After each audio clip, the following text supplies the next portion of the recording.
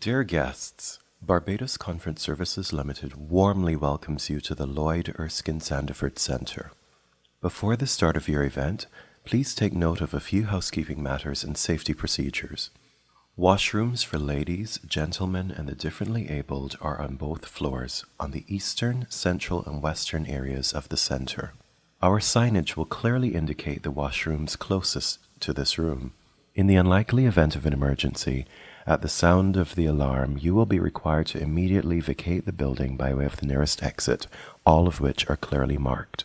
In all emergency evacuations, the official assembly area is the main car park on the eastern side of the building.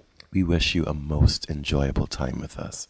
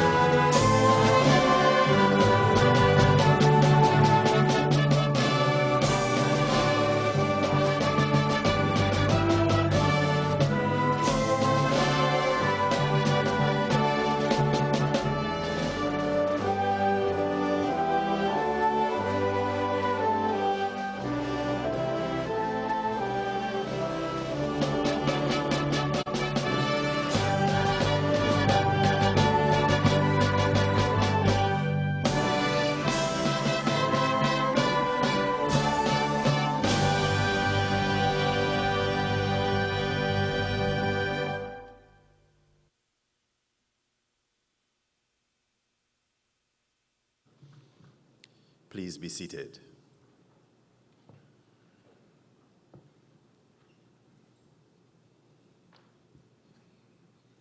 The Honorable Santia Bradshaw, Deputy Prime Minister of Barbados, Senator the Honorable Lisa Cummins, Minister of Energy and Business, other members of Cabinet, Yvonne Abba Apoku, GUBA Board Chair, Head of Governance and Operations, King Charles III Charitable Trust, Lady Denta Amontai, CEO and President of GUBA Enterprise and the GUBA team, other directors of GUBA, Her Excellency Juliet Bino Sutherland, Barbados High Commissioner to Ghana, other members of the Diplomatic Corps, Dr. Kevin Greenidge, Governor of Central Bank of Barbados, Ms. Kayan Greenidge, CEO of Invest Barbados, other distinguished guests, partners and sponsors, representatives, members of the media, business leaders, visionaries, and friends. Good morning. Good morning. Welcome to the GUBA Trade and Investment Forum right here in beautiful Barbados, where the warmth of our people meets the promise of opportunity. Today, we gather under one roof, not just as nations, but as a global family connected by a shared heritage and a shared mission to build bridges of trade, innovation, and sustainable investment across the Caribbean and the African diaspora. GUBA, Grow, Unite, Build Africa initiative represents excellence, empowerment, and enterprise. And how fitting is it that this forum held here in Barbados, a country that stands tall as a beacon of stability, creativity, and cultural pride in the Caribbean. Over the course of this event, we will share and explore the boundless possibilities that lie in collaboration, from technology to tourism, agriculture to innovation, proving that when Africa and the Caribbean unite, the world takes notice. So, as we embark on this day of dialogue, discovery, and development, let us be guided by one vision: to transform potential into progress and progress into prosperity for our people, our businesses, and our future generations. Ladies and gentlemen, once again, welcome to GUBA Trade and Investment Forum, the Barbados edition, where connections are made, partnerships are born, and history is written. The GUBA Awards is proudly brought to you by Miller Holdings, Afrexim Bank, RNAQ, RNAC Holdings, KGL Group, Export Barbados, Inter-American Development Bank, Cape May Properties, and Blue Rum. At this time, I'd like to invite for the official opening remarks, founder and president of GUBA Enterprise, Mrs. Denta Amoantai.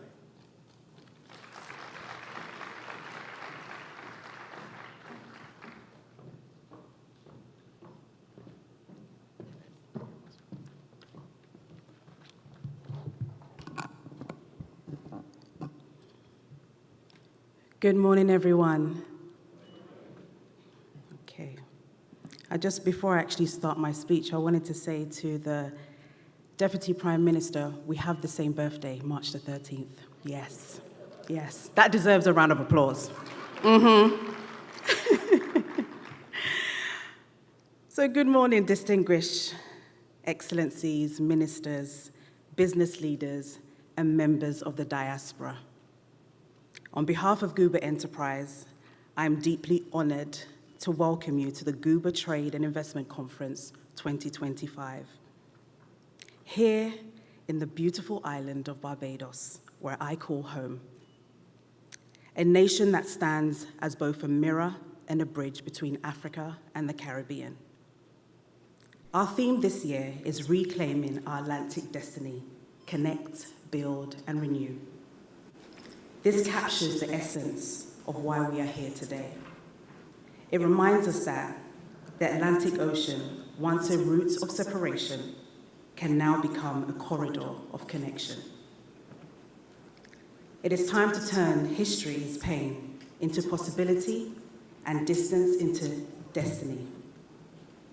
Before I go further, I would like to begin to expressing our deepest appreciation to our incredible host, the Government of Barbados, for their unwavering partnership, visionary leadership, and in making this historic gathering possible. My sincere thanks goes to Invest Barbados, especially the CEO, Kay, for holding us all the way through to today. To the BTMI, the Barbados Tourism Marketing, Inc., to the CEO of the National Culture Foundation, Carol Roberts. I know you're watching somewhere. I just want to say thank you. To the Barbados High Commission, Ambassador Juliet. We've become more than just an ambassador. She's become a sister. All of these collective efforts have ensured that this conference reflects the true Caribbean excellence and hospitality. So thank you. Your collaboration reminds us that when governments and private enterprises work hand in hand, progress is inevitable. A special thanks to our title sponsor, the Miller Group. Your belief in Africa's potential, your vision for partnership have been instrumental in bringing this initiative to life. As we acknowledge and celebrate our valued partners, a big thank you to AfriExim. I see our COO is here. Thank you so much for your support. To Canix, to RNAQ Holdings, KGL Group, Cape May Properties, Blue Magic Rum, and to Ilias Properties. Your generous commitments have made this possible. And also to the Barbados Chamber of Commerce and Nation Media. For those who are new to GUBA, GUBA stands for Grow, Unite, Build Africa. It is more than an organization. We are a movement, a bridge connecting the African diaspora across continents. Our mission is to celebrate excellence, create opportunity, and to connect communities, from Africa to the Caribbean, to the UK, to the US, and beyond.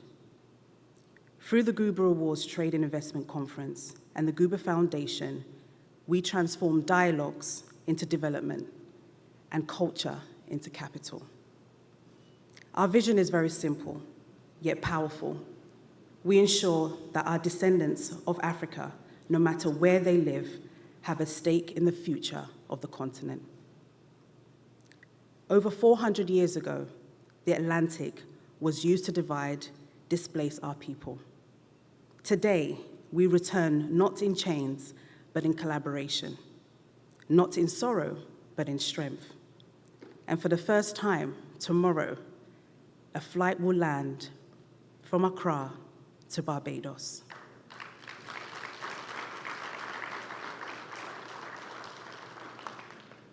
The gathering is more than a conference. It is a reunion of destiny. After centuries, Africans and their descendants are coming back across the Atlantic, not to mourn history, but to make history once again through trade, innovation, and partnerships. I always say that we cannot talk about being Pan-African if we don't include the Caribbean. We are one people. We stand where the ocean once divided and separated us, and today we turn into a bridge of ideas for enterprise and for renew. To connect means more than establishing trade routes or diplomatic ties. It means rekindling that relationship across the Atlantic that were once broken, rebuilding the trust, and rediscovering our shared identity and purpose. Today, intra-African trade accounts for just 16% of the continent's total trade, compared to over 60% in Europe and over 50% in Asia. In the Caribbean, intra-regional trade hovers around 14%. These numbers tell a story, not of weakness, but the unstoppable potential. In Africa and the Caribbean, with a combined GDP of over $3.5 trillion and a population exceeding over 1.4 billion people. Through a connect structured partnerships, we can unlock one of the most powerful trade corridors in the world. That deserves a round of applause. But just imagine this: Ghana's cocoa processed in the Caribbean. Just imagine that, how powerful that is. Barbados tourism expertise powering African destinations.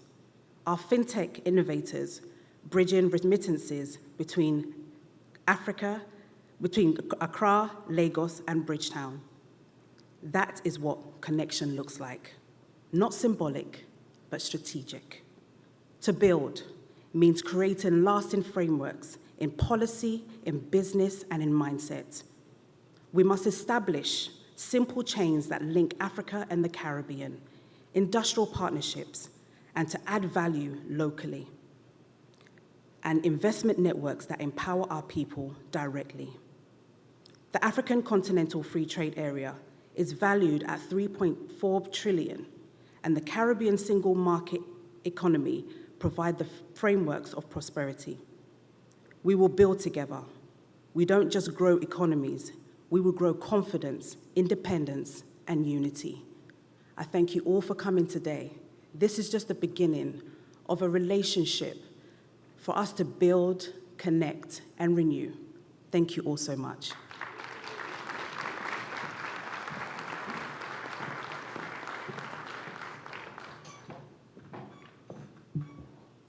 Thank you, Lady Denta. As we gather here in the heart of the Caribbean, Barbados, the very crossroads of the Atlantic, it is only fitting that we turn our attention to a theme that calls us home, reclaiming our Atlantic destiny, connect, build, renew. It's a theme that reminds us that the waters which once divided us now offer boundless opportunity to unite us through trade, innovation, culture, and shared purpose. And to guide us on this journey of reconnecting and renewal, we are honored to welcome visionary voices who not only understand the history that shapes our path, but also sees the possibilities that lie beyond the horizon. As we prepare to be inspired, challenged, and empowered, please join me in welcoming the first of two keynote speakers to deliver the address. Please join me in welcoming the Deputy Prime Minister of Barbados, the Honorable Santia Bradshaw.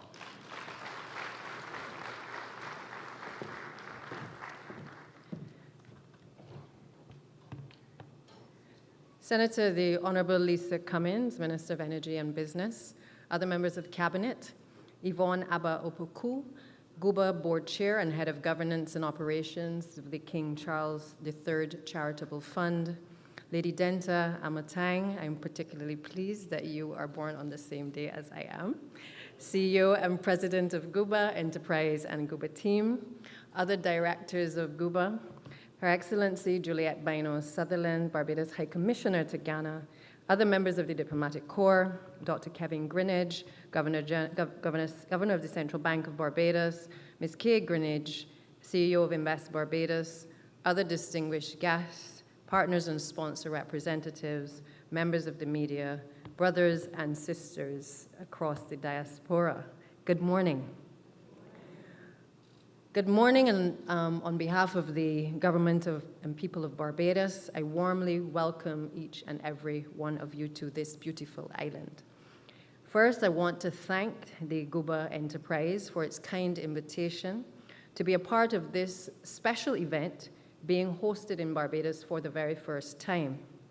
I'm also appreciative of the opportunity given to me to deliver the keynote address on behalf of the government of Barbados at this very important forum.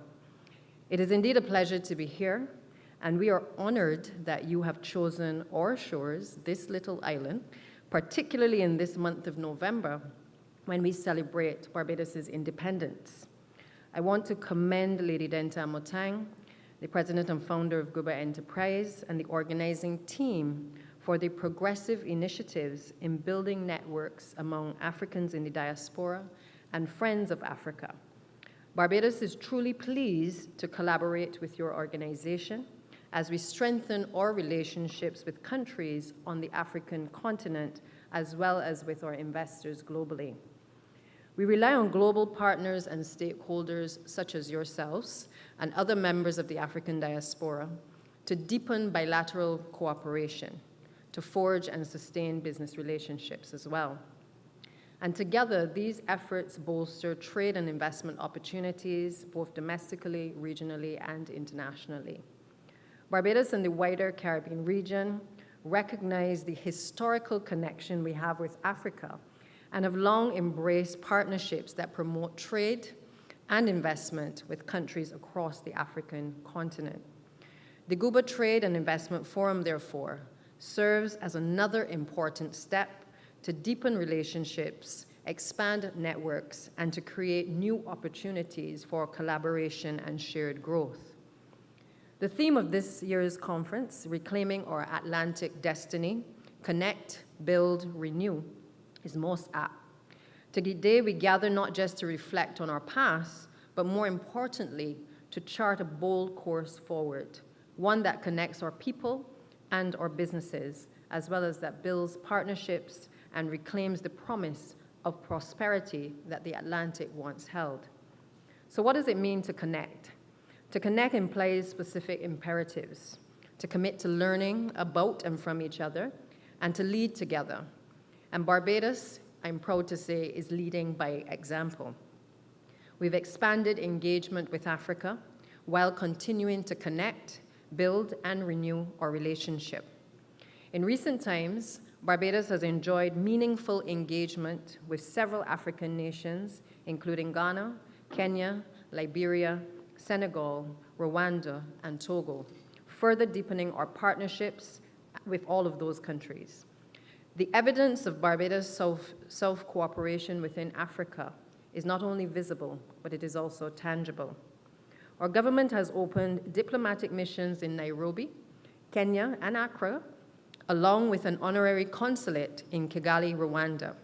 Several agreements have been signed, including a bilateral air services agreement between Barbados and Rwanda to strengthen air transport cooperation in both trade and tourism. Another promising area of collaboration is in the area of life sciences, in biosciences and pharmaceuticals. The Barbados Pharmaceutical Inc. has been working diligently to build the legislative framework and infrastructure needed to attract pharmaceutical manufacturing businesses to our shores. And the government of Barbados will also continue strategic discussions and advocacy to finalize transportation linkages between the Caribbean and the African continent. Our Prime Minister, the Honorable Mia Amour-Motley, has consistently emphasized the need for deeper collaboration with Africa, using the Caribbean as a hub for engagement with the Americas, with a focus on belonging, on trade, and the movement of people. Prime Minister Motley has also reminded us that the potential for the transformation of the lives of our people will only be truly realized when we begin to exploit the confidence that ought to accompany the reality that the nexus, the Caribbean and the African continent, is the next frontier in the success of our people. Her words remind us that unity and partnership are vital for shaping a shared and prosperous future. As I turn to the next element of the theme, build. Now, by building together through sustainable trade, investment, and innovation, we can create resilient economies and societies that thrive in an interconnected world. From Bridgetown to Accra and further east to Nairobi, our destinies are certainly intertwined.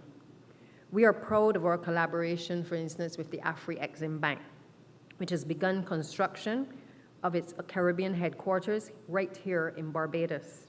And this came on the heels of the successful hosting of the inaugural Afri-Caribbean Trade and Investment Forum in 2022, and our historic signing of the African CARICOM Partnership Agreement in that same year. These initiatives clearly demonstrate Barbados's commitment to building strong, mutually beneficial partnerships with the African region, advancing economic integration, and fostering sustainable growth across Africa and the Caribbean. Over the years, the ties between Africa and the Caribbean have grown stronger and more vibrant. The bridges we've built, the collaborations we've nurtured, and the respect we've shared have paved the way for a future which is full of possibilities. And as a Caribbean community, our commitment to strengthening ties with Africa remains unwavering. Barbados continues to create a favorable business climate, adhering to international standards that ensure investors and partners can operate in this island with confidence. We have transparency, agility, and a forward-looking policy initiatives which remain our guiding principles for our government. Our network of double taxation agreements, Botswana, Mauritius, Seychelles, Rwanda, and Ghana, along with a bilateral investment treaty with Mauritius and a tax information exchange agreement with South Africa, ensures that Barbados is a welcoming and a strategic gateway for African investment into the Americas. Through collaboration with the Afri-Exim investment in infrastructure and strategic partnerships, Barbados is cultivating a thriving environment for business, culture, and innovation. And we are building the foundations for long-term prosperity that benefit both Africa and the Caribbean. As I turn to the last pillar, renewal. To renew is to embrace a future-focused vision rooted in shared values of democracy, collaboration, and prosperity. Renewal is about shaping a future that is inclusive, sustainable, and equipped to meet the challenges of the 21st century. Barbados is actively engaging its young people, our future leaders, to help us build systems that allow ideas to flourish and to reimagine and construct equitable and prosperous futures. Whether it's in air and shipping links, to strategic cooperation in life sciences, pharmaceuticals, renewable energy, and education, Barbados continues to renew its commitment with Africa, building resilient partnerships that reflect shared values and ambitions. Distinguished guests, my brothers and sisters, as I conclude, I once again extend sincere thanks to GUBA Enterprise, the organizers of GUBA Trade and Investment Forum, the sponsors, the members of the diaspora, and all stakeholders and participants gathered here today. I am confident that the outcomes of this forum will be meaningful and productive, and that the connections made here will continue to flourish long after these sessions have ended. I suspect you will also be taking in lots of the activities at night, way beyond this conference, and I know that the Barbados Tourism Marketing Inc. and the NCF will ensure that you have more than an appetite for investment, but certainly to be able to live in Barbados in certainly the near future. I look forward to learning from Invest Barbados about the new investment projects which we will welcome to our shores, because this is an exciting time for Africa and the Caribbean. Our two regions have a shared history, and we are a resilient people. And in the spirit of this year's theme, let us continue to work together to strengthen the bonds that unite us across the Atlantic and to build a future of shared prosperity for Africa, the Caribbean, and the wider diaspora. And once again, let us connect, build, and renew, not just in words, but in action, in collaboration, and enduring partnership. And I look forward to the theme for this conference even going beyond to someday perhaps having us say, grow, unite, build Africa and the Caribbean as the title. Thank you.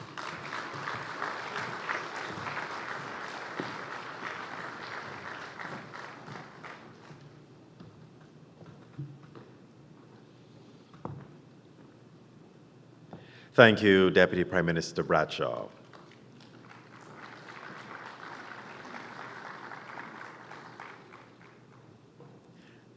At this time, we'll jump straight into our first session, and our first plenary session will explore how foreign direct investment, FDI, and the power of our global diaspora can drive growth, innovation, and transformation across the Atlantic. We have an exceptional panel of thought leaders and industry movers who will unpack how we can better connect policy with opportunity, leadership with vision, and capital with community. Ladies and gentlemen, this powerful plenary session is on investment, leadership, and policy, unlocking FDI and diaspora capital. Please welcome our moderator, who is the co-founder and managing director of Caribbean Strategic Advisors, Mr. Oliver Jordan.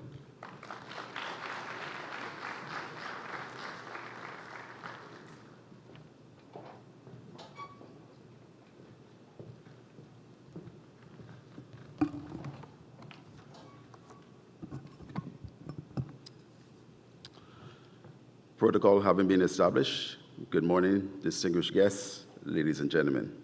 Thank you for joining us. First, on behalf of all Barbadians, I wish to extend a warm welcome to our visitors and friends from near and far. We are honored to have you here on our island, where the warmth of our people is matched only by the beauty of our shores. Last Friday, while sitting in a rather cold meeting room in Toronto, I got a call asking if I could moderate this discussion on unlocking FDI and diaspora capital. The immediate response was yes, as it's a topic that's close to my heart and one that sits at the center of our shared growth ambitions across the Caribbean and Africa. We all know that the next phase of our economic transformation will not come from incremental change. It will come from our ability to mobilize new sources of capital, structure innovative partnerships, and build confidence and coordination so investors see our regions not just as high-risk frontiers, but as high-potential opportunities. Global investment flows are shining. Trillions of dollars are chasing sustainable, inclusive, and resilient opportunities in green infrastructure, digital transformation, healthcare, food security, and creative industries. So the question for us is, how do we position our nations and regions to compete for those dollars? For decades, foreign direct investment has been the lifeblood of our economies, but too often concentrated in a few sectors and too vulnerable to external shocks. We now need a new playbook, one that blends foreign direct investment, diaspora capital, and domestic investment into a more resilient ecosystem. The good news, there's no shortage of capital, as I said before. The African diaspora alone sends over $100 billion each year. The Caribbean diaspora adds billions more. Just even a fraction of that, if it was channeled into productive investment, the results would be transformative. So the challenge isn't money, it's about creating the right mechanisms. We need structures that make it easy and trustworthy for diaspora investors and institutional capital to co-invest with governments.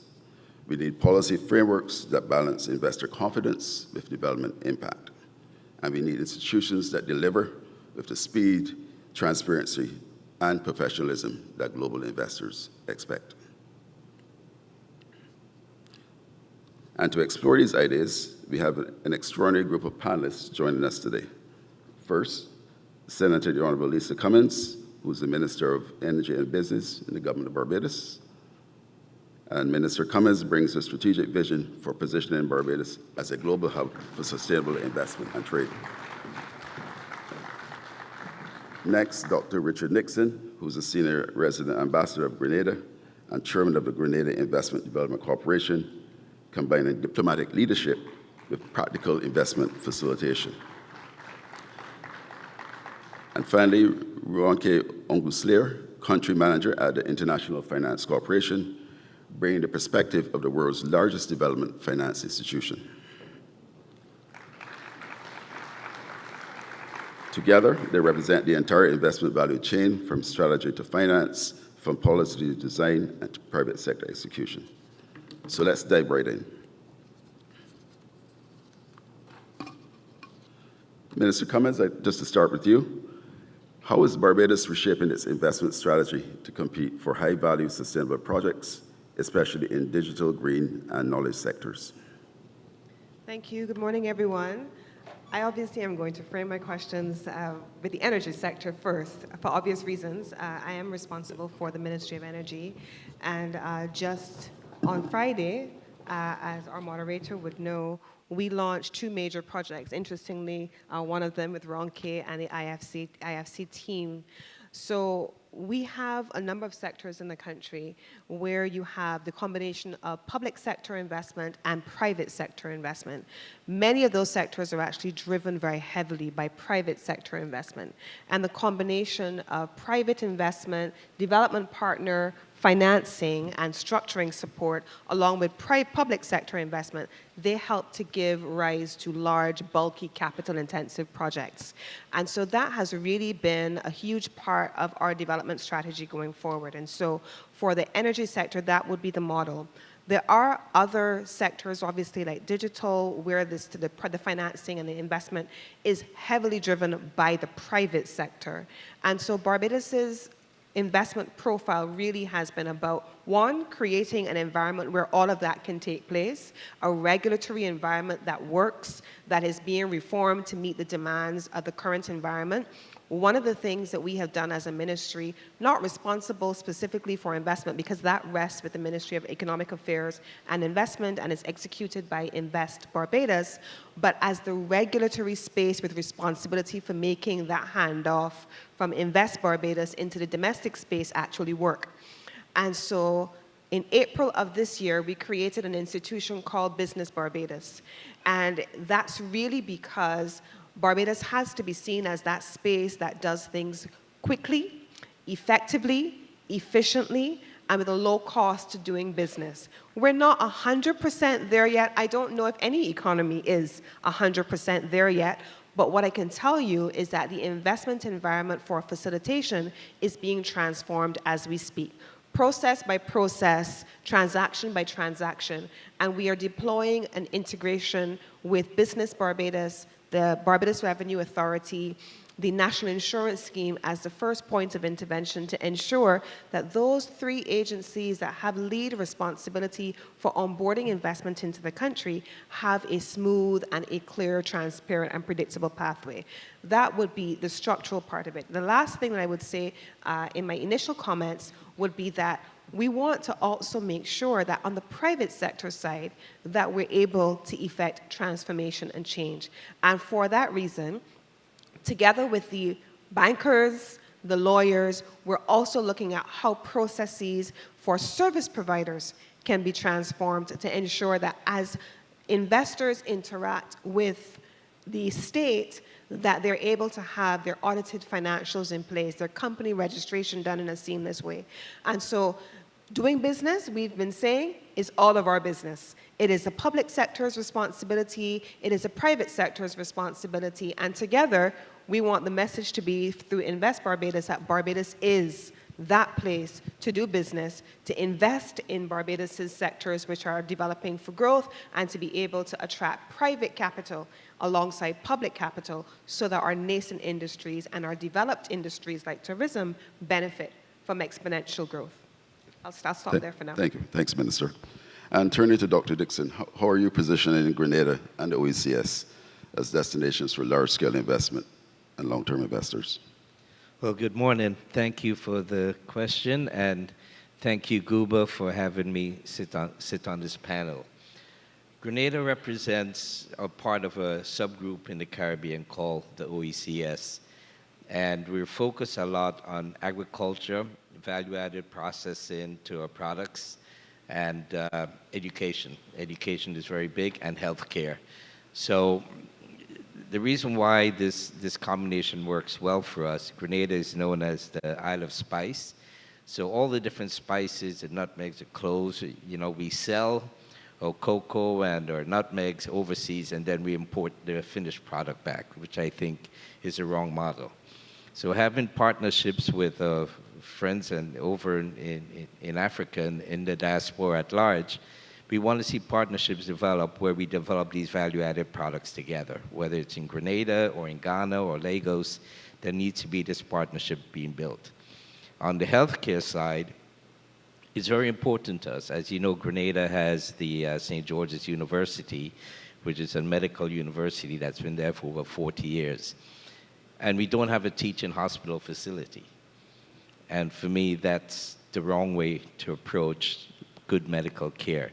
So we're building a brand new medical hospital, which is an entire medical complex and facility with convalescent homes, doctors' offices, research facilities for different tropical health diseases.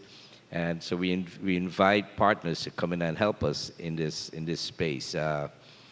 We were recently in Ghana, I think last week or 2 weeks ago, and we signed an agreement with the Ghanaian government to bring in some nurses into Grenada. I think Barbados has a similar program as well. So we're working on these partnerships and bridging the gap between both sides. And finally, Grenada, as I said, is a small island in the OECS, smaller than Barbados, of course. But it's a good place to have proof of concept with minimizing your risk and capital to see what works and what doesn't work. And if it works, then you expand it. If it doesn't work, then we retool and reinvest or re-engineer the process to make it work for you. So it's a good platform to start your business and relationships on the other side of the Atlantic. Thank you. And as a follow-up, Dr. Dixon, could you highlight any specific policy or institutional reforms that have improved investor confidence? Yes, actually, as chairman of GIDC, this is something we take very seriously. If there's no investor confidence, there's no investment. So part of the policy is we actually retool in all of our initiatives inside of GIDC. We believe that investment should be welcomed, should be friendly, and make it easy and remove all the barriers. For example, visas, taxes, transfer costs, investor confidence, or investment protection agreements. So these are some of the things that we're working on. So yes, hopefully we have a paper in front of Cabinet right now, and maybe in the next 2 or 3 sittings, most of it will get approved, and we'll be able to launch the new phase of our investment program. Thank you. Thank you.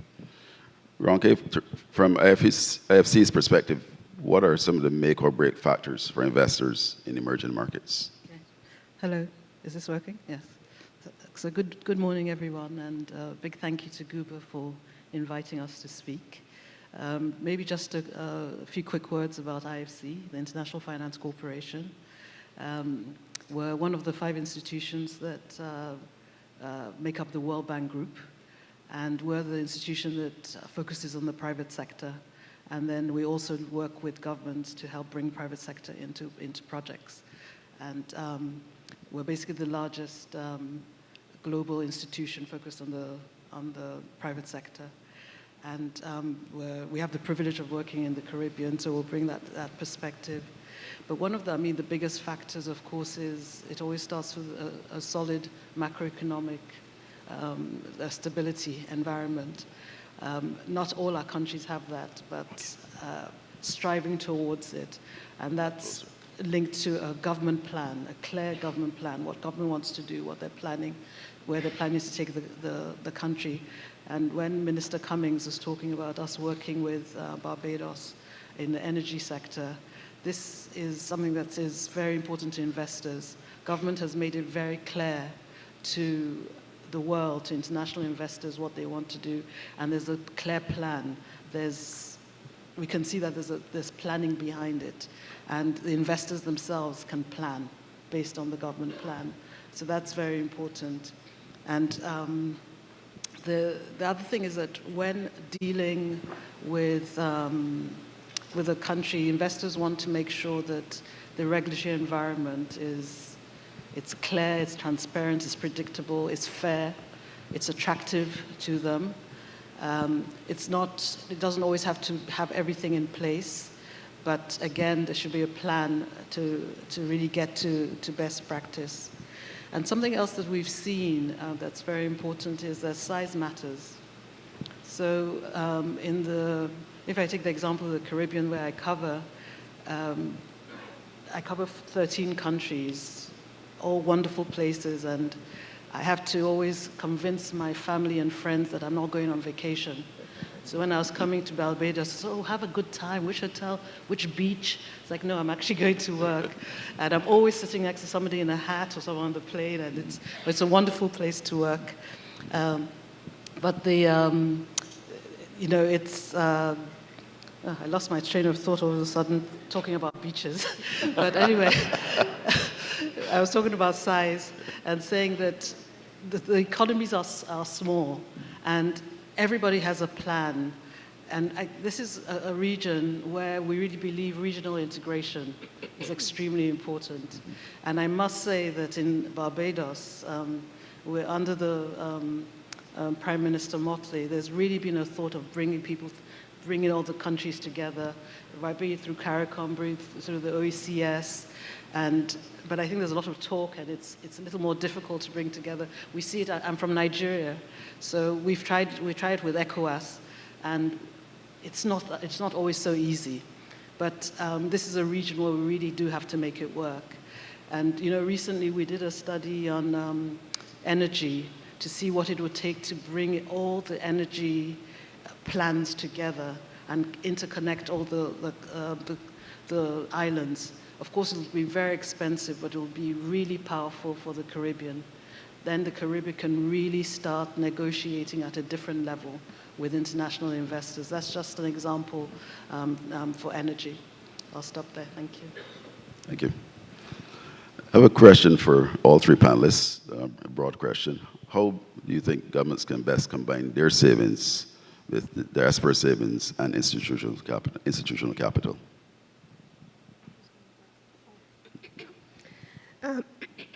Thanks for that question. It's actually something that in Ronke's initial comments, she started to mention. And PM Motley, about a year ago, we were at an energy conference overseas, and we were starting to have a conversation around aggregation of procurement, pooling procurement for Caribbean countries together because our scale was quite small. And so I came back and in discussing with PM what we were thinking, she says, no. It needs to go even further than just procurement. It needs to be an investment vehicle. And so out of that conversation and what she wanted to see happen on investment procurement, investment pooling, the work that Ronke just mentioned on investment evolved. And so earlier this year, the IFC was able to present to PM a summary of the aggregated investment potential in the energy sector to the CARICOM heads of government, and there began a discussion around what that would look like. So that's one opportunity. On the energy side now, we have started the process of working through SICRI, and SICRI is our regional energy agency. It's actually hosted by the government of Barbados, and headquartered in the Ministry of Energy. And so we started the process nonetheless of looking at what procurement would look like. And in the Eastern Caribbean, for example, they've started to look at, they have a pooled procurement mechanism as well through the OECS. So how do we then take these projects at a regional level, aggregate them, whether for procurement purposes or for investment purposes, and direct capital towards these projects, pooling that public and that private sector capital, public sector facilitation using the platforms, private sector capital to be able to crowd financing in, development partners coming in and de-risking the projects in the way that IFC has done for our onshore wind project, the way Inter-American Development Bank has done for our battery energy storage project, and then making those projects available to large-scale investors. And the way in which we've done it with Lambert's at the wind farm has also been to make it available for small-scale investors. And there's nothing that says that those small-scale investors have to only be local. They could be the diasporic investors looking for a small investment. They could be African investors looking to crowd in capital. And all of a sudden, you have investment-ready and investment-worthy projects that have been de-risked and are made available so that South-South cooperation investment and investment takes place through structured, predictable return on projects that can give you a return on investment. I think there's a real opportunity. And the last thing I would say before I hand off is this. I can also see us setting up dedicated instruments. Dedicated instruments, and of course I'm always going to talk about it in energy because those are the largest projects. They're bulky investments, right?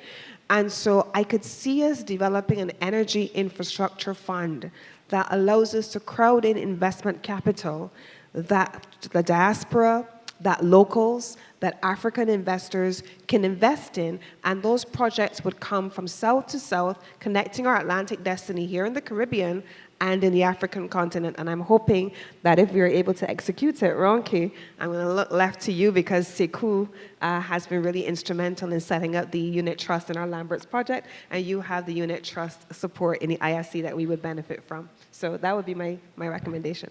Thank you. Dr. Dixon. My mind is just going crazy based on what you said, because this is something I'm very passionate about. One of the challenges that we've had in Grenada, and I think for the wider Caribbean, is how do we protect diaspora investments in our region? Yes, everyone wants to invest and help, but how do you protect and execute whatever funds that come in? And for me, that is a challenge we all face. Now, maybe some development partners can help with managing and executing that fund, or through our development banks throughout the region. So you invest into the bank and instruments, like you said, based on qualified, bankable projects. Everyone have a project, but is it bankable? You know, and I think in order to protect the foreign investments coming in primarily through the diaspora, you need to have a credible project. It's not because I'm going to build something out of a coconut tree, it's going to work. No. How's it going to make money? What's a competitive analysis? And a lot of times, we don't do the proper homework. We try to bank ideas rather than banking a good business. So I think I fully agree with what you said about having an instrument. So in that way, you protect the investor. You have predictable returns, or you amortize returns based on an investment package, investment portfolio. That would work well. Now, there's something I call the pepper sauce mentality. In Grenada, you have 20 different people that make the best pepper sauce. But we wouldn't come together and come up with one brand that can service the global market. You know, so we look at Trinidad, for example. The oil and gas, they have plastics. Guyana, wood. Jamaica, aluminum. these are the key ingredients in packaging products.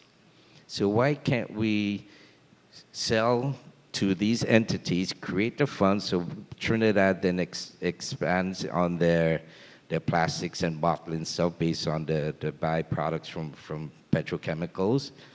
Guyana is getting into petrochemicals now, but it's wood and packaging. Jamaica for aluminum. Dominique, I think, for boxes. And, you know, so and Barbados, I think, is great for marketing. Everybody knows Barbados. So I think together, if we pull this type of concept together, it works. It works. It works. You look at our Asian friends, the Latinos, they all stick together. What's our problem? Let's get together, and the template's already there. It's already there. Let's do it. Yeah. Thank you. Everyone okay? Your thoughts? Same question on combining government savings, diaspora, and institutional capital. So maybe what I can add is perhaps what development financial institutions are trying to do in terms of trying to attract, well, do more with diaspora savings. Of course, this is a region that's very high with remittances, extremely high. I think Haiti, it's 22% of GDP, Jamaica 21%, Guyana 16%. So what can we do with those remittances for the benefit of the Caribbean and Africa, we should say, as well. So from our perspective, we work on a lot of remittance-backed financing, on trying to encourage savings using the remittances, because you need an economy needs savings to be able to build the capital markets, because the banks can't do it all, the DFIs can't do it all. So local capital markets need to be built, and savings are needed for that. And but we are also looking at how do we bring in more sophisticated instruments, the diaspora bonds, and other similar instruments. And for that, one of the key things, if I were an investor wanting to send money, I'd want a plan. I'd want to see that that the government has a plan, has projects, and that my money would be protected, that there's a regulatory environment that protects that money. So we try, and that would be, when we talk about regulation, that tends to be more on our colleagues from the World Bank or the IDB on the public side that help governments put those kind of regulations in place. And it's also maybe lessons learned from other places. So the thing is that it's also perhaps looking at I mentioned projects, but key areas for putting in the money. So in this region, you have to look at resilience, you have to look at climate change. But one of the things that I think the most important is connectivity. So it's connectivity within the Caribbean's connectivity with Africa, as Lady Adenta said. It's connected even within Africa. And everything goes. I came from Santo Domingo yesterday. I traveled to Miami. I had to go through immigration, I had to go through customs, I had to go through security and everything, and get back onto the plane to come down here. Going between islands can be quite a challenge. And we looked at, this is something that we've looked at the IFC, and lots of development partners have looked at it as well. And we found that certain routes are, if you put a regional ferry, it's actually quite profitable. But we need governments to come together on the regulatory side. The private sector, Minister Cummins mentioned it, the private sector needs to have incentive to come in and needs to be treated fairly to come in.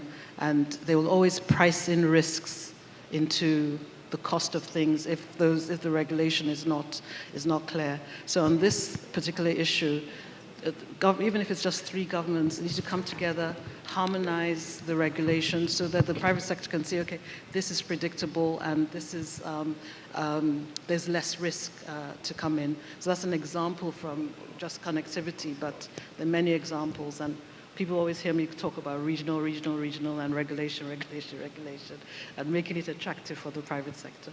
Thank you. I think Minister Cummins has a short follow-up. I just wanted to remind us that we're in the, I agree with Ronke, of course.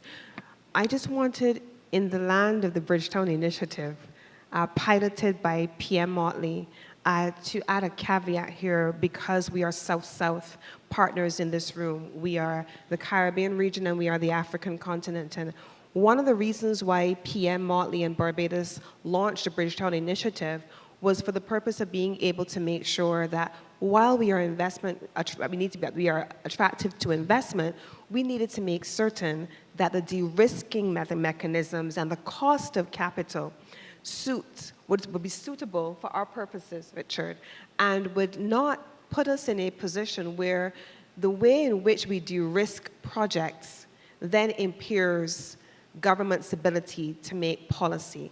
And here's what I mean in this regard. We need to be able to work more closely with institutions like the Africa Exim Bank, like IFC, like the Caribbean Development Bank, like CAF, like the Inter-American Development Bank, whose financing mechanisms are suited and fit for purpose for economies like ours.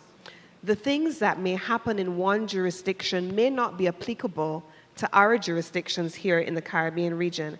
And we don't want to put, PM calls them bootstraps and hoists onto projects so that there's zero risk for projects, but that there's a realistic de-risking of projects and a reasonable rate of return for investment. So there's that balance, that delicate line that we need to make sure we're walking. And I want to take the opportunity then to encourage partners like Africa Exim Bank and like the CDB and CAF who understand our regions to work alongside agencies like the IFC that have been embedded in the Caribbean and the African region for a long time, and they bring the credibility and the resources to make it work so that our regions have the regulatory frameworks, yes, but the de-risking and financing capital arrangements in place that work for us in ways that look like us. Absolutely, if I may, it was actually, there was one more point, and it wasn't coming to me, but it was exactly that I think DFIs have a role in the de-risking. It's in, bringing risk-sharing facilities or blended finance, money that we're able to mobilize at a lower cost to de-risk and make it more attractive and less risk for the private sector to come in. I think it's a very important point for DFIs. Thank you. Great, thank you. I want to move on to the issue of PPPs, public-private sector partnerships. A lot has been said over the years, so just want to get your respective thoughts on what structural changes perhaps need to be made to make them more successful in the region. Dr. Dixon. I'll start this one off. I think the future of investment models is based on PPP. Governments cannot do everything. Cannot. We need the private sector to be part of what we're doing. Government should create policy and an enabling environment for private sector businesses to grow. And if your private sector grows, your country grows as well. Governments grow and they get fat and no one likes what the government is doing, or the governments change and everything changes because we need to get out of that space. And this is where the private sector comes in. I do believe that the private sector, for, again, qualified and credible investments, government should drop their pants, so to speak, to bring these things to fruition, because it's the people-to-people business relationships that would grow. We just had hosted Active in Grenada in July, I'm sorry. And when we were speaking to our private sector, we can't sell anything to Africa, it's too big, we don't know the market. And I said, guys, you're missing the point. This is an opportunity to find partnerships and grow together. You know, for example, we have some cottage industries where we make soaps and different aromatic stuff based on the spices. Oh, we don't have the quality. I said, the quantity. Well, maybe it's a way for you to find a partner to help build your capacity to have the quantity you need to service a larger market. And this is what I'm talking about, the business and the private sector working together. And government's role is, okay, let's fan the flame and make this thing happen a lot faster and a lot bigger. So yes, I do believe PPPs are very important. And I think you would see not only in Grenada, but throughout the Caribbean, that the pressures and unknowns of what's happening up north, globalization is forcing us to work together. So let's do it. Let's work together. I think we're willing, we're open, and as we've been hearing all the time, that let's rewrite the narrative of cross-Atlantic trade. Yeah? Thank you. Well, I feel as if Minister Cummings can answer this question, but maybe I'll just add a few points. From our perspective, one of the most important things to make PPPs happen is having a champion. PPPs they're not easy to do. They're very good for countries, completely agree with the ambassador, and we have a large PPP team for that reason. That's done projects all over the world and mobilized capital. But a lot of political decisions need to be made that are not easy, that are balancing things. And if there isn't a champion pushing these through, it's very difficult for it to happen. Many countries have long lists of PPPs that are never done for that reason. The other thing is that it's something that it needs to be fair. It needs to be fair to everybody. It needs to be fair to the government and the people of the country, and it needs to be fair to the investors. So balancing that, it's a delicate balance. And usually the first or second projects are not, they take time, they can be painful. And sometimes parties feel as if they're not fairly treated, but it's something to always work towards. And the other thing I think we talked about the regulatory environment, but I'll just stop with end with one point. Really, transparency. We've talked about transparency of regulation, yes, of course, but just transparency of the process, letting the population know what's going on, transparency in procurement, transparency in how you're going to be looking at regulations or changing regulations, transparency in the negotiations, all through really sets the tone and sends a message to the international community that there's a country where you can do business and a country that will treat you fairly. Extremely important. Thank you. Thank you. And just very quickly, I obviously agree with all of the things that have been said before. I just want to add two things. One, structure is important. And when Barbados first started looking at some of the PPPs in our sector, we pulled together what we call a college of negotiators. And we pulled parties together into that college of negotiators with differentiated skills, and they would take responsibility for anchoring the negotiations with a private sector partner and ensuring that it is fair to the government and that you do have a reasonable rate of return, that it is a bankable and a strong project, but also that in identifying what is fit for purpose for a PPP, that you do that work up front. At the large projects that we have just done with our development partners, they took us 2 years to build. Literally 2 years, every single Friday we met as teams from all across the world, including the IFC team for wind and the World Bank and the IADB team, anchoring as transaction advisors on behalf of Barbados. 2 long years every single week. I would chair on Friday mornings, and my technical team would be in technical meetings every Wednesday. So bankability is a big deal. And as the governor of the central bank just walked in, I want to thank him because there's a role for central banks to play. When we were developing the BEST project, for example, the central bank came in and said to us, well, fine, we'll help to de-risk the project. And they built with us Barbados' first liquidity facility liquidity support facility with a $5 million tranche of resources, and we're now working with partners to build a second one to model the IFC project off of. So it is a whole of government approach, whole of private sector approach, and it needs to have a champion, as Ronke said, but with all the technical expertise attached to it.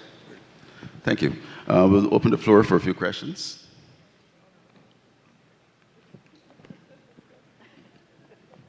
Is there anything? Okay. Don't think there are any. Okay, just. Yes. Hi, my name is Eric Guichard. I'm CEO of Home Strings, which is a diaspora investment engagement platform. I have a couple of questions. One for Representative of IFC. You mentioned diaspora bonds.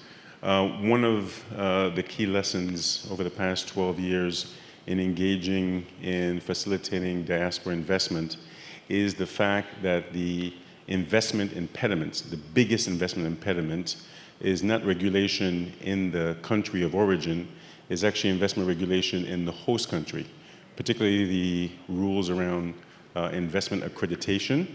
IFC has the advantage of having exemptions around those accreditation requirements. It would be easy for IFC to set up a fund that exempts diasporans from that qualification, thereby pooling capital to invest in countries or co-invest with IFC in countries where IFC is operating.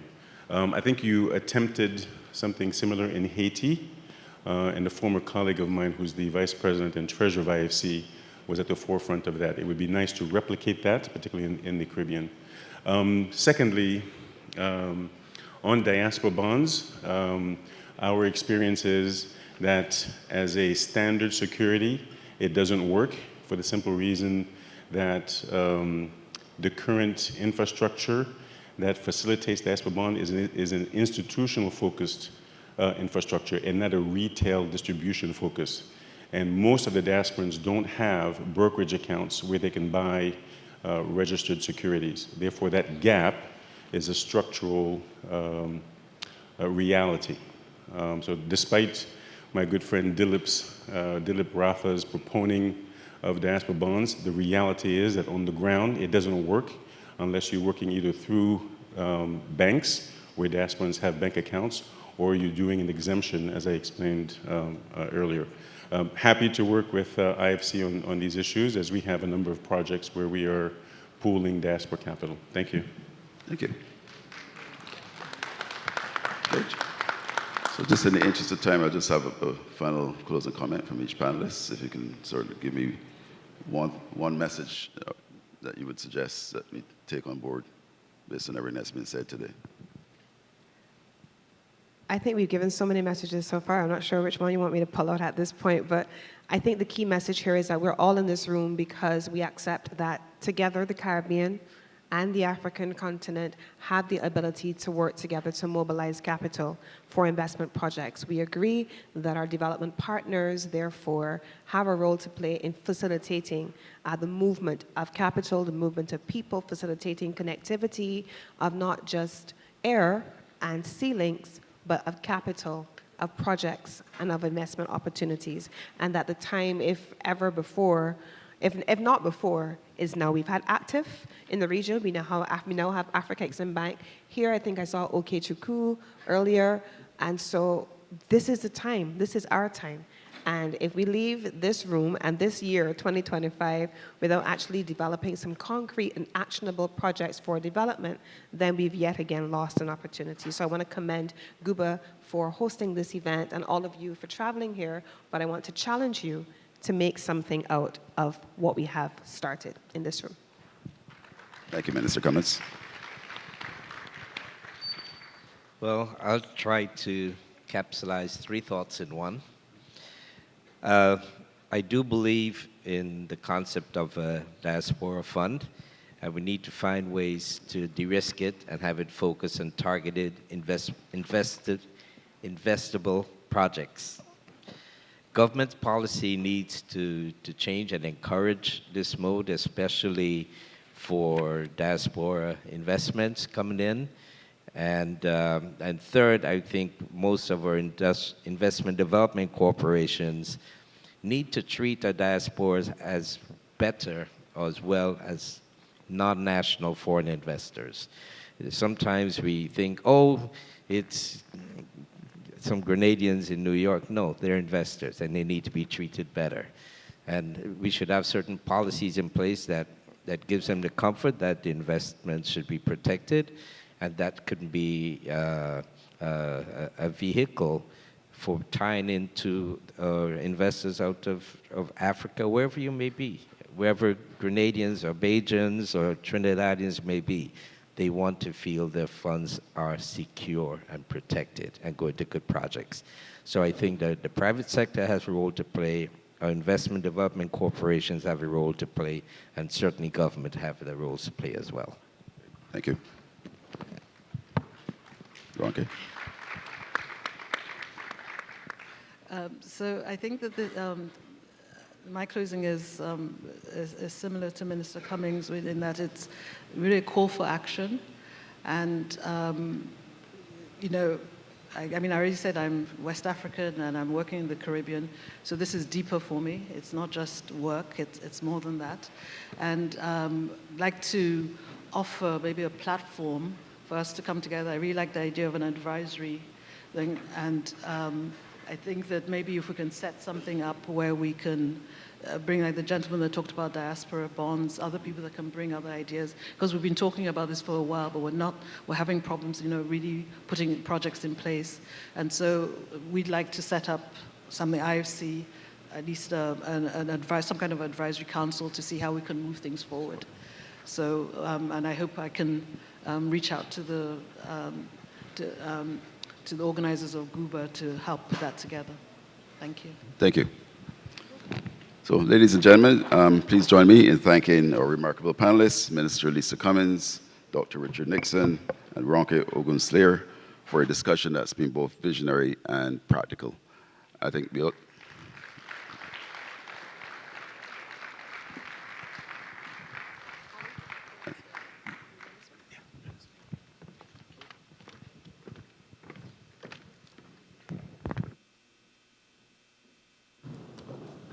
The African Export-Import Bank, a proudly Pan-African institution with a vision to transform Africa's trade.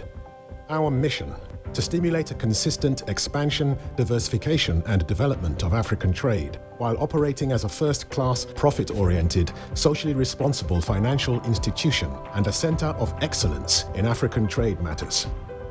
Today, we represent global Africa, with 53 participating African states and 12 participating Caribbean states.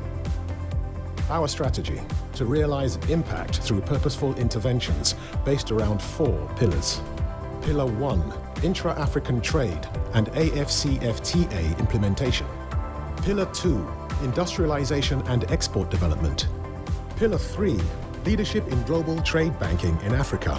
And Pillar 4, financial sustainability. Afrexim Bank, transforming Africa's trade.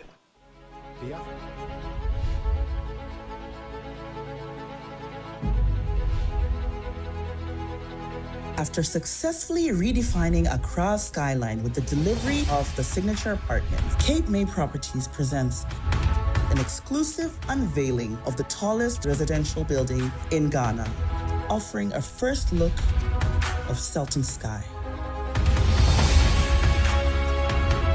Sultan Sky, a magnificent representation of the seamless fusion of quality, groundbreaking innovation, and pioneering architectural brilliance. An extraordinary structure set to reshape the concept of upscale living, thanks to its inventive attributes and unparalleled commitment to precision. This master-planned residential development will focus on the building's location, security, privacy, the design's aesthetic brilliance, elevated features in each living space, cutting-edge smart home technology, and amenities beyond imagination. with fantastic residential features, which include 24-hour concierge service, a state-of-the-art fitness center, a floating tennis court, a floating swimming pool, a spa, a sky pool, a sky lounge, a movie theater, co-working spaces, kids zone, distinctive lifts for staff and deliveries, private gardens, chef's kitchen, expansive terraces, entertainment rooms, restaurant, and 24-hour security. Selton Sky. RNAQ Holdings, the force driving Ghana's next wave of growth. Through Quick Angels, we invest in vision. Through Bill's Microcredit, we empower the hardworking. Through the RNAQ Foundation, we give back, creating impact that lasts. Together, we've turned local dreams into thriving national brands.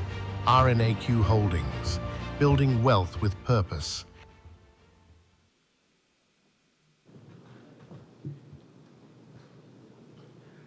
Ladies and gentlemen, our second plenary session is based on finance and banking, building the capital base for growth. Now, don't worry, I promise we won't be running a credit check on anyone. This session is all about expanding access to capital, not collecting it.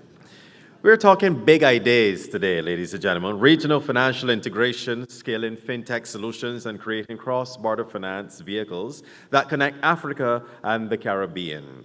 Basically, we are building financial bridges without the toll booths. Think of it this way. Once upon a time, it took weeks or months for money to move around. Today, apps can move money faster than a Bajan waistline at crop over. So get ready.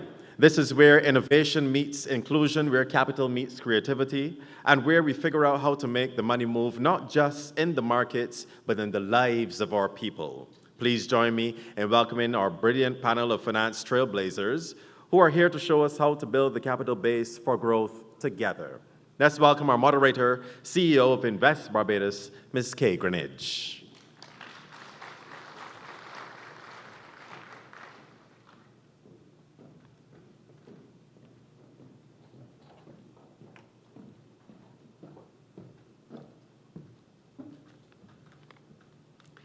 Good morning, everyone. So welcome to Plenary 2 session, Finance and Banking, Building the Capital Base for Growth. Today, we focus on one of the most important drivers of sustainable development, creating deeper, more resilient financial systems that can power inclusive growth across Africa and the Caribbean. We will explore how to expand access to capital, strengthen financial integration, and leverage innovation to reach underserved sectors. Today, I have with me a group of esteemed folk who will have all the knowledge in this area. I want you to please join me in welcoming our distinguished panelists. First, Dr. Kevin Greenidge, Governor of the Central Bank of Barbados.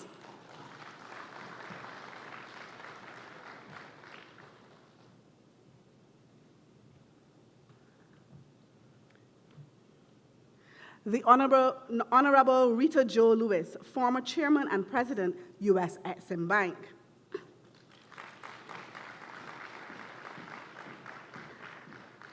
George Thomas, CEO, Sagicor Bank.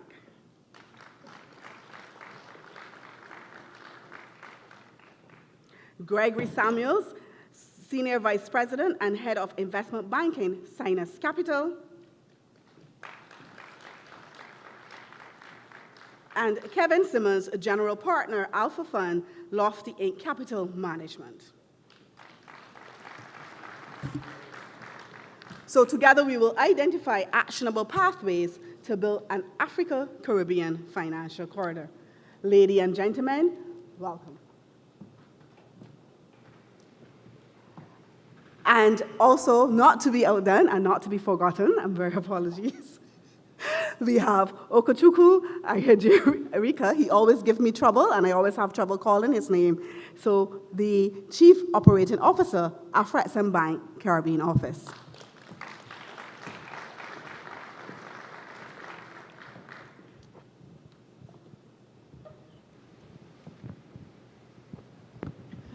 So, on this very important topic, let's start with the big picture. How do we expand capital access through regional financial integration? Dr. Greenidge, from a monetary policy perspective, what frameworks can best support stable cross-border capital flows? Thank you very much, and good morning to everyone. From a broad perspective, when we talk about supporting capital flows within the region and cross borders, extra-regional, in my view, we need three principles, three pillars, so to speak. One, you need a credible nominal anchor. So what I mean by that is when investors and persons are looking at you for that sort of move from and to, you need an anchor, whether it's an exchange rate anchor, an inflation anchor, a money supply anchor, and we're talking economics 101. It must be credible. And so, for example, in Barbados, everyone far and wide knows our anchors are nominal exchange rate, 2 to 1. It's been there before it was born, so not quite true, but something close to that. So whatever your anchor is, it must be known and credible. How do you get credibility? It must be published, it must be in a consistent framework. So for example, in Barbados, we publish metrics to support that anchor. So you will hear things like our reserve adequacies. Right now, 32 weeks of import cover. That gives investors a notion of the credibility of your anchor. We will publish in terms of our NDA, and also we integrate the anchor and the support of the anchor into the fiscal framework so that everything is consistent. So whether you're Jamaica, Trinidad, this sort of thing, you need a nominal anchor. It must be clear what that anchor is.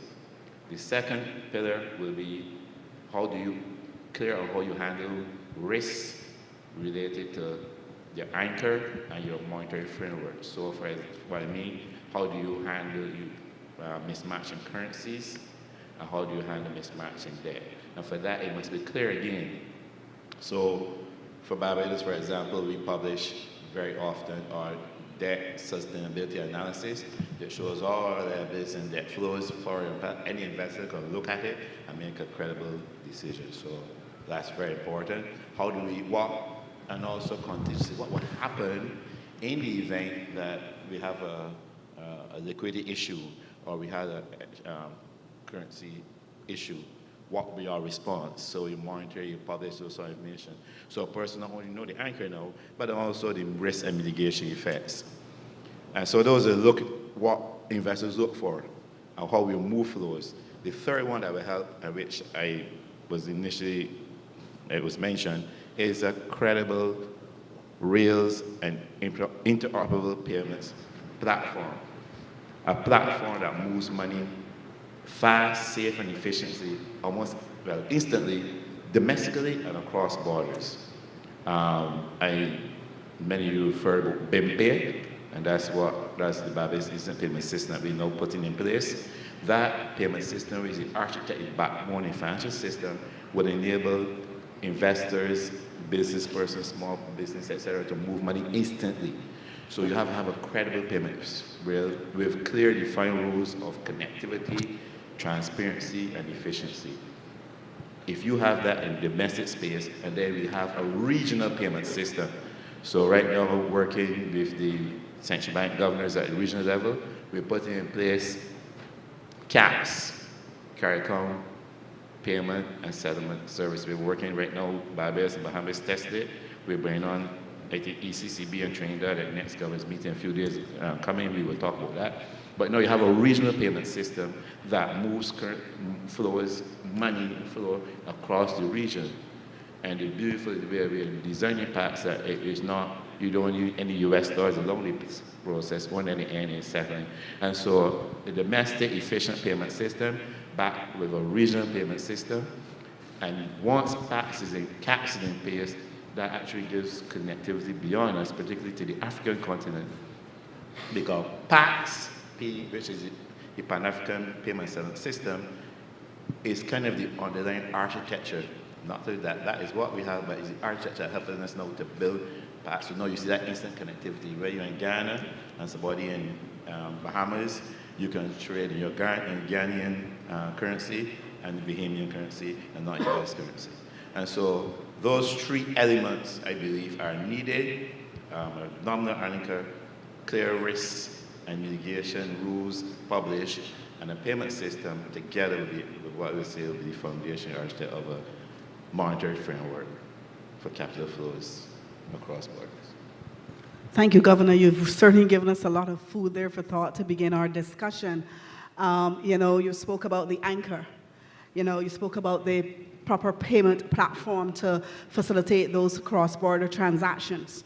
So let me ask the other Kevin, I want to say Kevin S., and also George, how does what the governor just spoke about, is this enough from a commercial bank's perspective in terms of giving you more confidence and making you more comfortable in financing regional projects?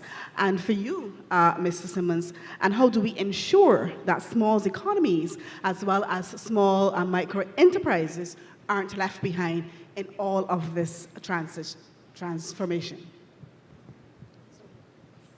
Thank you very much, Kay, and good morning, everyone.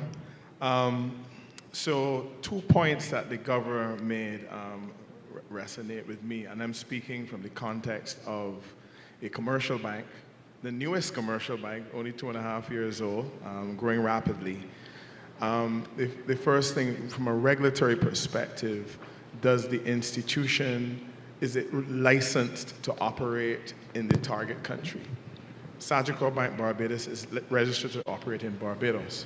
We have had opportunities in the region, and what you do is look for a partner. For example, a good partner is at the end there, a Frexim Bank, that kind of partner that has that reach. Or one of the other commercial banks. So for example, it was a major housing project, and from a licensing and from a capital adequacy perspective, that was not within my risk appetite. So I called up one of the others and said, here you go, right? So there's not a lack of appetite, but you have to look at the risk, as the governor pointed out, and then once it's within a jurisdiction you can function, you have to go drill down some more on the risk. If it's a startup business, then you look at that. If it's a going concern that has strong fundamentals, then it makes it easier to do business. And I specifically mentioned the two opposing ends of the spectrum because there is a thought that the commercial banks should do more for startups. But the thing is, the commercial banks hold deposits, fixed deposits, from people like us. Now, investment banks, venture capital companies, they operate on the idea of their participants, their clients, invest money expecting a significant return. Therefore, the risk appetite is different. When you take your hard-earned salary and put it on me, you expect that it's going to be there and that I'm not going to put it on projects that could potentially go sideways, right? So that's the thing. But if there's solid fundamentals, a going concern, and the risk, there's clear mechanisms to mitigate the risk, then there are no barriers to doing that. The other point that the governor made was the platform.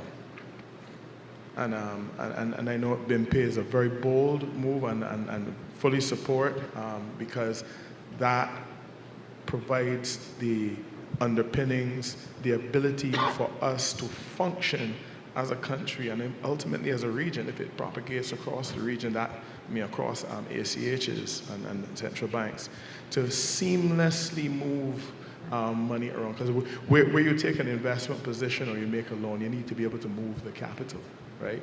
Easily, seamlessly, so it's available in a safe, secure, and ready manner. So from those are the two perspectives that I lean in on. Thank you very much, Kay. First off, good morning, everyone. So to answer the specific question about the governor and to piggyback a bit on George, first, it does give me comfort to hear what the governor was laying out. And then I think first it's important to start from the point of view of what is it that we're trying to achieve. And then if what we're trying to achieve regionally is a really robust, mature financial ecosystem, then it's really encouraging already to see that we've broadened the conversation. Maybe 10 years ago, we would have been having this same conversation with government and with commercial banking sector only. But now we have the work that Afrexim is doing, and you have digital banking or fintechs, and you have private capital allocators. Because at the end of the day, what we're all looking for is to have, wherever there's a need or an idea, that capital can be mobilized effectively, securely, and efficiently to meet that need. That's how we're going to grow. And then specifically, you talked about SMEs, and George touched on it. When you're talking about funding or financing SMEs or startups or innovation, then you need capital allocators that have the model or suited for that, as I said, so venture capital or private equity. And so we are starting to see that in our region. That's important. Obviously, it's largely supported both in Africa and here by developmental finance institutions like Ronke's IFC. But that's just a start. And as we mobilize more private capital, we're better able to match the right risk profile, the right type of funding, and then we get an economy where, whether it's tech or creative or infrastructure, you have the products, the services, and the allocators that can play the role that they need to play. So it's very encouraging that the policy conversation is so advanced. All right, thank you. So, we heard the governor. We heard George speaking about the commercial banks and development banks have two different roles. We heard him speak about startups. We heard Kevin speak about the small and micro enterprises and how we can now collaborate, given this esteemed set of people here from different spheres of the financial sector. So, okay, let's come to development finance. So, because DFIs can be powerful catalysts for regional investment and growth within the region. How does Afrexim Bank help create those cross-border finance vehicles between Africa and the Caribbean? Yeah, thank you very much, Kay. And I couldn't agree much more with you because you're absolutely right. And that's why, in fact, somebody told me that whenever there's a conference and the bankers are speaking, everybody comes in to listen because these are the people that they think have the money. So for us, we just need to talk about it. Yeah. So we believe strongly that the financial industry has a significant role to play to catalyze the kind of development that we want to see between Africa and the Caribbean. And not just banks, but I mean strong institutions. Because when we begin to work as financial institutions in silos, then we still have those minute kind of institutions who can barely fund big projects. So there's absolute need for collaboration. And that's why for us in Afrexim Bank, the first thing we say is that in the markets we operate, we don't compete. We collaborate with the financial institutions that are local there. And what we're trying to do also is to provide that capacity so that we can jointly look at the big projects and also look at the small projects because all of them are critical. The first role they will play, of course, is the governor has talked about enabling payment. Payment is important, so cross-border payment is absolutely essential. And I won't talk about that again. He's talked about CAPS, he talked about PAPS. And of course, what I need to add is that both are initiatives from Afrexim Bank, and we thank him and his colleagues here for also helping give it the expedited attention it requires. That today we're looking at having Caribbean payment happen within the region. And ultimately, the goal will be to link it up with PAPS so that we have a seamless, non-USD based or dependent payment platform that can make somebody in Ghana who wants to book a hotel accommodation for his vacation in Barbados to pay in Ghana cedis, and the hotel in Barbados gets to receive the money in Barbadian dollars. So that would be groundbreaking for us. So we think... Thank you.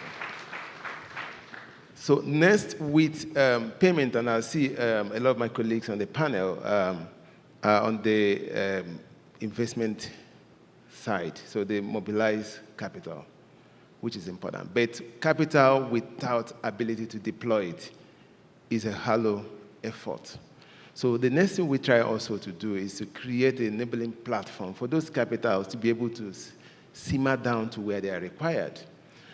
So through our de-risking platforms, we're able to now support them to make sure that the projects that they've identified that requires investment are significantly de-risked, making it easy for them also to deploy the capital that they raise. And I'm happy that this panel has about, I think, 3 institutions who play in the same field. So it's required. They need to work together. They need to collaborate. But in collaborating and working together also means they need to work to identify cross-border opportunities. So what I'm talking about is, for us at Aphrasium, we are currently working with the CARICOM Development Fund on a 200 million growth and resilience fund. And in Africa, we have the Funds for Export Development, which is our seed capital funding. So we need to now find a way to link Africa and the Caribbean. So imagine when we have, for instance, the Africa Caribbean Growth Fund, which is targeted at SMEs. And it creates opportunity for, let's say, the diaspora, who we know have done so well, to be able to put in funds into developing this platform. So that will significantly help. And what Aphrasium Bank will do now will be to deploy our suite of guarantee programs to be able to help de-risk these projects for those who are interested in doing it. The next platform I think also is important for us would be capacity building, right? So talking about big institutions, operating environment is also extremely important. Of course, we have the regulators on the panel, but regulatory environment means that we need to make sure that the financing entities are also operating in line with global best practice. So for us, we take that very seriously in terms of ensuring that capacity building is integral in what we do, and that's critical as far as we are concerned. So strictly related to that would be close to also making available certain platforms that will make it possible for funding to flow on. I'll give an instance with our MANSA compliance repository platform. So yes, you want to invest, but who are you investing in? Sometimes lack of information makes it opaque and makes those potential investors find it difficult to identify or invest in the opportunities that they think is important for them to invest in. But through our MANSA repository, we provide KYC information on companies within Africa and the Caribbean, making it easy for those who want to invest in them to get first-hand information on who is behind this company, what are their history, and what are their capabilities. And that for us also is a vehicle that can be leveraged on to make it possible for investment to flow. My final point would be to talk about the fintech side of things. So now technology is now critical. And you can't talk about financing without it. So that means it is a platform that makes it easy for information to flow. What we found out in Africa, for instance, is that people didn't even at least know what is available in the next country. So through our Africa Trade Gateway platform, we've also created enablement, that facilitates free flow of information from one region to the other. And it also makes it possible for SMEs who otherwise wouldn't have had opportunity to have their goods and services on display, to be able to now put it out there. As little as they are, they use the platform to showcase what they're offering, and the people out there who on the other side of the divide will be able to see it and then can decide to make that investment. So finally, just to wrap up, is to say, yes, financing is important. Banks need to work together collaboratively to mobilize the big funding, but also it's important for us to look at the other collaborative efforts in the area of enabling environments to make these things possible. Thank you. Thank you very much. So, Mr. Samuels, how does all of this affect you as a person and as an investor? What do you look at in terms of wanting to invest in that product or have any of your clients invest in a particular project? And what can help us de-risk the larger projects to enable that investment attraction to those projects? Sure, good question. Afternoon, everyone. So the panel earlier, especially Minister Cummins, made some remarks about how can,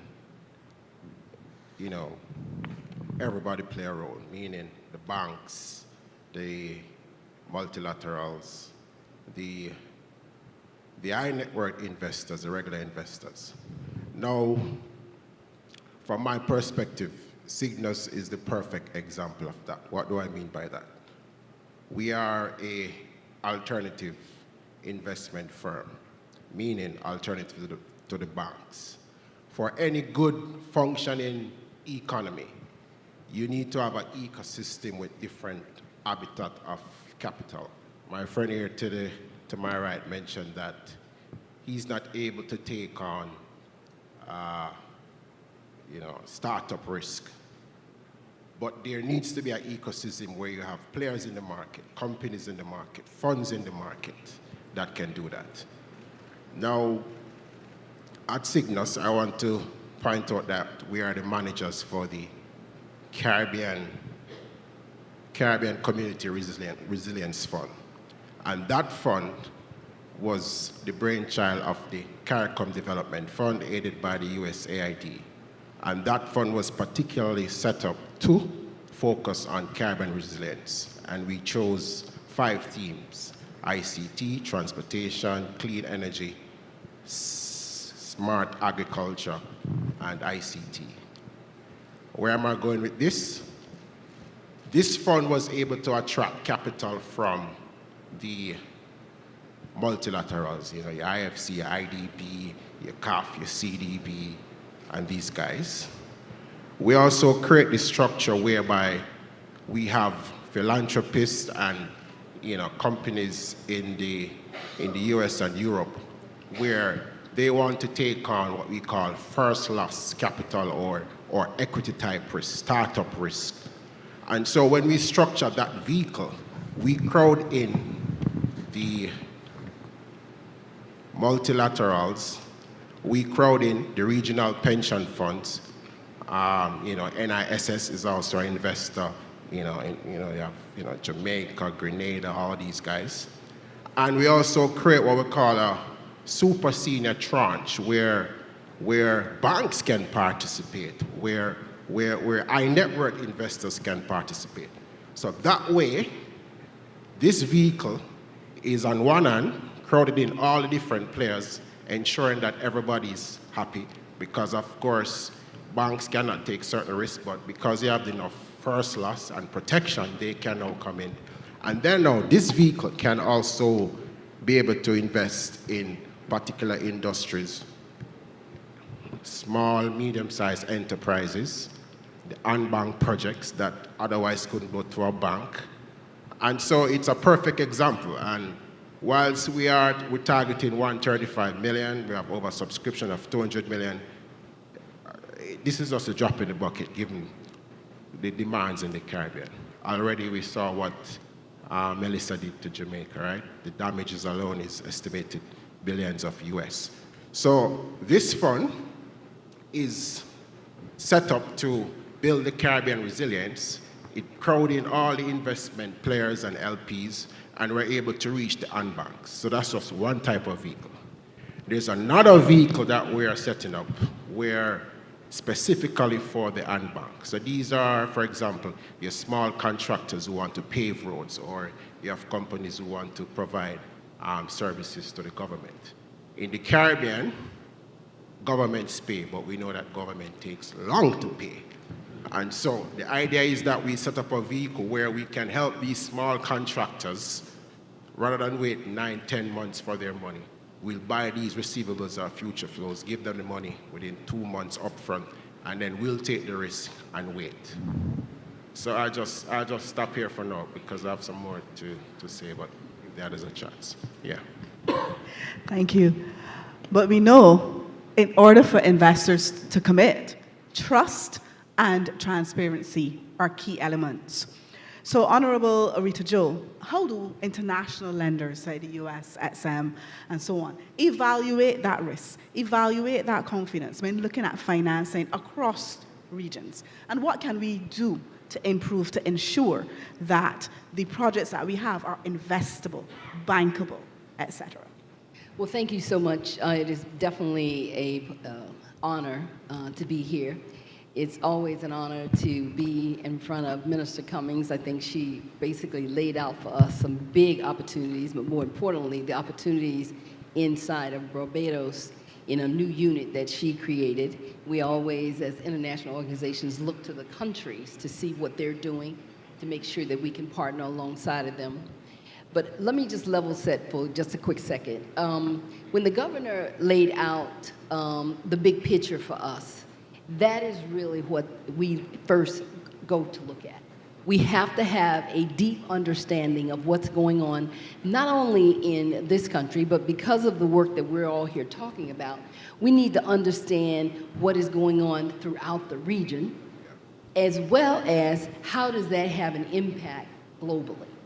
And so for me, I'm always trying to listen to see where the trend line is going and how others are going to be viewing the things of the projects that you want to finance. Now, let's look at an international institution.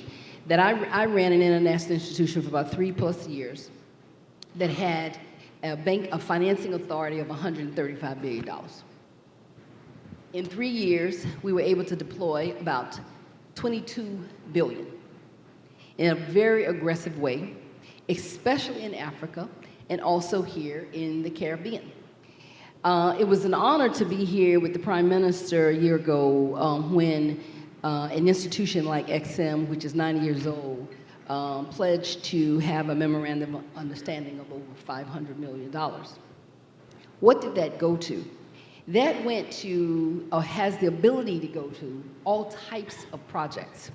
So we can't just talk about the big ones, and we've talked about that today, the infrastructure, energy transformation, we're talking about the big digital projects, we're talking about everything that in a particular community on a growth pattern. But the thing that I think you had asked me before we came on was about how does institutions like, say, a USXM really help the men and women in this room? The men and women in this room, as well as those who are listening, are those who represent large, medium, and small. So most people would think that an institution like USXM is only focused on the large business, and of course, we definitely do. However, just last year, of the $8.4 billion that we deployed or we financed, $1.7 billion of that was for small business. And that is where we think the rubber really meets the road. And so in so doing, how does XM help, how did I see XM help companies and organizations and businesses? It was all about the fact of the statutory authority that XM has as an export credit agency. Its purpose is to crowd in capital. We can't crowd it out. We have to understand what's really going on in our global landscape. We all know things have shifted, especially after COVID. And really now, whether it relates to any place that we're looking at doing business, it's all about resiliency now. And in that resiliency, we definitely turned our attention to Africa and the Caribbean, and to look to see how could we collaborate with all types of institutions, very namely like AfriExim Bank and other XMs. There are several hundred XM banks all around the world. And one of the things that is important to know about them is that they, of course, it's all about where's the bankable project, but how do we get to the bankable project? That becomes the issue. So you heard the bankers and the lenders up here and the VCs talk about how they look at projects, no different than how an institution, a government institution, looks at it. It's all about how, for them, it's about the return on their investments. For an institution like EXIM, it's all about the American people and returning that capital to the Treasury. And so one of the things that international organizations that we participated in was all about the fact of saying to American businesses, if you want to talk about doing businesses in locations that you normally might not be, it's all about who can you co-finance with, who can you work with to de-risk a particular project, and instead of just worrying about ourselves, you also have to worry about the local community. You have to be concerned about the local community. Because at the end of the day, it's not just about jobs in the US, it's also jobs here in Barbados, it's jobs in the region, and it's jobs on the continent. So as what I've seen in the last several months upon leaving this position is that it doesn't matter where I have been, whether it's in the Middle East, whether it's in Europe, whether it's in Africa, everyone is interested in what's going on here in the Caribbean. And they're interested because of opportunity. And with that opportunity, how do they then join the kinds of partnerships that are going to be needed in order to move projects forward? How do they form collaborations on major, especially on major big ticket projects to move project forward? And I think we heard earlier from the speakers in the panel about what countries and what this country is also doing in order to ensure that they become the best partner. And I think that's what I've seen about a lot of the Caribbean countries. They are all looking to be the best partner. And with that, with any financial institution, and with that, it requires a number of things to be able to move forward. Thank you very much. So, Governor, you've heard all of these thoughts. You've heard all of these wants. You've heard all of these requests. You've heard all of these suggestions. So I have one simple question for you. What regulatory harmonization then is needed to build investor confidence across these two regions? Thank you very much. We need to be able to harmonize on a number of rules, whether it be tax rules, etc. But particularly from my space, it would be financial and monetary rules. If I pull back a bit, there are many projects, for example, in a region, which are common across the region, common across countries. So the need for investment in renewable projects in Barbados, but also in other Caribbean countries. And you can imagine one investor wanting to consolidate and do it all at the same time, sharing and getting economies of scale. For that to work, we must have a few things in place in terms of harmonization. One, I call that disclosure and comparability. We should agree upon a common issuer disclosure package, so to speak, so that, and come on all countries, so that investors can quickly see where risk lies, not for the reason of avoidance, but for the reason of balancing, so you can balance your investment. Prudential coordination across each country. I'm talking about supervisory and prudential measures. So for example, core capital and large exposures, harmonize so that what is your exposure to set your capital base, what you can do in Barbados, should be harmonized with Jamaica or whatever, so that investor is easy now to move. Imagine capital like water and the framework harmonization, the pipes across the region. So now you don't want a big pipe and a tiny pipe and they're meeting, because you're going to get, I like to keep it clear, you're going to get some sort, it's not going to flow properly.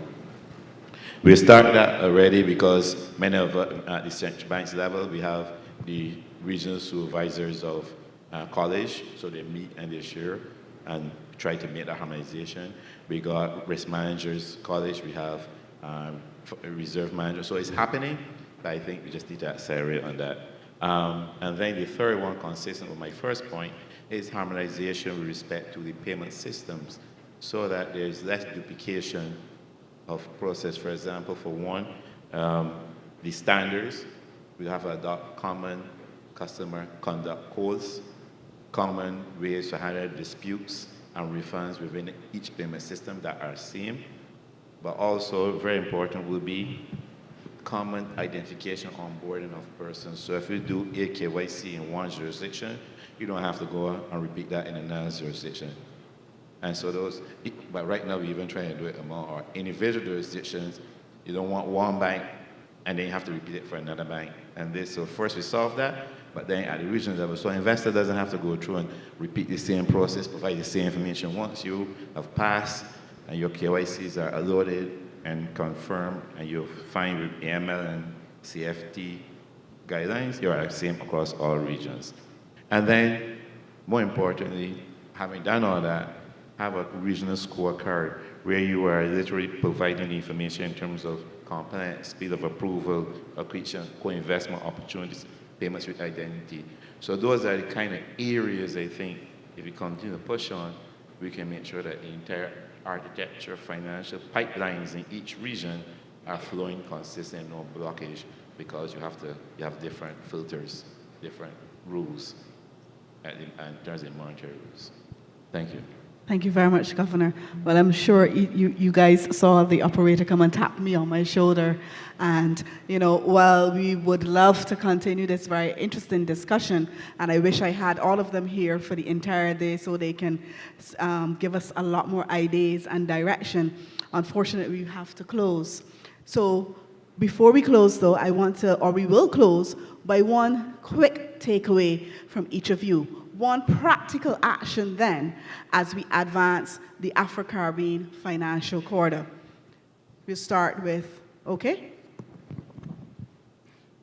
Yeah, so like I said earlier, we need to collaborate. I think that's the practical step. Let's see ourselves and let's look at how we can replicate models that have worked elsewhere within our own system. And let's also be open to sharing those models with others who would not need to start reinventing the wheel because, take it or leave it, our problems are similar. Problems in Africa, problems in Caribbean, in terms of infrastructural gap and the rest. So whatever we've seen work somewhere else, we should be happy to share and then copy and so on. And with that kind of mindset, I believe we'll build up faster and better. Thank you. So I think I'm going to advocate for one thing, and I'm quite comfortable being kind of the VC in the room to be an outlier and be innovative and disruptive. But it's what the governor just said, and I think Ronke mentioned it earlier. I'm happy. Our fund is a Pan-African fund. We look at the Caribbean. We've invested in 34 markets, et cetera. I'm happy to fund innovative growth projects, companies, businesses. However, the challenge is, you asked about investor confidence, is our confidence comes from our ability to project outcomes, and that's business outcomes. And harmonization is not just fundamental, it is critical. Without some attempt to harmonize and allow, I can't invest in a business that's going to stay in its home market, even if that home market is as large as Nigeria. Across the 54 African countries and the Caribbean, it's very difficult for us to fund those businesses. So what I want to ask the governor and everyone else involved is really to continue to progress the concept that in our tech sector we call it global Africa, right? That we are a part of Africa, and to kind of view us as one business and innovation entity. Because if you do that, then capital allocators like myself, and I can speak for probably the whole ecosystem in Africa on the VC side, we would be more than happy to fund those things. And I think we just saw the first really encouraging sign recently where Kigali, Rwanda, and Ghana agreed a passporting licensing arrangement that now allows a fintech in Ghana to operate in Rwanda and vice versa. So I'd love to see so much more of that, because then it can actually deploy capital. Yeah, from my perspective, one takeaway from me is I would love to see, and I think Minister Cummings hinted at, more vehicles set up to target the specific issues that we face in the Caribbean. Vehicles that can, focus on infrastructure build out, your roads and your rivers, etc., airport, seaport, focus on, clean energy, focus on just building the fabric to withstand, shocks. And we can do that by, the Afro-Exim, the US Exim. These companies not only can participate with their capital in some of these vehicles, but also to provide, wraps and, guarantees, whether wet or dry guarantees, because by doing that, you're able to crowd in the other financial institution in the region. Because whether we like it or not, there are a lot of capital that are sitting in banks. You have high net worth and fund managers who are placing monies outside of the Caribbean into the liquid markets, the S&P, etc. By setting up these vehicles, we are able now to unlock some of these capital in the Caribbean to put them in the real economy.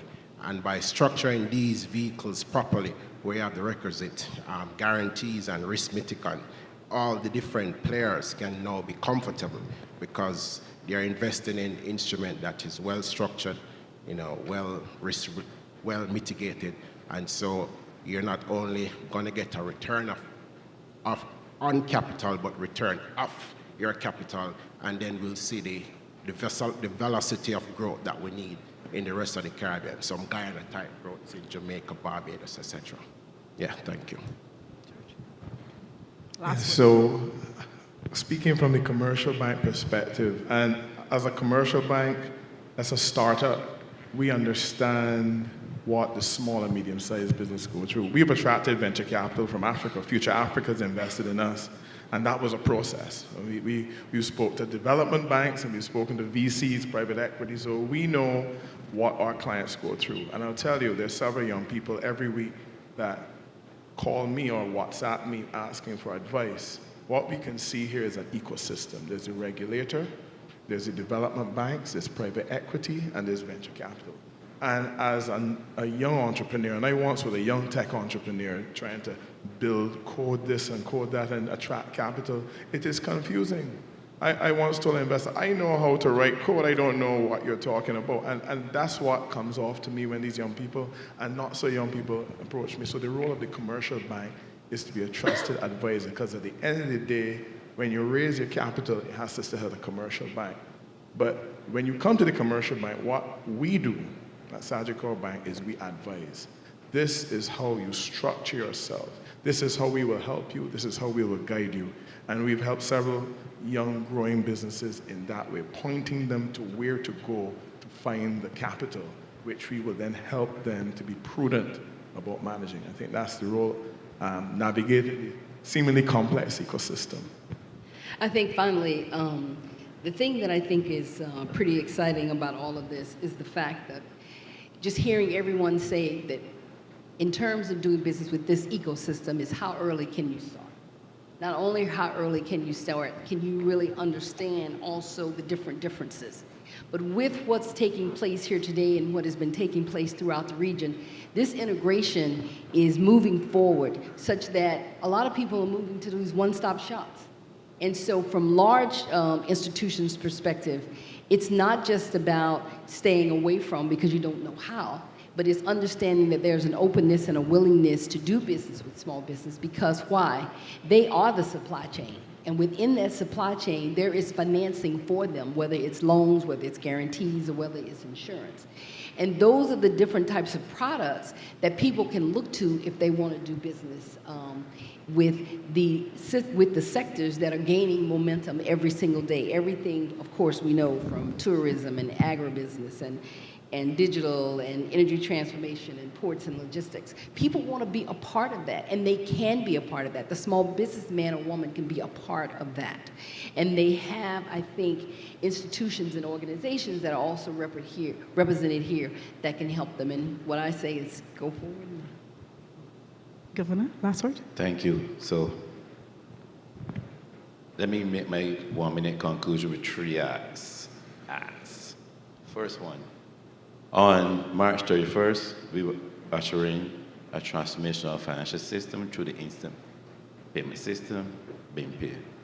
The ask is that everyone here, who you know, businesses, small, medium-sized business, micro business, individuals, even commercial banks and banking, start to think about how you can maximize the utility of this new system. Many businesses have to start thinking about this with a new payment system and benefits offer, how can you become more efficient and delivery in your customer service? Start to think now, don't think then. Second ask, at the regional level, with respect to the payment system, CPACs, I want us, at the government level we are pushing, but the support will also be encouraging if as investors and persons within your specific jurisdiction, you are putting some of that information and upward pressure, so to speak, that allow us to get where we need to go.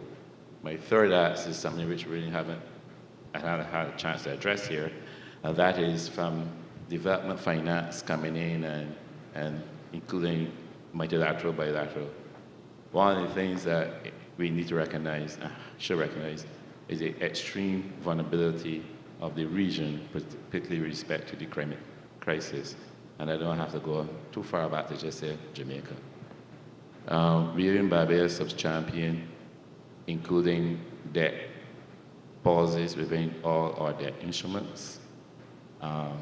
Many of our, well, all of our current debt and anyone who's doing anything about it is for me. It gives countries some breathing space when that disaster do happen, and it will happen. If Jamaica had them, some of those in their debt, they will have a lot, I don't remember the exact amount of money, but a fair amount of billions of dollars to be used instantly.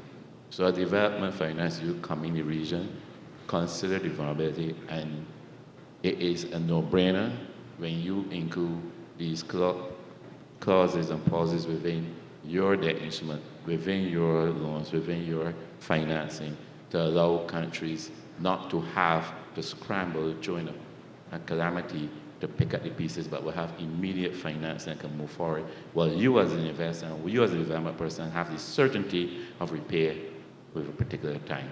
So those are my three acts at the keep it very practical. Thank you. Thank you. So thank you all for those insights. What is clear, that it is not just about financing. It is about partnerships.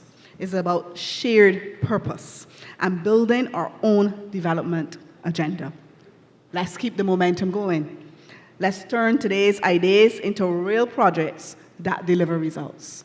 My esteemed panelists, I thank you.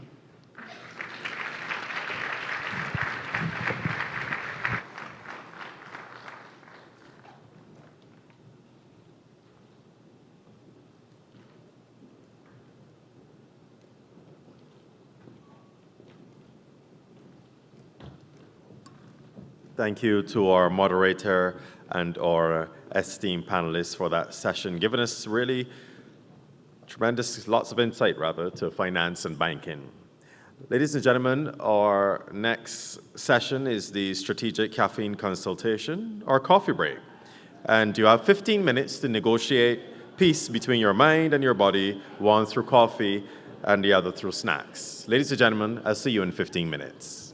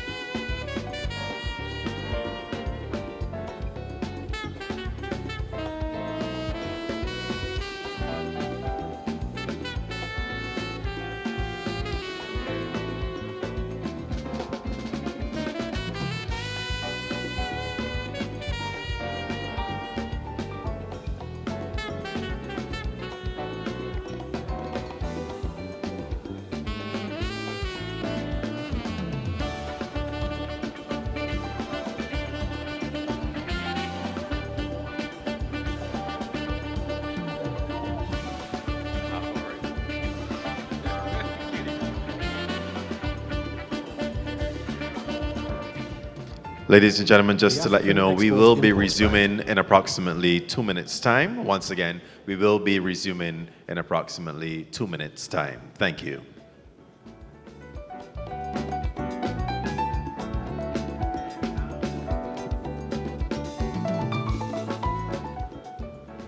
The African Export-Import Bank, a proudly Pan-African institution with a vision to transform Africa's trade.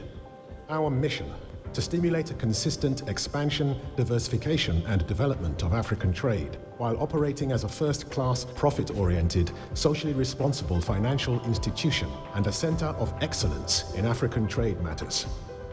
Today, we represent global Africa, with 53 participating African states and 12 participating Caribbean states. Our strategy, to realize impact through purposeful interventions based around 4 pillars. Pillar 1, intra-African trade and AFCFTA implementation. Pillar 2, industrialization and export development. Pillar 3, leadership in global trade banking in Africa. And Pillar 4, financial sustainability. Afreximbank, transforming Africa's trade.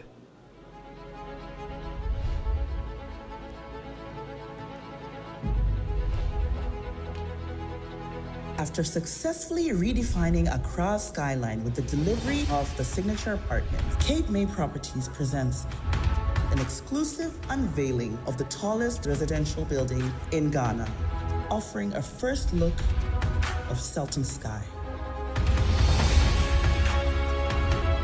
Sultan Sky, a magnificent representation of the seamless fusion of quality, groundbreaking innovation, and pioneering architectural brilliance. An extraordinary structure set to reshape the concept of upscale living, thanks to its inventive attributes and unparalleled commitment to precision. This master-planned residential development will focus on the building's location, security, privacy, the design's aesthetic brilliance, elevated features in each living space, cutting-edge smart home technology, and amenities beyond imagination, with fantastic residential features which include 24-hour concierge service, a state-of-the-art fitness center, a floating tennis court, a floating swimming pool, a spa, a sky pool, a sky lounge, a movie theater, co-working spaces, kids zone, distinctive lifts for staff and deliveries, private gardens, chef's kitchen, expansive terraces, entertainment rooms, restaurant, and 24-hour security. Sultan Sky.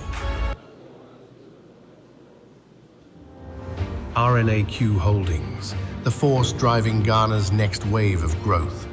Through Quick Angels, we invest in vision. Through Bill's microcredit, we empower the hardworking. Through the RNAQ Foundation, we give back, creating impact that lasts.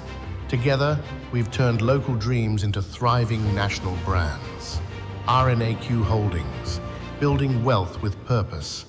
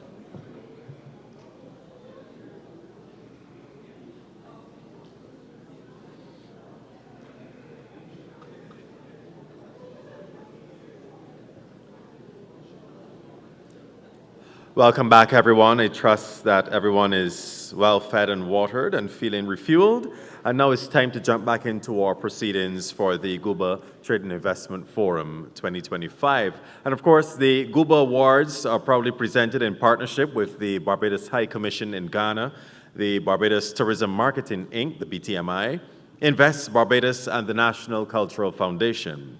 We also wish to extend our gratitude to our valued sponsors, Elas Realty, Inter-American Development Bank, Blue Magic Rum, Cape May Properties, KGL Group, Afrexim Bank, RNAQ Holdings, and Mill Harbor Group. Now we turn to the heart of our collective story: reparations, justice, and economic renewal, building a shared future. This isn't just an academic topic or a line on the agenda.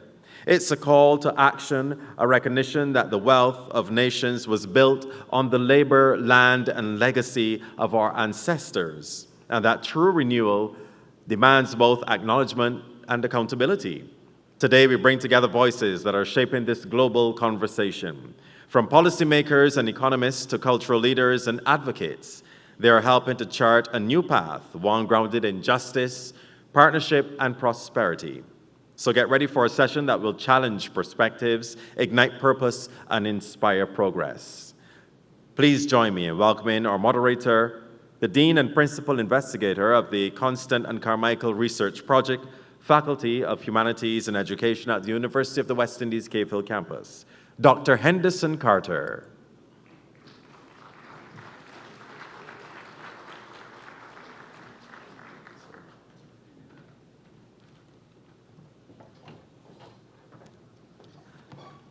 Good day, everyone. Pleasant good day to everybody. It is indeed a pleasure to be here today to discuss these matters relating to reparations. And I have with me a number of important panelists today. We have Belle Ribeiro Addy, MP. Belle, could you come to the platform, please? She is chair of the All-Party Parliamentary Group on Reparations in the UK. And also joining us is Ben Crump, Esquire, Black America's Attorney General.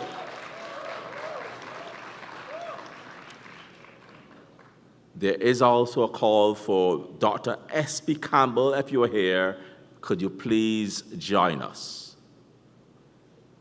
Is she here? Let's give her a round of applause. Former Vice President of Costa Rica, Dr. S.P. Campbell.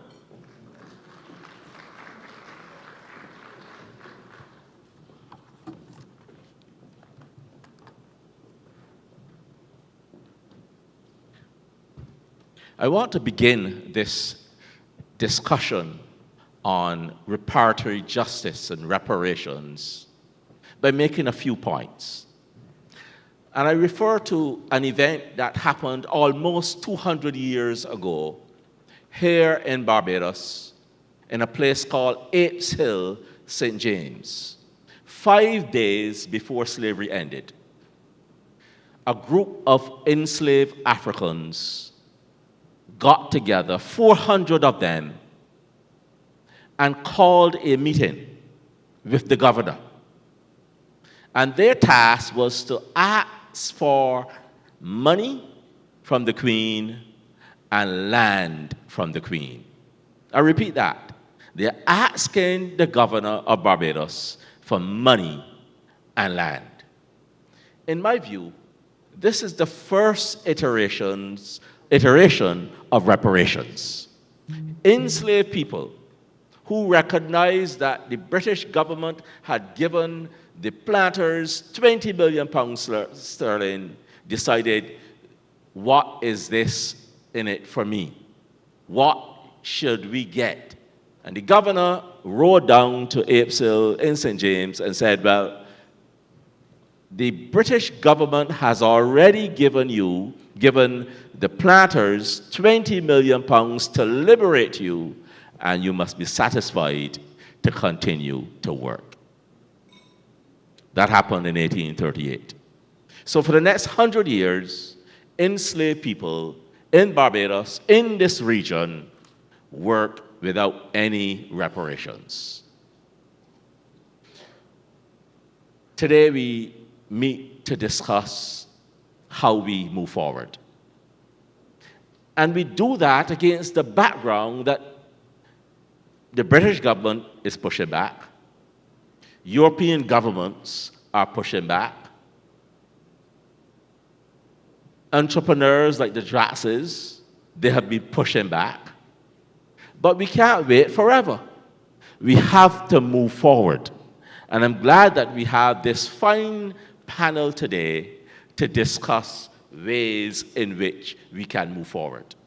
And the first question I'm going to put out there to the panelists is, how do we move forward to repair the damage that has been done and empower our people, especially our young people who are now hearing about reparations? And we are going to start with Belle. Go ahead. Thank you very much. I think the first thing we need to do is impress upon governments, including my own, that it has to start with an apology. I always say that if you do something wrong to somebody who you respect or someone who is your equal, you would apologize for that to them. But if you continue to look down on peoples of African descent in their countries, you feel that it's acceptable not to offer this apology. So everything else seems like warm words, and we haven't yet gone for that formal apology, and I believe that's because we don't want to move towards a place where we have actual liability for those horrific crimes that were committed right through the transatlantic slave trade. And I also think we need to move away from a financial model. Now, no one's saying that in terms of reparations, compensation is not a huge part of it. It may be a huge part of it, but the reality of the situation is it has to go right down to the root of the word, which is to repair. We have to repair the damage, we have to repair inequalities, and we have to repair these global inequalities, which actually strategically keep black countries down. So we're talking about all of the different financial models that happen, which means that black countries cannot actively get certain products, in financial products. They can't borrow certain amounts because of their place in the world. Even thinking about the UN, at the most recent UN, you heard a lot of African countries making a really key point. The African and Caribbean countries make up the majority of the world, but they do not have a permanent seat on the Security Council. And even if we were to pay countries a whole lot of money, what would they end up doing? They would end up paying debts that they apparently owe to some of these countries which formerly enslaved their peoples. Debts that really, in my view, should be cancelled. So yes, I understand why we've talked about a financial element, because it may become part of it, but until we repair the inequalities, any money that was given would just end up being washed back into the West, and that is not what we want. We want to repair the damage. Thank you so much. Same question, and this question goes to Ben. Thank you, Dr. Henderson. Good afternoon, beautiful black people. I'm so very honored to be here at the GUBA conference to talk about this important issue. And when we talk about advancing the discussion for reparations, I think first we have to move it beyond this moral concept to one of legal accountability. To me, Dr. Henderson, I think so often, and Belle and I discussed this previously this morning, that you have, when we request reparations, it's almost like they see it as we're asking for charity, where charity is a nuisance. You know, when you think about reparations for Jews after the Holocaust, they awarded it, they said they were obligated to do so. Then we think about, and I'm referred to as Black America's Attorney General, so I'm coming from an American perspective. When they talk about the Japanese who were in the Japanese internment camps during World War II. They gave them reparations, and they said it was an obligation to do so.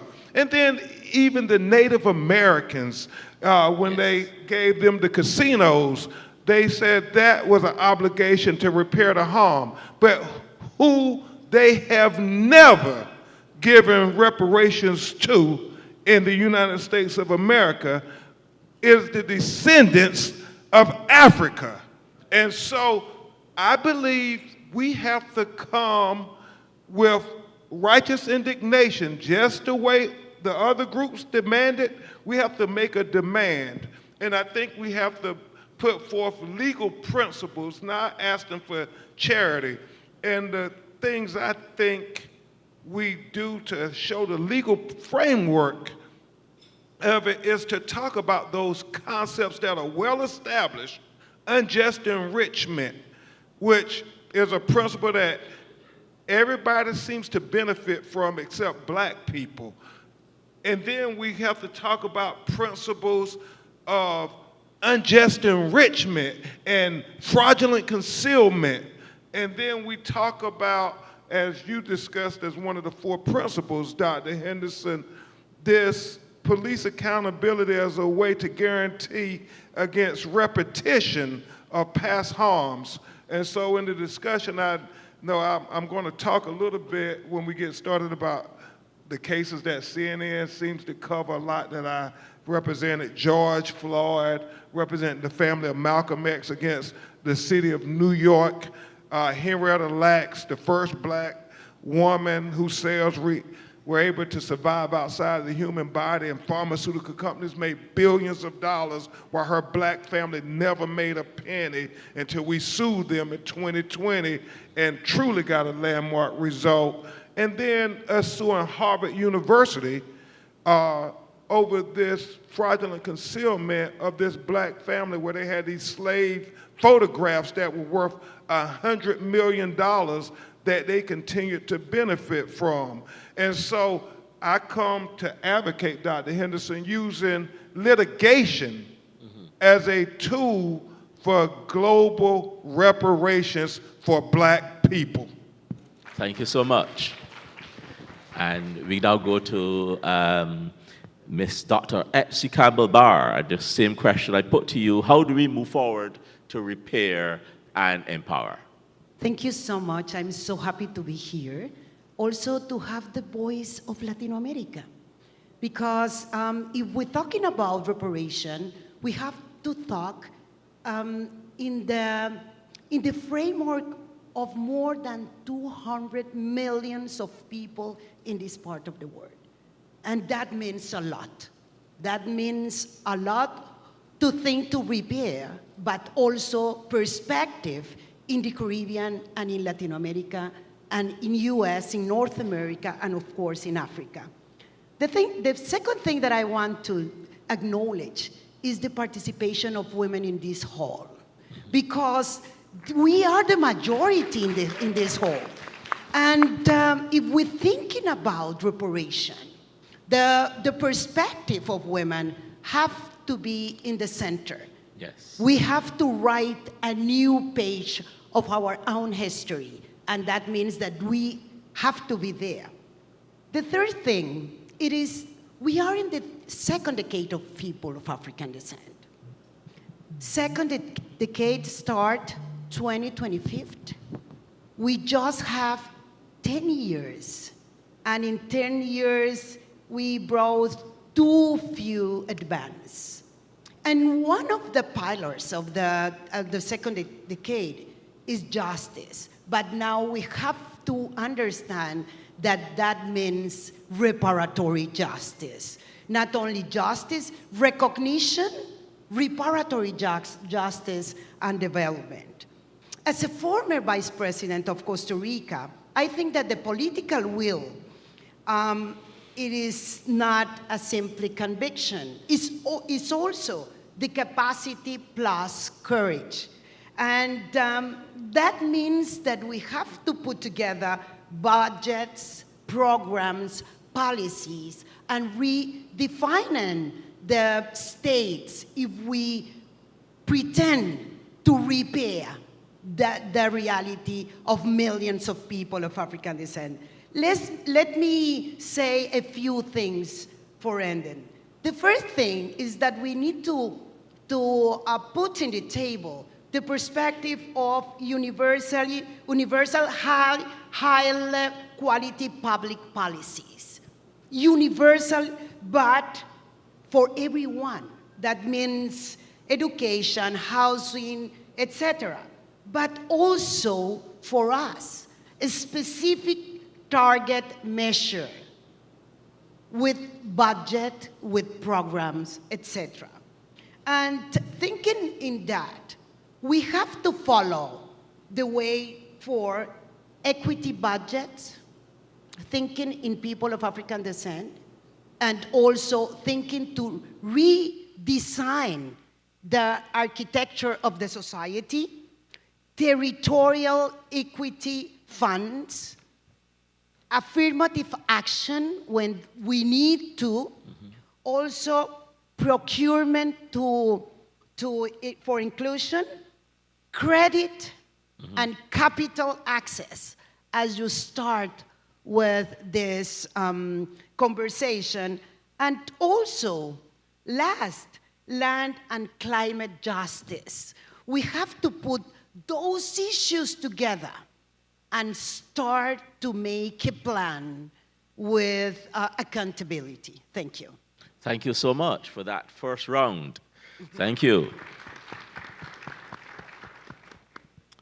Over 200 years ago, 1791 to be exact, a slave ship called the King George, coming from Bonny in West Africa, floundered upon the coast of Barbados, hit a reef, and went down.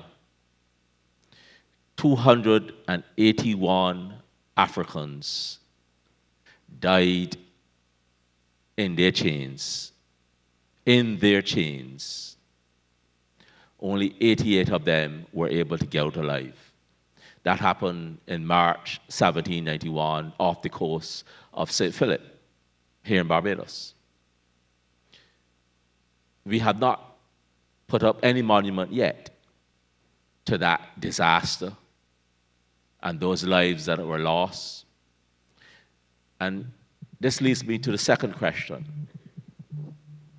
What can civil society and governments do to advance policies for reparatory justice? Civil society and governments, in light of these horrific tragedies that have happened, and that's just only one in our space.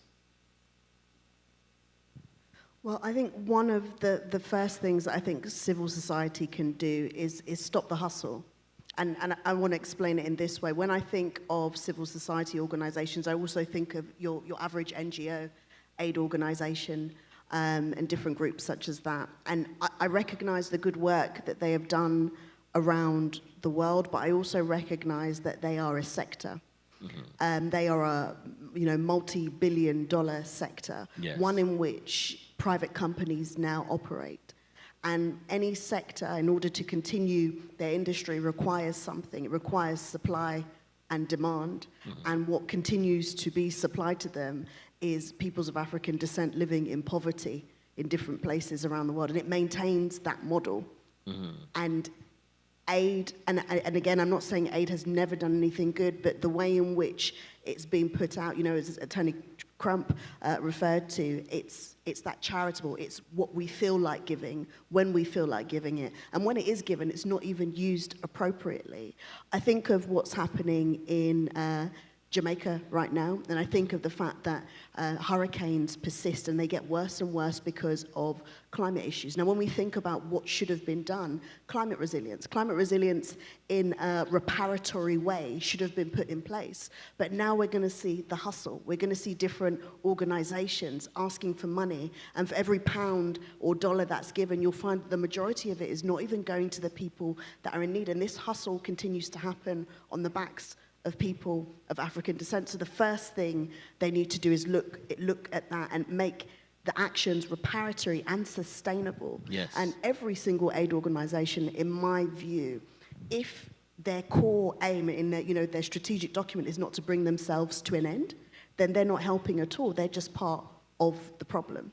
Mm-hmm. And I think governments need to accept what they've done wrong, as I said, start with an apology, and start to look into what their individual country has done. Mm-hmm. You will be amazed. Last month in the UK, we celebrated Black History Month, and every year I learned something new.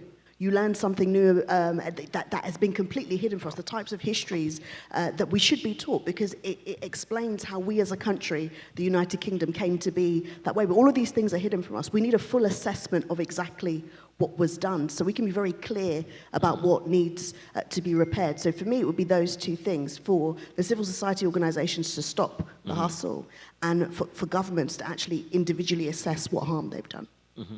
Thank you. Thank you. We're going to go to Bancroft, and I want you to talk about legal accountability and what has been happening in the United States in terms of that movement for reparations there, and of course, the pushback by the current administration. The current regime. I'll say this, Dr. Henderson, and trying to tie those two questions together. What can the civil government do in legal accountability? First, it starts with them having truth and reconciliation, the true contributions from Africa and the African diaspora, and, what they stole from us. They have to at least acknowledge that. A lot of times there's an attack on Black history now where they don't want to even acknowledge our history. And they don't acknowledge our history. They're trying to strip away our humanity. And I think so much of it, we talk about civil, but it does come back to economics and having a strong economic base. I know my good friend John Hope Franklin is somewhere in the audience, and he talks always about we got to have our economic base because we got to save ourselves. We can't think that they're going to save us. Ashada, of course, said it best. When we start, she said, nobody in the world, nobody in history has gained their freedom from appealing to the moral sense of those who are oppressing them. And we have to acknowledge that first and foremost when we start making our arguments for reparations. First, you got to acknowledge the humanity that we gave to the world and the contributions of Black people so we can move forward from there. And when I think about when I argue in courts, whether it was before the Massachusetts Supreme Court with against Harvard University, when they Papa Renti, this famous daguerreotype, some of the earliest known photographs in existence in the world today, worth $100 million, and they continue to deny this Black family their rights to their family photographs. So we had to sue them, and thank God the Massachusetts Supreme Court understood that this was a taken, and based on concepts of replevin as well as concepts of fraudulent concealment, because they conceal the crime. Harvard University, one of the most prestigious educational institutions in the world, wanted to try to say that, no, it was the photographer's photograph and not the Black family's photograph. They were just the subjects. And we were pushing back against that, saying, well, why do you get to benefit Harvard from the crime? We said the same argument for Henrietta Lacks. Y'all, I hope you all know the story of Henrietta Lacks, where they were practicing medical racism in America, where they were butchering Black people at Johns Hopkins Hospital. And this Black woman, I don't know how many Black people they killed, Dr. Henderson, before they got to her, but she was the first human being in the course of human history whose cells were able to survive outside the human body. And not only did they survive outside the human body, but they thrived. They regenerated every 24 hours. Oprah Winfrey made a movie based on a book written by this white lady who said that their family would never be able to recover. Well, we sued them on that principle of unjust enrichment. Why did all these pharmaceutical companies get to make billions and billions and billions of dollars off the HeLa cells, which were essentially Henrietta Lacks, this black woman's genetic material, and her family, her poor black family in Baltimore, Maryland, never made 1 red cent. Well, we argued that case, and we serve a God that sits high and looks low, and the courts, for the first time in 60 years, granted a form of reparations for a black family in America, and this is a precedent for which we can go forward and argue more cases where black people were robbed not just of our humanity, but the things, our contributions and intellectual properties that we gave the world. And so that's why we try to use litigation as a tool to hold them accountable and start to repair the harm. I want to follow on from that point to look at the black contribution in history, the black journey, and the importance of that in our classrooms, in our schools, in our universities, teaching black history as a means to repair. Thank you so much. I want to underline that we are rewriting the real story, because we are part of this mindset to say the truth, not only for us as people of African descent, as part of the global Africa, but for all the humanity. Yes. And understanding that and thinking in reparation, we have to make the political will survive from political change, because we need institutions that outlast governments. If we want to do something stronger, we need to understand the role, for example, as you say, of the academia, the role of institution, global and regional institution.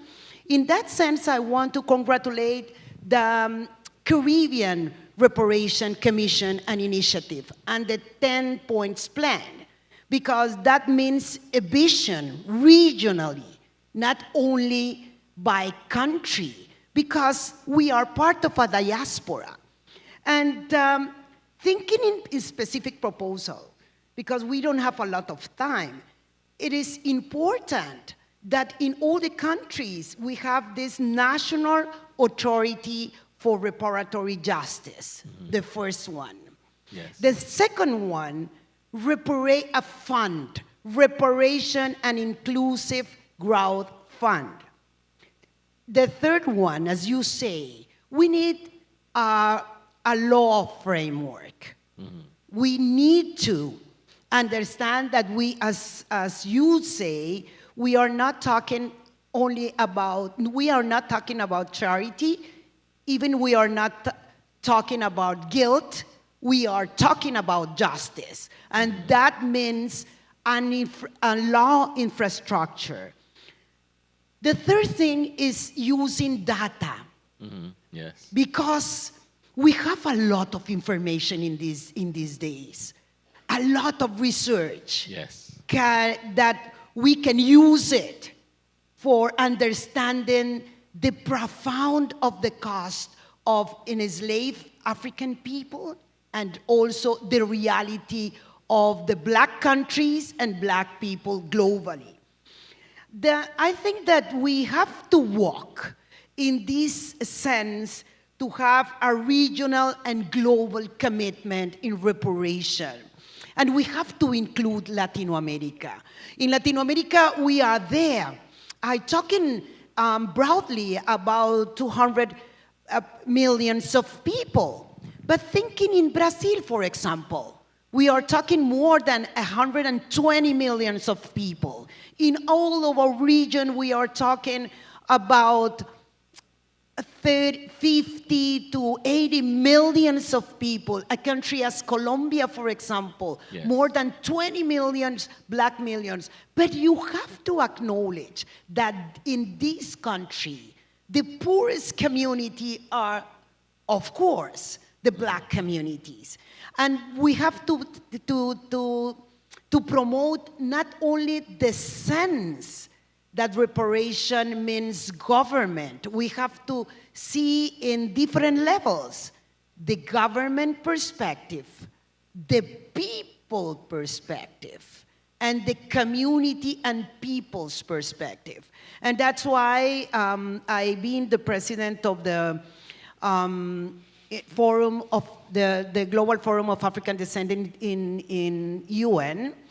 And we are working also in a declaration of people, of the rights of people of African descent. And this is remembering what Marcus Garvey and Black did in 2020 with the Declaration of the Rights of Black People around the world.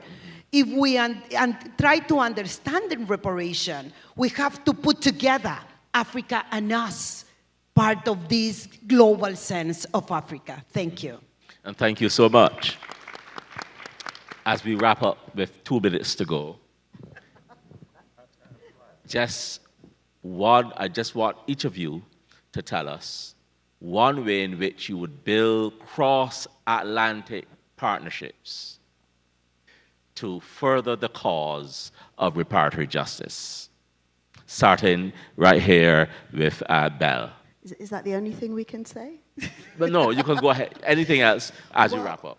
I think meetings like this, gatherings like this are extremely important. We've already seen huge amounts of cooperation between the African Union and CARICOM on this matter, and I think those links are key. But also activists and other actors across the piece should be doing the same. And I'm very pleased to see the UN decade renewed.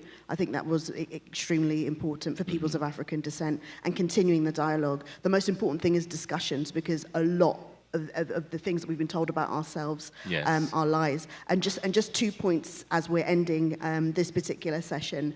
I think we have to, and obviously this conference has been about trade and investment, which some people believe are purely capitalist ideals. And I would argue that from an African perspective, they are not. I think what we're doing here is, entrepreneurial wealth creation, and those aren't necessarily capitalism. Capitalism was literally built off the backs of enslaved people. That's what the capitalist system was formed for. So we should not lie to ourselves that we are capitalists, because in our traditions as people of African descent, we don't require people to be downtrodden in order for us to be wealthy. There is enough for everybody. Yes. And then finally, in terms of speaking about reparations, I'm always asked again and again, this is completely impossible as a subject. It doesn't make sense. You should look at other things. And it's very, with our racist governments at the moment, speaking of Trump primarily, to be honest, and right-wing governments, how do you expect to achieve this? And I always say, if you think about it, when we were peoples who were enslaved, we were told that we would never be freed. And there was a fight, and we were. When our countries were colonized, we were told that we would never be free. And we've done exactly the same thing. So it is a process. It is a struggle. They don't call it the struggle for anything. And I believe as an act of justice, it's absolutely something we can achieve only if everybody gets on board. Everybody. Thank you so much. Final words, Ben? Yeah. Everything Belle said. And I start by what the Vice President said. It's what Marcus Garvey understood so well 150 years ago, almost 125 years. This whole belief that Africa must represent all of us, the descendants from Africa, and that we have to understand that we have to speak up for Africa, because if they don't respect Africa, they won't respect anybody or anything that descended from Africa. So we start right there, and we really hold true this idea that we document the history of the racism and oppression of how they stole from blacks in Barbados, how they stole from blacks in Costa Rica, how they stole from blacks in England, how they stole from blacks in America, and we document it, and then we agitate, we litigate, and then we incorporate with one another to demand reparations, because power concedes nothing without a demand. And we have to not look at it as charity. I cannot overstate that enough. They look at charity as a nuisance when you come saying, oh, we want you to consider doing something for us. No, no, no. You are repairing the harm. You are giving retribution for what you stole from us. And we have to understand that we're united in this. I'm always reminded of what the young people say. We have to remember it's not where the ship dropped us off at, it's where the ship picked us all up from that should unite us. Amen. Yes. Final thoughts? Thank you so much. I want to end this conversation thinking in what we can do together for reparatory justice. And I want to propose you to work as a partnership with a reparation development fund, a blended finance platform linking who have to funding multilateral institutions, states with historical responsibilities, and also private and diaspora capital. We have to think in a multi-millionaire, billionaire fund for us, because we need to also expand the possibility to live in dignity. That's the thing, dignity for all. And also, we could build a kind of corridor between Africa, us in Latin America and Caribbean, and North America as a road for dignity and growth for our people. And we need to start now. Yes. We have the knowledge. We understand the problem. And we have to work together as the only way to achieve for this and next generation the promise of equality and non-discrimination, the promise of dignity for all, and the possibility to finally live with all the human rights that we deserve. Thank you so much. Thank you so much as well. And if I were to have my final words, as we meet here today, I want to sum up all we have said in about 5 words. Unite, document, speak up, agitate, and using your words, Ben, demand. And we have started the process. Let us continue to speak up. The moment we are silent, we lose momentum. We lose focus. And people think that we're making sport. So I say to all today, let us continue on this path. Thank you very much, colleagues. God bless you. Thank you.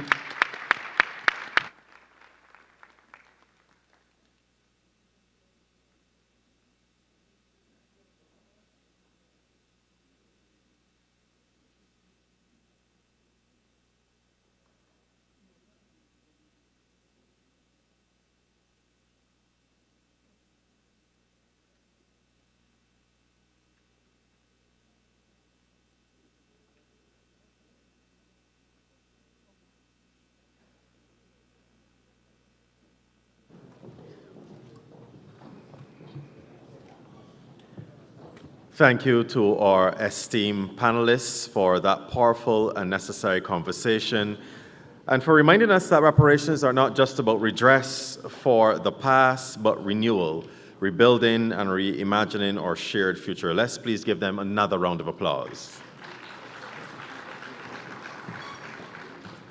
And just an announcement, if anyone has lost their phone, it is actually over by the technical area. And don't get too excited, I don't think it's the iPhone 17 with the diamond case. But over by technical if you've lost your phone. Also another announcement, we have the B2B Deal Lounge. And what you don't want to do as a participant of this momentous investment forum is to leave without discussing your project with funding and facilitation experts. Visit the Sagicor Bank and Oakwood Green Africa Deal Lounge to broker your deals, have side conversations, and discuss financing across global Africa. Deal Lounge is in the room adjacent to this auditorium. As soon as you walk out, turn right, and the open double doors. It is jointly manned by both entities, so make sure that you visit them both. That's Sagicor Bank and Oakwood Green Africa. Also, tomorrow morning at the Wyndham Grand Sam Lars Castle is the exclusive Inter-American Development Bank Group Breakfast Roundtable, and that will be from 8:30 a.m. until 11 a.m. So please check your emails as the invites have gone out, and we do encourage you to respond and make your bookings accordingly. So that's tomorrow morning from 8:30 a.m. to 11 a.m. for the Inter-American Development Bank Group Breakfast Roundtable.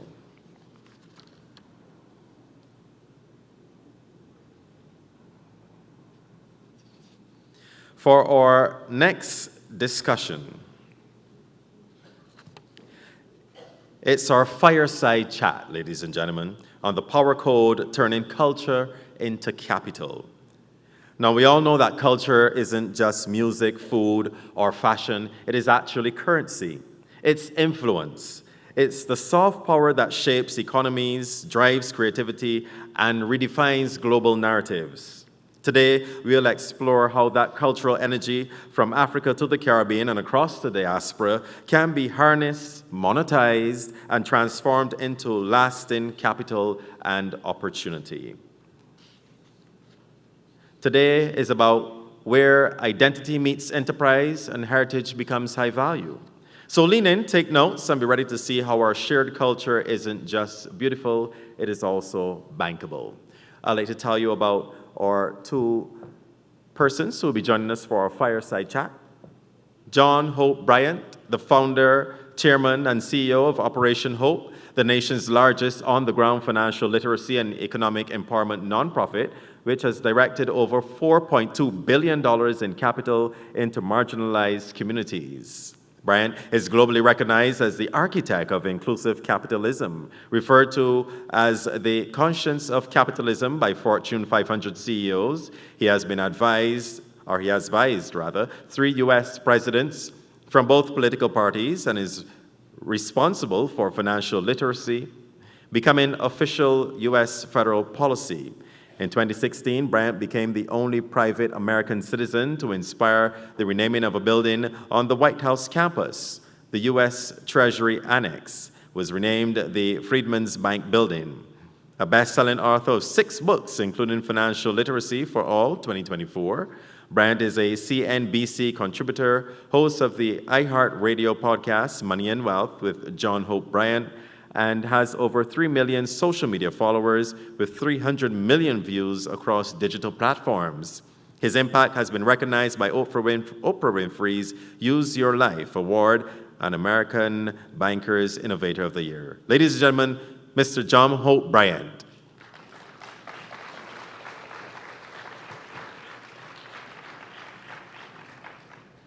The second person to join us for our fireside chat, Kwame Anuku, is the founding managing partner and chief investment officer of Black Star Fund, a $12 million venture capital fund investing in black founders across the United States and Africa. His portfolio includes over 15 companies with 50% women-led and 70% of capital invested in black women entrepreneurs. named 2022 Entrepreneur of the Year by the Sacramento Metropolitan Chamber of Commerce, and an Aspen Ascend Fellow, Kwame's career took flight when Prince personally recruited him to develop his mobile app. A Stanford Honors graduate, he has spoken at Harvard Business School, the Aspen Ideas Festival, and TEDx Ghana, and appeared on CNN, MSNBC, and BBC Worldwide. His impact earned him 2 invitations to the Obama White House. Ladies and gentlemen, please welcome to the stage Kwame Anuku.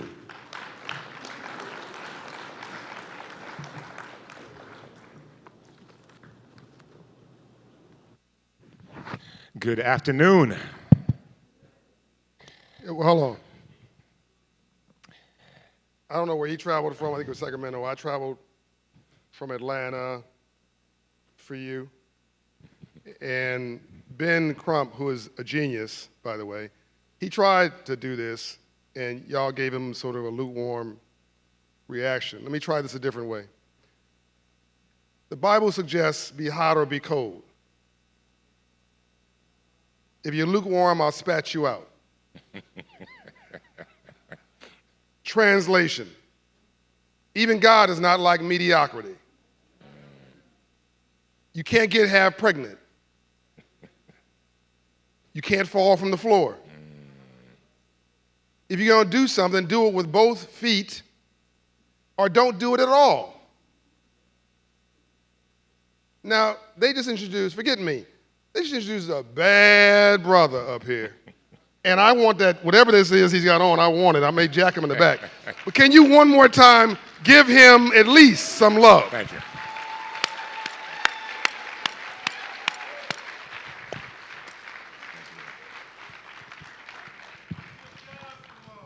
No, you guys going to need this enthusiasm for what comes next, both in the economy and in the world. You cannot afford to come out, be walking out here with half energy. If you're born black, you're born on probation in America, or in the world, or in Barbados, or in Ghana. You got to be twice as intelligent, twice as well-dressed, twice as smart, get up twice as early, stay up twice as late, work twice as hard for half the pay, and not have an attitude about it. Hello? You ready? Yeah. All right, let's go. Wow. Anytime we start a conversation, we always want to start with what exactly it is that we're talking about, and I don't like to take anything for granted. Today's conversation is the power code, turning culture into capital. Chairman Bryant, when you think of power code, what does that mean to you? And why, in this day and age, in this moment, do we need to be having this conversation? Black people, 1.6, give or take, billion in the world,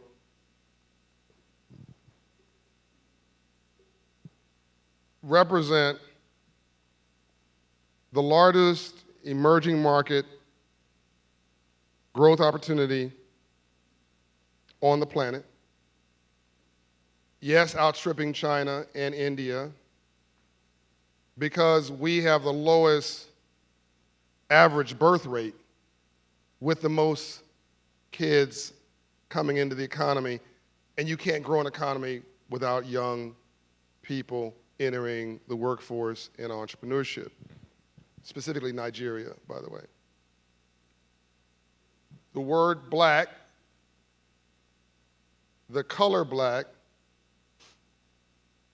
is the only color that includes every other color. You didn't get that. They're tracking. And this is why some people have a problem historically with us when we finally get our narrative right. It is the only color that includes every other color. Literally the first person ever to walk on the face of the earth was from Africa. Literally. That's not like an opinion. That's right. So it bothers me when I believe we've lost our narrative. It irritates me when we're looking for love in all the wrong places. when we're rearranging the deck chairs in the Titanic. Hello. The ship is sinking, we're picking drapes. Stepping over a dollar to pick up a dime.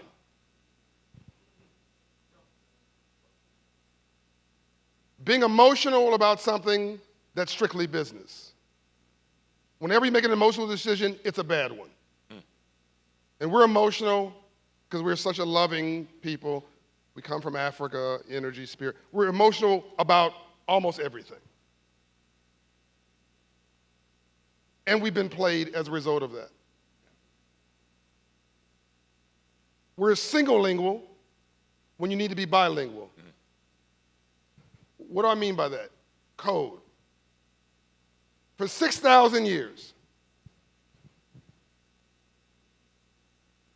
Black people have mastered culture,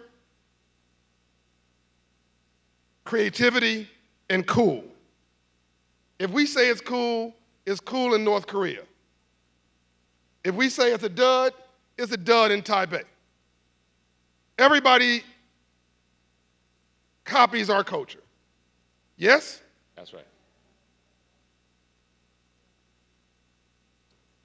What we haven't mastered, in fact, made very little attempt at truly understanding, is commerce, capitalism, and new community tied to ownership.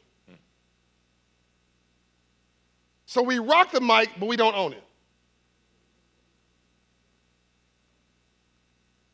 We perform on the stage, we don't own the stage or the event venue. We don't own the company making the VIP bracelets. We don't own the company that's renting the TVs and the lecterns. We don't own the company that's renting the graphics and the drapes. We don't own the advertising and marketing that's driving the event, but we perform on the event and we kill it. We literally define the event around the world. So, in short, when I look at what that title means to me, for 6,000 years, and specifically the last 400 years since American slavery and a lesser version of that in the Caribbean,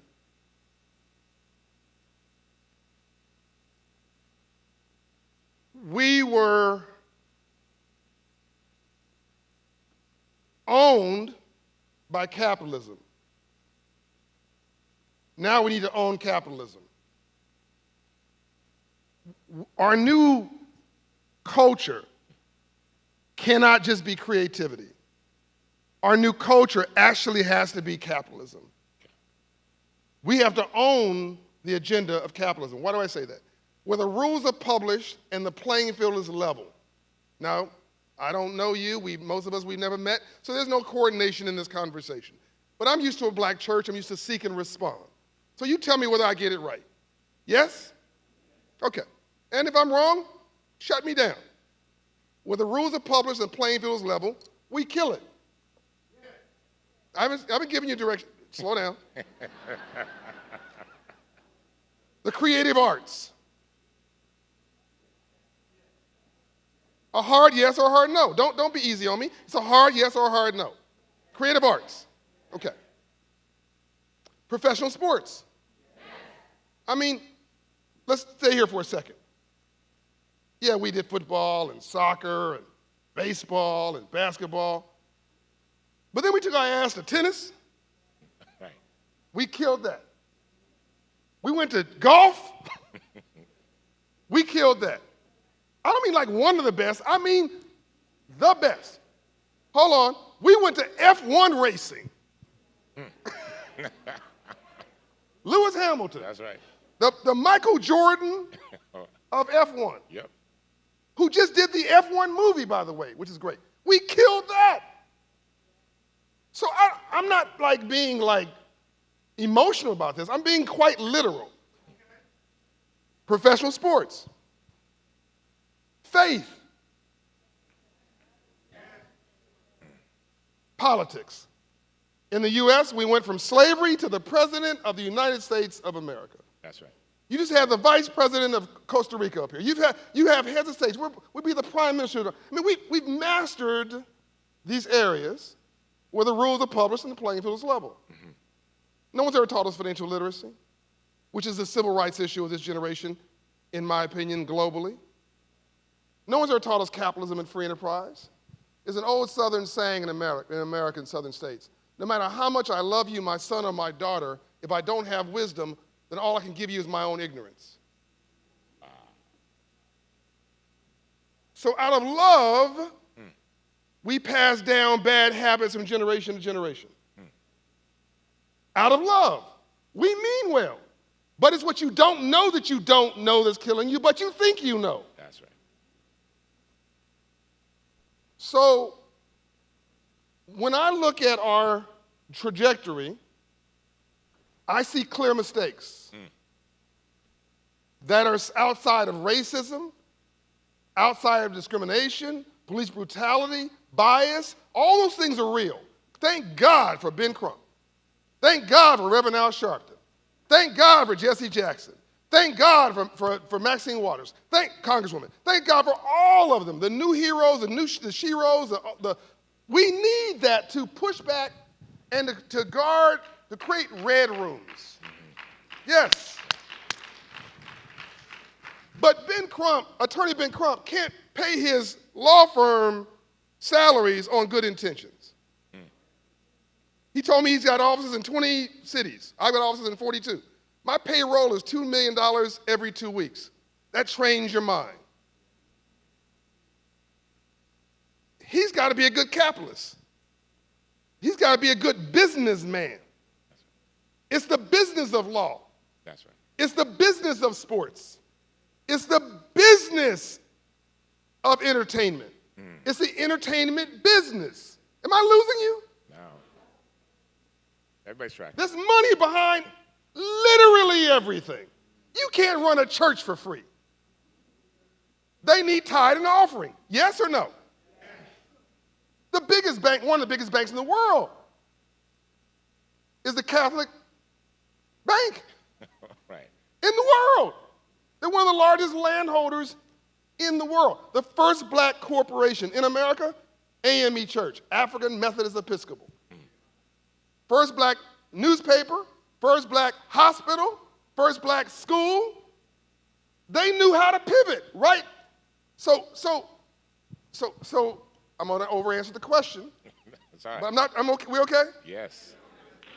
You know, you never want to be the old guy in the club. So before y'all kick me out, I'm going to leave. That's right. But this is an important question. Absolutely. So I'm not trying to Americanize this, but African Americans have pursued things in a way that does provide a lighthouse for the rest of the world of what's possible. So we make many mistakes. Many. We're making mistakes right now. But there is a lighthouse that says this is possible. That's right. Right. So, I mean, I've gone from the top, the bottom, one of the poorest zip codes in America, to the top 0.1% of income and wealth, not black income and wealth, period, legally, Right. in the biggest economy in the world. That's right. So it's possible. But let me come back to frame this. First Reconstruction, Civil War, slavery. By the way, slavery was capitalism. Just bad capitalism. No one went halfway around the world to grab us, Right. to drag us through the Caribbean and the Caribbean region and Latin America. By the way, there were slaves in Mexico, there were ever slaves in the U.S. And to bring us in the U.S. just because they didn't like us. That's crazy. They did it because the gold of that era was agricultural crops of cotton and tobacco, etc. The place where you grow those soil is arid, humid, and hot. That soil looks dead. Who knows how to bring dead soil back to life? African geniuses of the soil. Hello? That's right. But the narrative is you're dumb, you're lazy, you're shiftless. No. You went halfway around the world because you couldn't find anybody else on the planet with enough agricultural intelligence to bring a dead crop back to life multiple times. That's right. And we created wealth for Europe.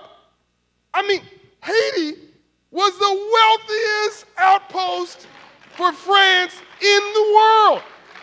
When Hades rebelled, they broke France, literally broke them. The only reason there's America is that Haiti, that France had to sell what was initially just New Orleans, but because of the rebelliousness in Haiti, and they whipped Napoleon's brother's rear end, then whipped Napoleon's rear end, they so crippled trade for France, they couldn't do war around the world. France had to sell land in America equivalent to 13 states. That was the beginning of America. This is not my opinion. Right. Use your smartphone to be smart. Like, look up everything I'm saying, and if there's anything I'm saying is incorrect. I'm not even making a racial comment. This is just fact. I like math that doesn't have an opinion.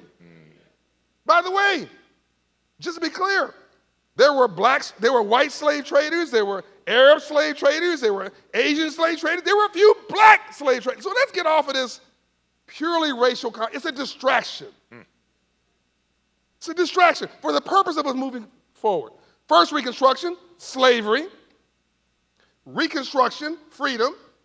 January, Field Action 15, Savannah, Georgia, 40 acres for any black who fought in the Union Army, including my second great-grandfather, George Young. 2 years later, so January, February, my God, they're so industrious, give them a mule. You didn't get that. 40 acres and a mule. It wasn't the next year, it was the next month. And by the way, this was really horrible land. It was like along the coast, the beachfront property, North Carolina, South Carolina, North Florida.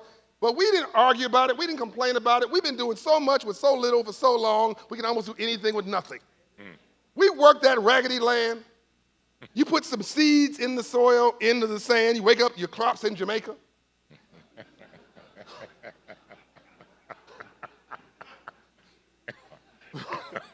Oh, you have a sense of humor, okay. But we worked it. I said, my God, they're so industrious. Hardworking, smart. That's right. Give them a mule. That's like saying give somebody a tractor. Right? It wasn't a handout. It was a hand. The next month, Field Action 15 created, triggered the Freedmen's Bureau, which created the Freedmen's Bank. Last day of Lincoln's first term, he signed the law, a bank chartered to teach freed slaves about money, financial literacy. Then he promised blacks the right to vote, and somebody said, you'll never live to your next speech. That was April. January land, February mule, March bank, April he was assassinated. The guy who took over from him was the Southern segregationist, his vice president, reversed all of 40 acres and a mule, little known story, stopped Reconstruction, pulled federal troops out of the South. That experiment was taken off, right? Bank ends in 1873. Now you fast forward to the second Reconstruction. Access, Dr. King, my mentor Andrew Young, Dr. Dorothy Height, Coretta Scott King, behind every successful man is an exhausted woman. Thank you, my wife, Shatra, who's here, who puts up with me. So we thought we made it.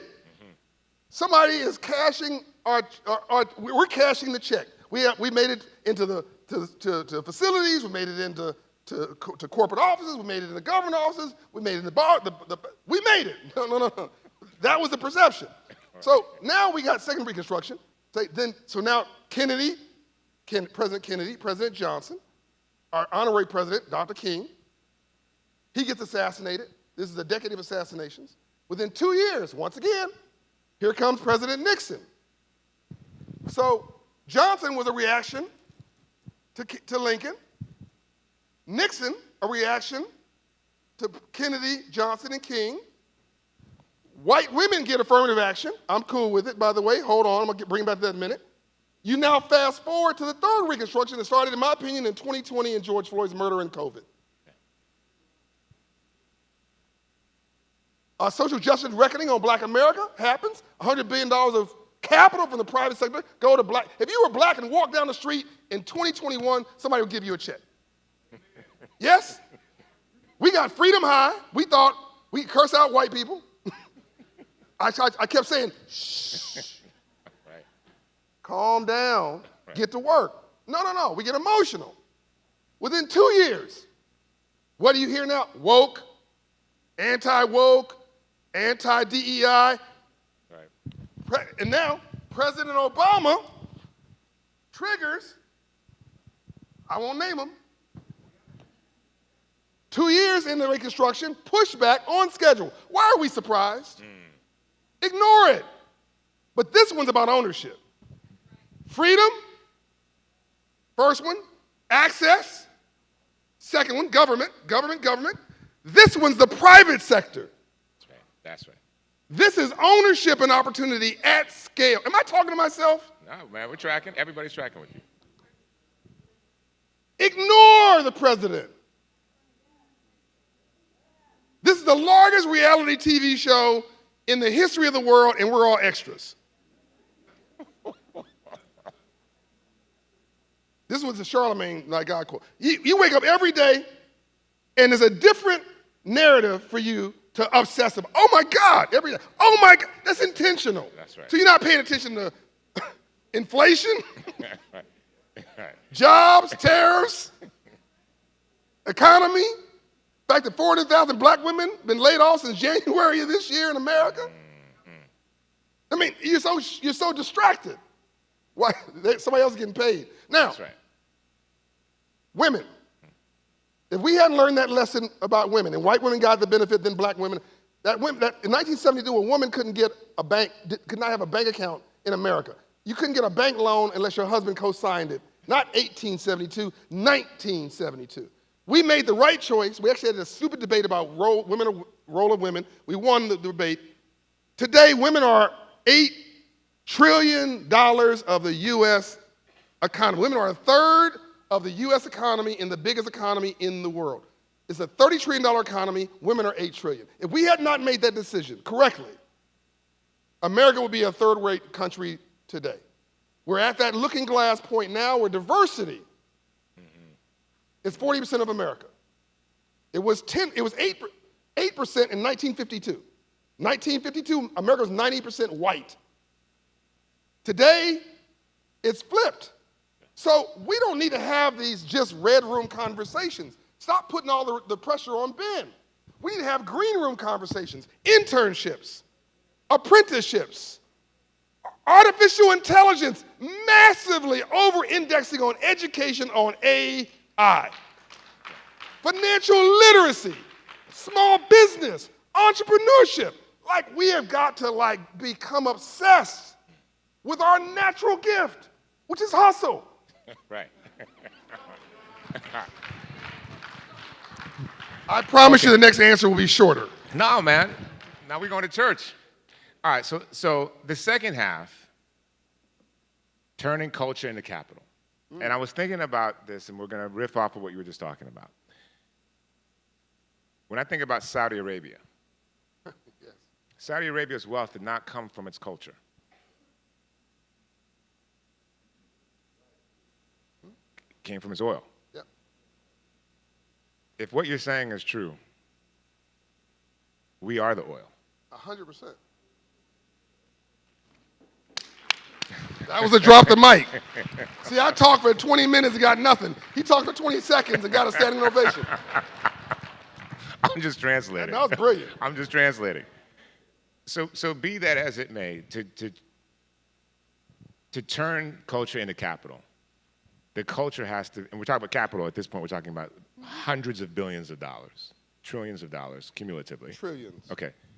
$2 trillion is our spending force. Okay, so that means... Just America, just African Americans. So the capital we're talking about globally in the trillions, that means the culture has to have an extraordinary inherent value. Hello? Okay. So, what did Malcolm X say? We've been bamboozled. We've been tricked. We've been fooled. We've been hoodwinked. We run amok. That's right. It's what you don't know that you don't know that's killing you, but you think you know. That's Red right. pill, blue pill, the movie The Matrix. Red pill, blue pill. That's right. This conversation is everything. Let me make this really simple. Please. In America, we have credit scores. Now, I think the real gift for the world is not America. We'll do fine. Africans are going to clean our clock. If they just stay on their focus on education and hustle, and the difference between a hustler and a businessman or a businesswoman is paperwork.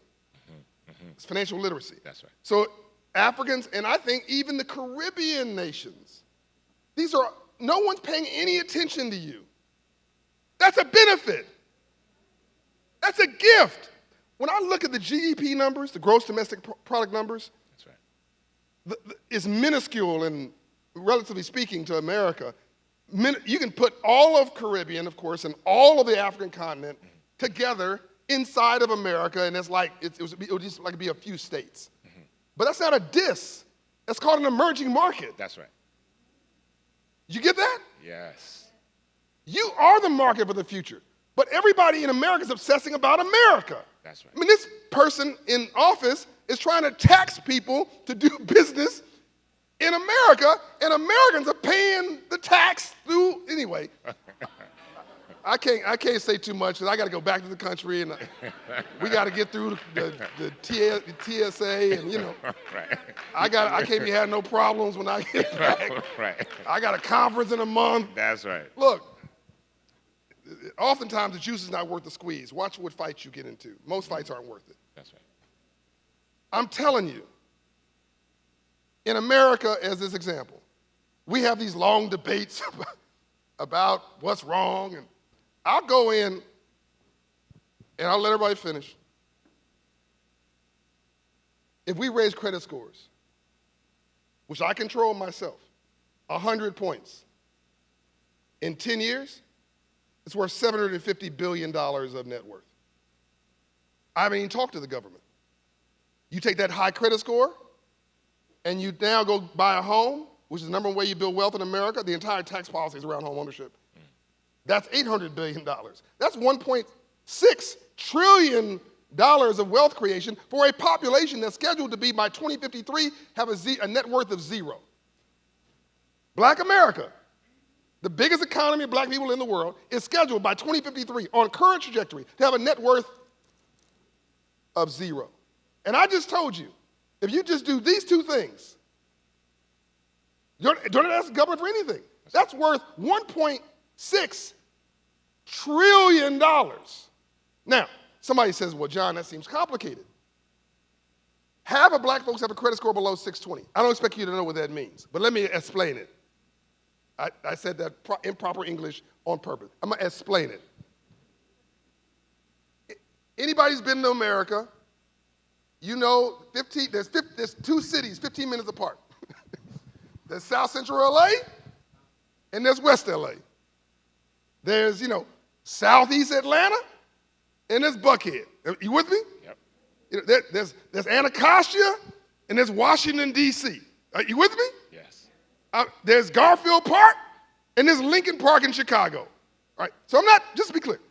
So the black neighborhood that's 15 minutes away, the credit score is average on average in the 500s. Average credit score for half of black people is 620, which means when you wake up in the morning, you're locked out of the free enterprise system. You can't get a decent car loan. You can't get a decent home loan at 600, 620. You need 700. You can't get a small business loan. It's risky credit. But let's just deal with the reality. In these communities that are 500 credit score community, you live to 61 years of age. That's right. 15 minutes away, you live to 81 years of age.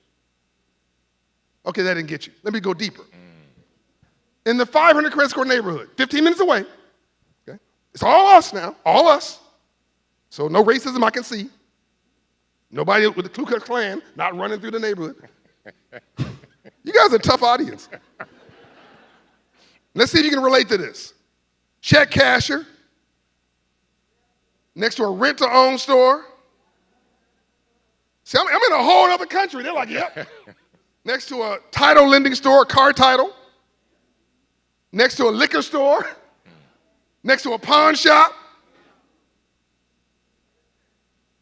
with a church that down the street. The church is your neighborhood therapist. So I tell black people, and see, that's designed so you don't go postal on Monday. Some of you don't know what postal means. It means go cray-cray. So I talk to black people, bougie black people. They drive me nuts, bougie black. Why don't you go see a psychologist or a shrink? You got some psychological. Oh, I don't want to go see a psychologist or a shrink. Somebody might think I'm crazy. If you black in America or black anywhere, you don't think you crazy, you crazy. So that system is high cost capital. That's right. The only way you can repay that is illegal activity.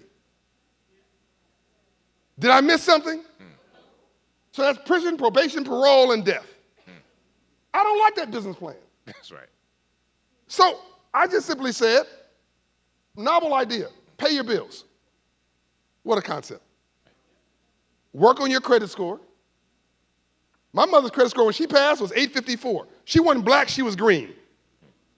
I asked my mother, you gonna get married again, baby? She divorced my dad over money. Baby, I might, but if I get married, he's gonna be a BMW. I said, Mom, that's really vain. Like, a car? She said, no, baby, a black man working.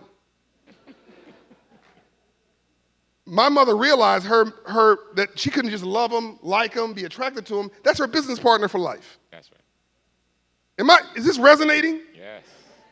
Before marriage was romantic, before it was even religious, before God endowed it 3,000 years ago, 6,000 years ago, marriage was about business. We don't take care of our. This is what we have to decode. But what makes me so excited? AI is mutual opportunity discrimination. Artificial intelligence, 99% of black folks don't know a thing about AI. 99% of white folks don't know a thing about AI either. They're getting their jobs eliminated because it can process accounting and other things. We're getting eliminated because we're doing low-level jobs like customer service. All that's going to go away by 2030. 2030. Here's the thing, though. AI is going to destroy a bunch of jobs. It's going to be a 2-3 period, which will be uncomfortable. And it's going to create more jobs on the back end, I believe, than the jobs it destroyed. Absolutely. Somebody's got to work on the robotics. Somebody's got to grease the machines. Somebody's got to repair the computer. Am I talking to myself? But nobody's working on the working on. So people say, oh, my white friend, I'm feeling like we're having a crisis. Black people have a crisis every Tuesday. I'm giving you the best I got. It's going right over your heads. No, I'm tracking with you. I'm saying this is our time. That's right. Rainbows only follow storms. That's right. That's right. You cannot have a rainbow without a storm first.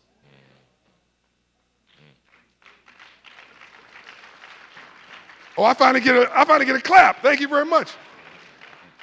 Even the Bible says you can't grow except through legitimate suffering. Only through constructive friction do you grow. We're expert at constructive friction and all. I know we got to wrap it up.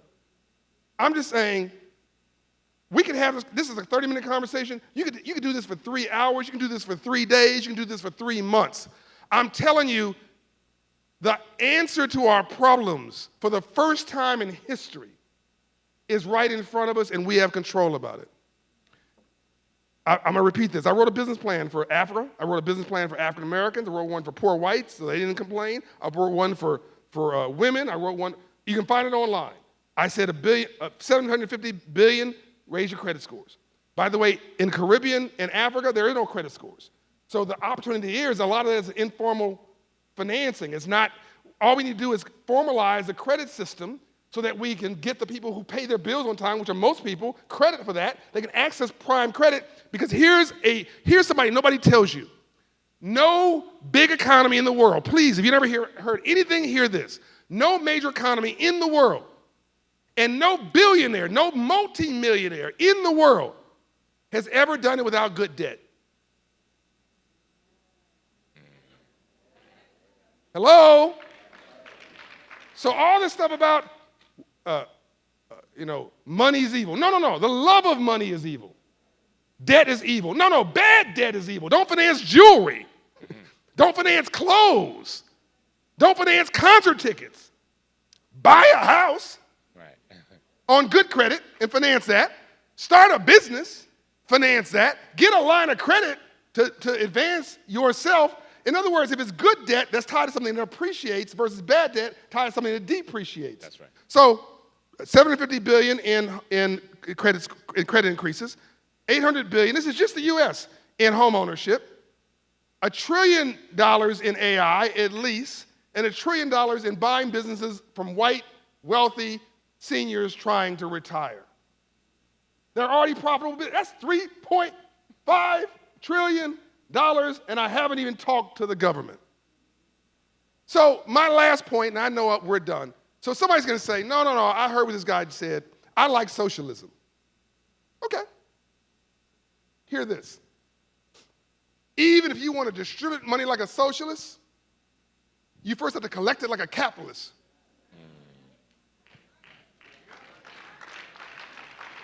You know where the government gets their money from? You. Hello, taxpayers. You have a gold mine in Barbados. You have a gold mine in the broader Caribbean. You're right a stone's throw from the biggest economy in the world, United States of America. And you got friends there. Ben Crump. He can finance all of you. Africa, I mean, if we ever get on the same page, I don't mean agree with each other. I can't agree with my own family. I don't mean agree. I mean get on the same page, get coded on one thing, just one, just like my Jewish brothers did. What we might need is a black Jewish business plan. Financial literacy should become the policy of every Caribbean and African government in the world in the next 2 years. That's your new baseline, and I'm out. Ladies and gentlemen, the chairman, John Hope Bryant. Thank you very much.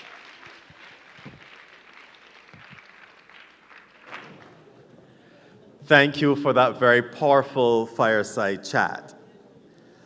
Ladies and gentlemen, our next session is perhaps the most important one today, titled Fueling the Future. Yes, it's officially lunchtime. And this network lunch is brought to you by Invest Barbados. Lunch will be 30 minutes, and we do hope you enjoy. We'll see you back here at 2 p.m. sharp. Ladies and gentlemen, this is the GUBA Trade and Investment Forum Barbados 2025.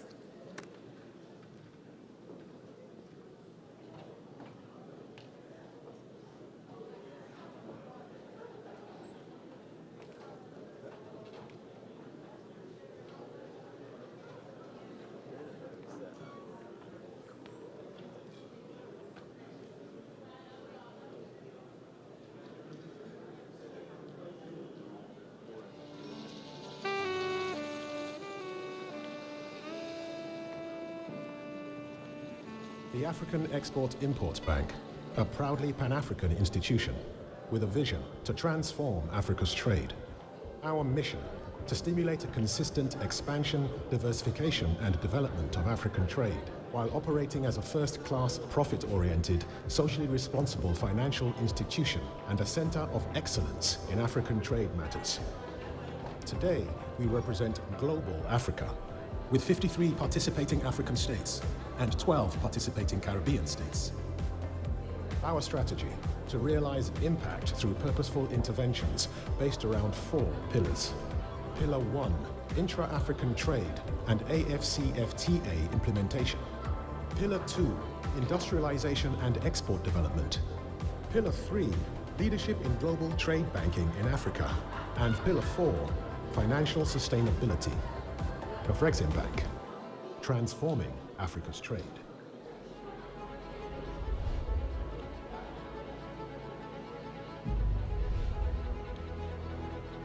After successfully redefining Accra's skyline with the delivery of the signature apartments, Cape May Properties presents an exclusive unveiling of the tallest residential building in Ghana, offering a first look of Sultan Sky. Sultan Sky, a magnificent representation of the seamless fusion of quality, groundbreaking innovation, and pioneering architectural brilliance. An extraordinary structure set to reshape the concept of upscale living. Thanks to its inventive attributes and unparalleled commitment to precision. This master-planned residential development will focus on the building's location, security, privacy, the design's aesthetic brilliance, elevated features in each living space, cutting-edge smart home technology, and amenities beyond imagination, with fantastic residential features which include 24-hour concierge service, a state-of-the-art fitness center, a floating tennis court, a floating swimming pool, a spa, a sky pool, a sky lounge, a movie theater, co-working spaces, kids zone, distinctive lifts for staff and deliveries, private gardens, chef's kitchen, expansive terraces, entertainment rooms, restaurant, and 24-hour security. Sultan Sky.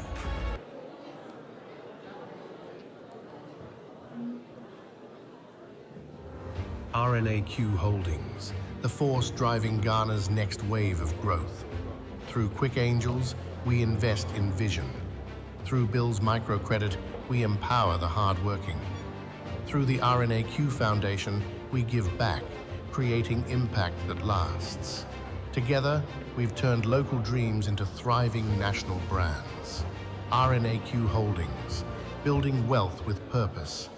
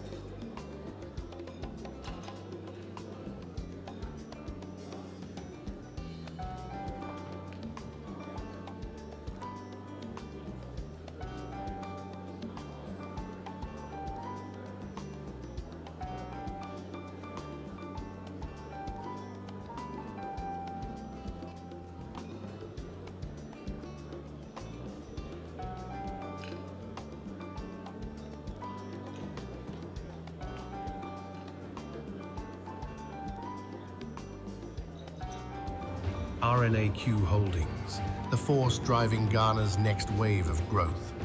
Through Quick Angels, we invest in vision. Through Bill's Microcredit, we empower the hardworking. Through the RNAQ Foundation, we give back, creating impact that lasts. Together, we've turned local dreams into thriving national brands. RNAQ Holdings, building wealth with purpose. The African Export-Import Bank, a proudly Pan-African institution with a vision to transform Africa's trade. Our mission, to stimulate a consistent expansion, diversification, and development of African trade, while operating as a first-class, profit-oriented, socially responsible financial institution and a center of excellence in African trade matters. Today, we represent global Africa, with 53 participating African states and 12 participating Caribbean states. Our strategy, to realize impact through purposeful interventions based around 4 pillars. Pillar 1, intra-African trade and AFCFTA implementation. Pillar 2, industrialization and export development. Pillar 3, leadership in global trade banking in Africa. And Pillar 4, financial sustainability. Afreximbank, transforming Africa's trade.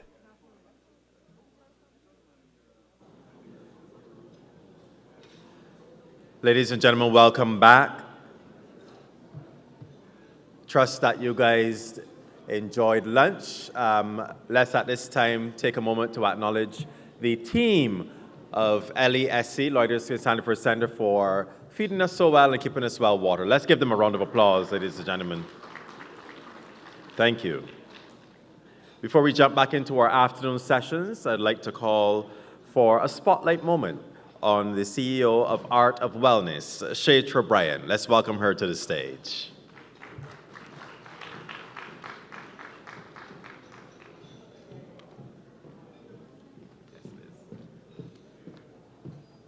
Good afternoon, everybody. How are you feeling?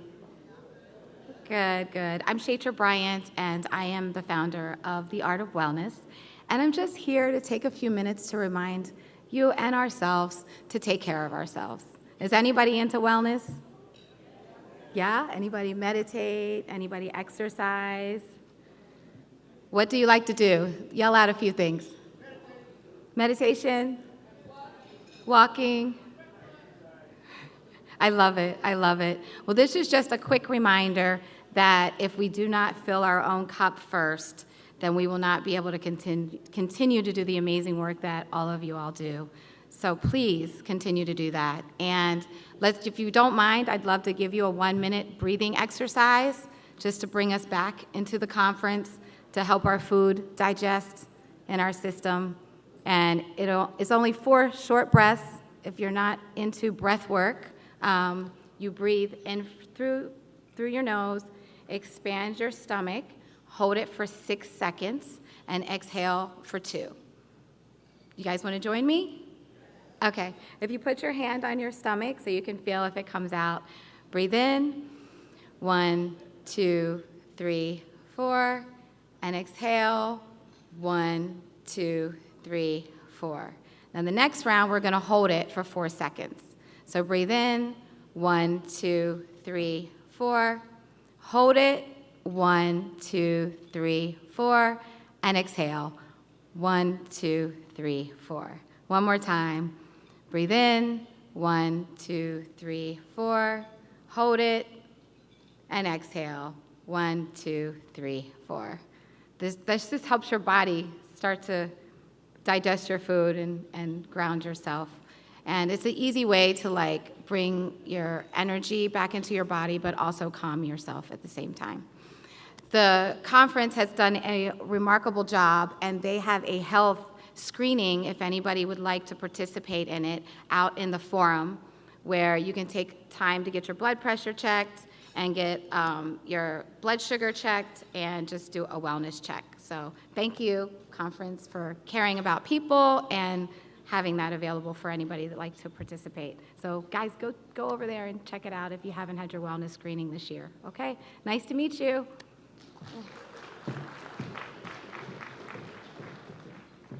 Thank you for that, the Art of Wellness CEO, Shater Bryant.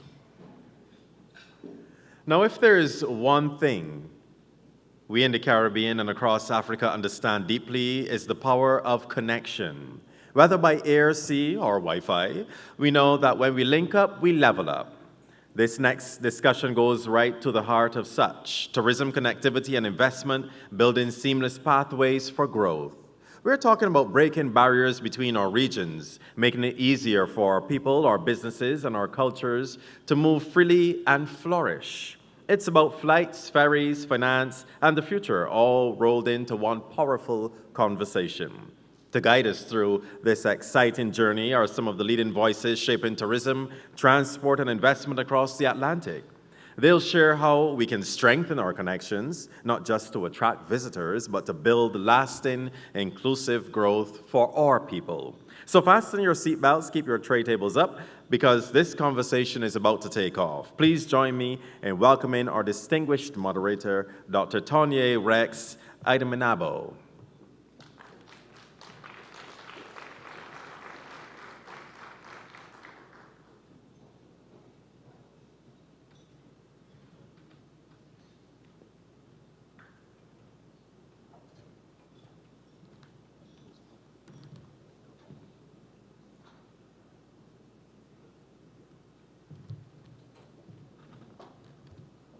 Hi, good afternoon.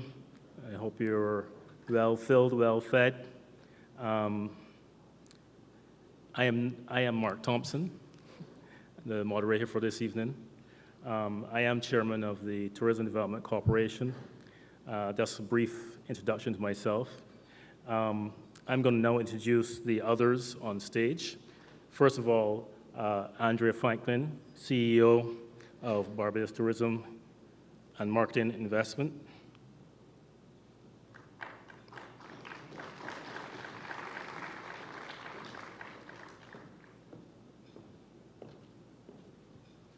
Javon Griffith, Chairman of the Barbados Hotel and Tourism Association.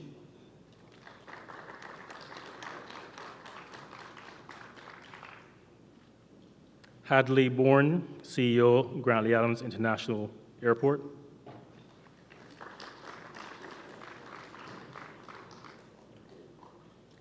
And Eunice Ajay Bonsu, CEO and founder of Cape May Properties.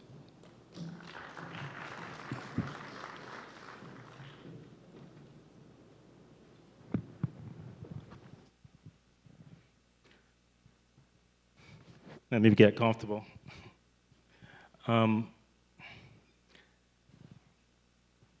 As the topic says, tourism, connectivity, and investment, building seamless pathways for growth.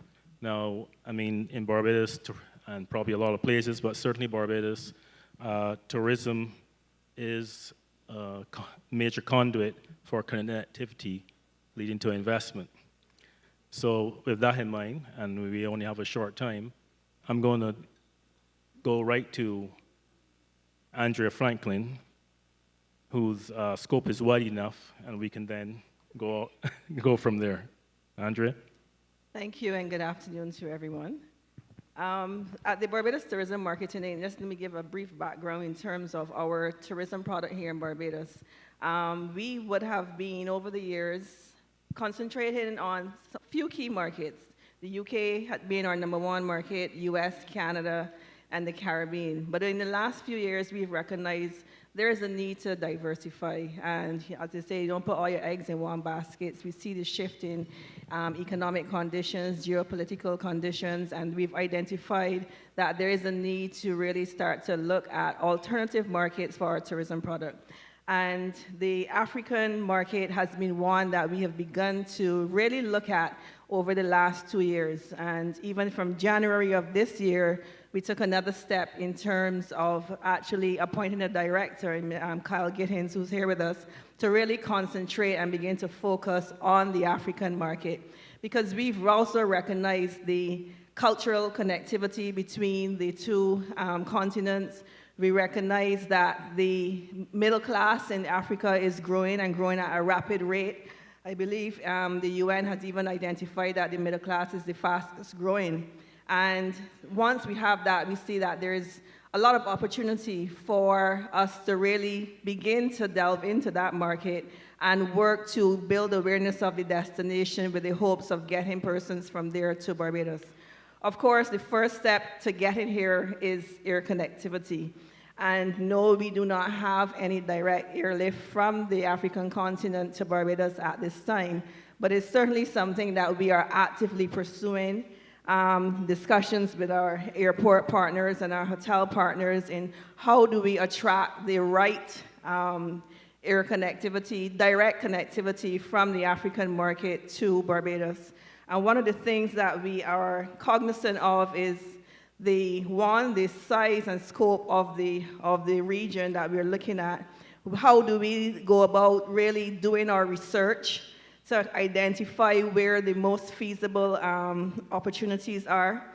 And also, how do we really look in terms of the opposite direction? Barbados is a small country, 270,000. Can we sustain a prolonged service between the African continent and Barbados on our own? Is it something that we have to look to our Caribbean neighbors to support as well? How do we build out Barbados as a hub then in terms of connecting the African continent to the Caribbean? We know that we have our Grantley Adams International Airport, and I will allow Hadley to really delve into that, but we have the perfect opportunity to position Barbados as the hub for the Eastern Caribbean. Flights coming to Barbados from the African continent, and then working with our regional carriers into Caribbean Airlines, and LIAT, to really then kind of spread then the traffic to the Eastern Caribbean islands. So that's one of the things that we have been pursuing, really looking into how we can then get to the next step as we pursue airlift to the destination. Okay, that brings up a few questions, a few thoughts. Before I throw it over to Hadley to answer that question or to expound on it, exactly what's the pathway from Africa to Barbados? I know there's a lot of water between, and and we are the very first and the most easterly Caribbean island. I guess that's why it's important to have the hub, but speak to that. Well, I'm happy you raised that, and I was going to follow on from Andrea, because as she outlined what the plan and scope is, sounds very good on paper. But do we have an enabling environment for such? If you wanted to go to, say, let's use Ghana, for instance, right now, it's probably a 20 to 24-hour flight connecting through whether you go the USA route or the UK. From here, direct would be a 6 to 8 hour flight, depending on the aircraft you use. But are we facilitating and having an enabling environment to provide such? Do we have the necessary air services agreements in place across the diaspora to facilitate such? And even within Africa, from a region continentally, there's a lot of challenges with even their domestic flights within Africa, similar to what we experience in the Caribbean. So it's the frameworks, is the infrastructure, and not from the airport point of view, because most of the airports within the region have done some significant development in the recent decade to facilitate such. But are the legacy carriers going to allow us to have that direct route? Or would they want us to come to the US or the UK? A lot of investors were here today. Is someone looking to invest in and build out that capacity within the African diaspora for us to have control over the various routes to facilitate such? So those are the questions that we need to pose to each other before we really, truly want to consider having that direct linkage, which is needed, but I'm saying these are the things that we need to consider. Let me ask this question, because I've heard lots of comments about that. I mean, clearly from what you said, it's possible to have a direct route, and that was not clear to me anyway, generally speaking. I've heard, okay, the monk of, there are no land masses in between, didn't know whether there were any laws that prohibit that or not. I've heard that many times. I see you smiling, so I guess that's just a myth. And that's an absolute myth. Most of the new carriers can do 16 to 18 hours without even stopping it. That's a 6 to 8 hour flight, so that is not a challenge at all. Well, well, when they get here, well, let me go to Eunice, because you traveled from Ghana. You would know what your experience is. You're in the real estate business. This is real estate is a major way of investing in tourism and so forth. So let me hear your thoughts on that. Okay, so I think, in my opinion, tourism isn't just an economic. Okay, so tourism isn't just an economic sector. It's often the gateway to wider infrastructure developments and real estate developments, especially across Ghana and then the Caribbean. And especially in Ghana, we've seen a lot of initiatives that the previous governments and then the current government is actually now doing.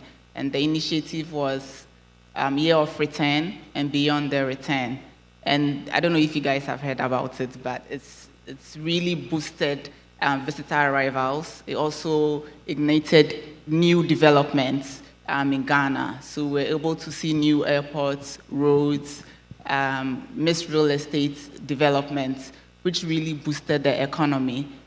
So in terms of tourism and then connecting the Caribbean and then the African market, I see that for tourism, it's a great opportunity for Africans, especially in Ghana, because just the two initiatives that was created by the government boosted the economy. From my personal experience as a real estate developer, Cape May Properties, when we developed our apartment, the signature apartment, that was around 2022. We saw a lot of the diasporas investing into the apartments. I had clients from the Caribbean and from African Americans who purchased the apartments for investment purposes, for Airbnb purposes. So I think tourism is really broad, right? It's not a standalone industry. Tourism is connecting visitors and investors to come together.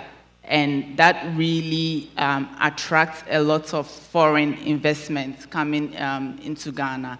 And then when we are able to do that, it helps a lot of development, so new roads. We've seen in Ghana, for instance, the Kotoka International Airport, the expansion of the Kotoka International Airport. We've seen that the governments have also completed new airports in Kumasi. So all this came from people traveling into Ghana.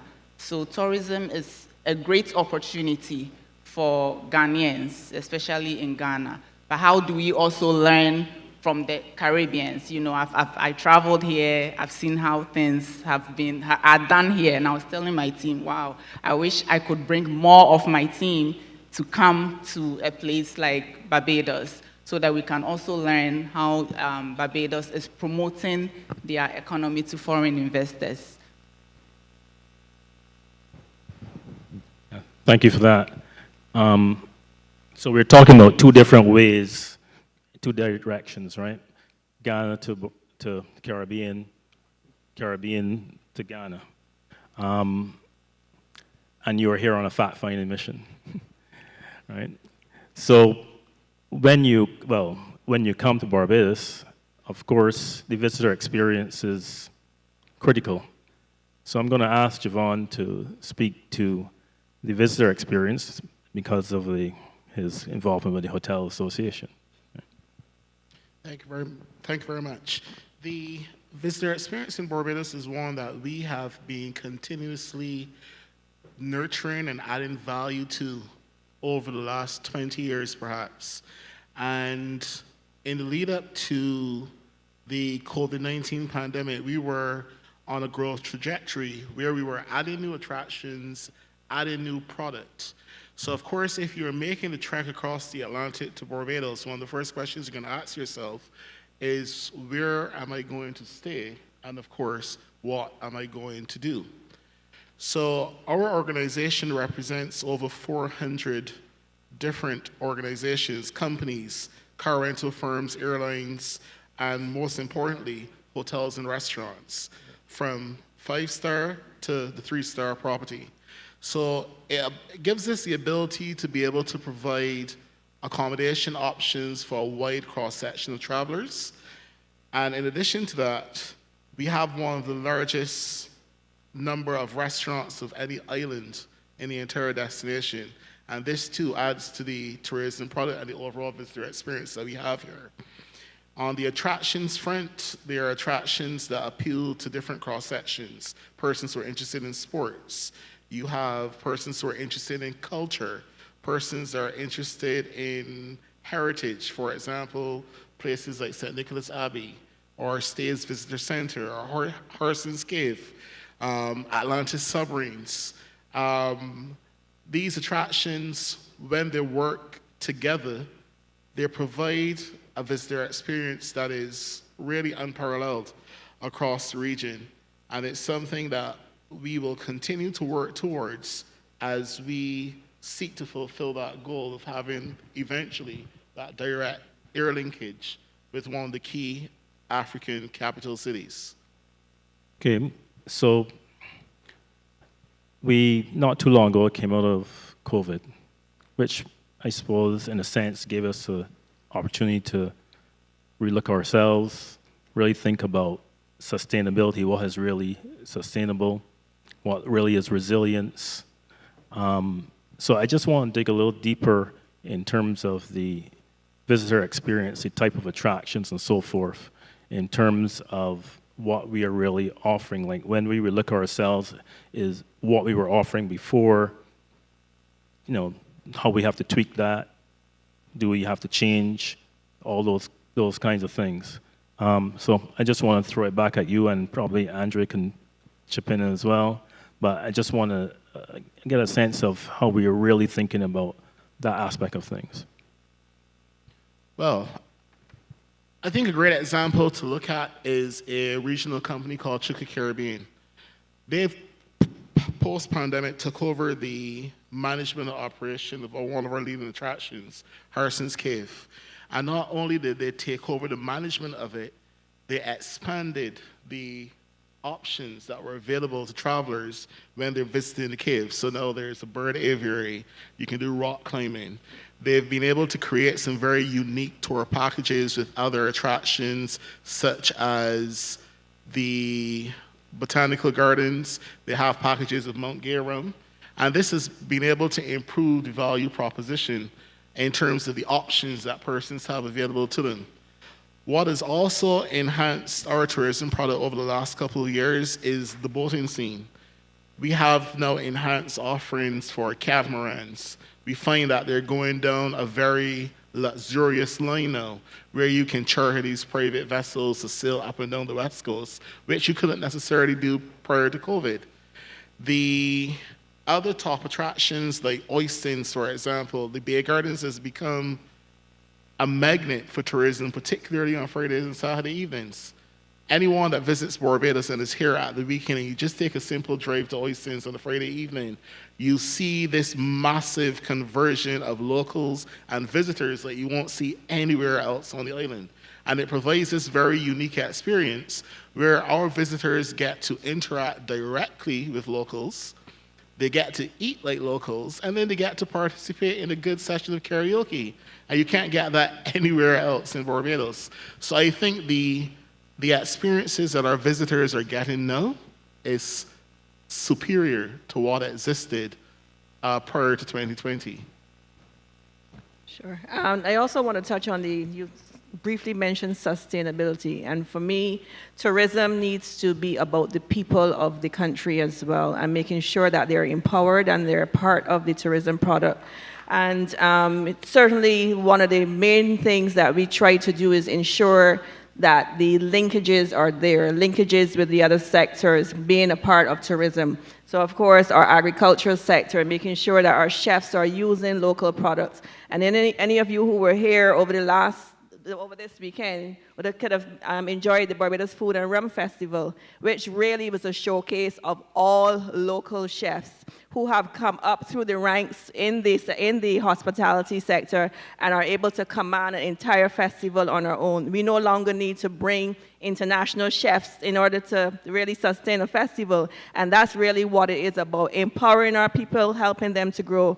But also we have native Caribbean on the outside, for instance, as well. A small local manufacturer who's no longer, I can't say she's small anymore because she's doing big things, but being able to expose products like that through tourism, being in the spas, being in the gift shops.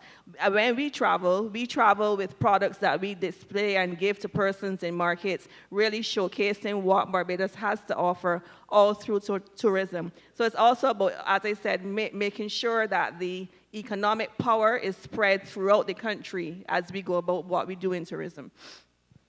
So if I'm taking from the 2 points from yourself and Javon, you're saying that community tourism is good tourism and it's sustainable tourism. So basically, all tourism should be about community tourism. Can I make that conclusion? Not necessarily. Well, I would say that tourism, once it sits within our community, but where you're going, I mean, there still has to be a balance. The demands of our guests dictate what the product is. So yes, there are some who are very interested in real grassroots community type tourism, but there are others who are not as well. But so making sure that we have the balance is what's important for me. But yeah, so you have to include the locals for sure. Wanted to expand on the hub aspect of things and what that really means. Okay, we are the most easterly Caribbean island, so maybe it's obvious that maybe we should be a hub. But what does that really mean, and what are you looking to achieve there? Hadley, either one. So I'll take a start at that one. And our Honorable Prime Minister has always said, naturally, we've been a hub for over 400 years. All the slaves leaving the African coast always stopped here first before they dispersed and disseminated throughout the region. So naturally, we are a hub. In relation to growth of aviation throughout the years, we've always been a natural hub within the Caribbean, whether it was LIAT, Air Jamaica, Caribbean Express, etc. And that aspect and diversity of being a hub also allows for the disperse into the other, whether north, south, in terms of our European and North American routes, or south into Central and Latin America. So that whole aspect of a hub also gives you that opportunity to build other networks and other niches amongst the aviation concept in terms of investment. It provides opportunities and growth in terms of aviation repair and the other services, catering, et cetera, that facilitate such. So, I mean, we've always been naturally a hub. It's just in the terms of how we have capitalized on it and how we seek to continue to develop it. Eunice, I'm going to come back to you. You haven't been here long, but if you could, I would like to understand what you're looking for from Barbados. What exactly are you looking for in order to understand how you would make that linkage for you exactly in a little more detail? Go ahead. Yeah, I mean, I think coming to Barbados, of course, we are looking for investors. We are looking for investors to come and invest in Ghana.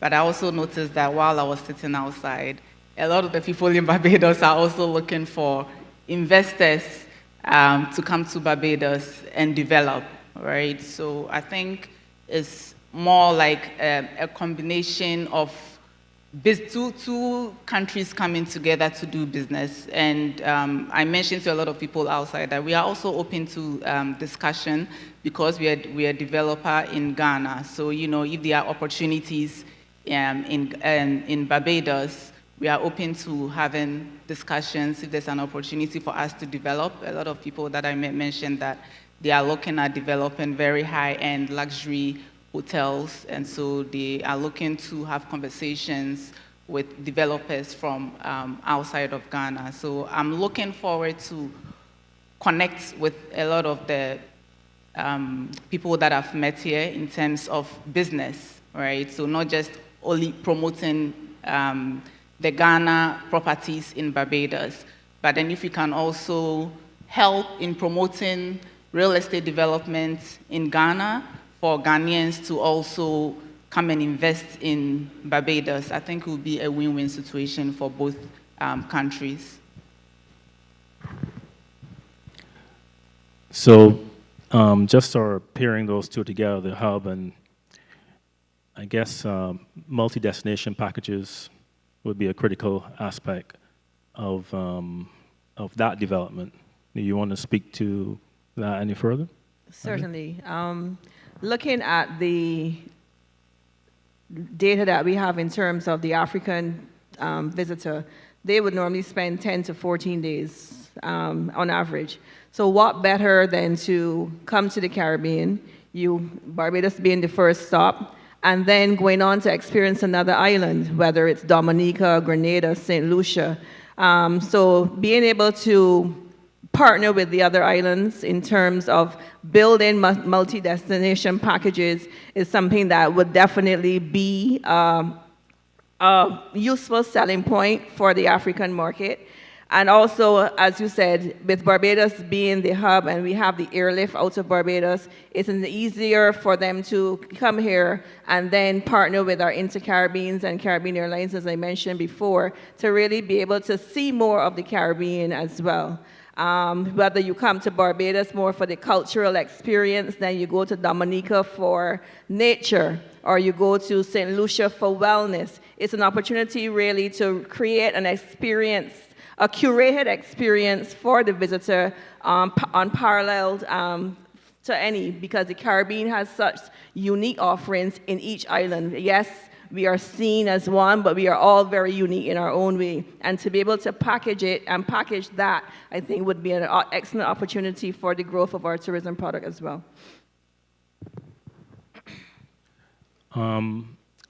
Just wanting to tap back a little bit when you spoke about food and rum, and the fact that it was local chefs. We didn't invite any international chefs or anything like that. So I'm assuming then there's a different tack on how that is to grow, probably more organically, like crop over or whatever the case may be.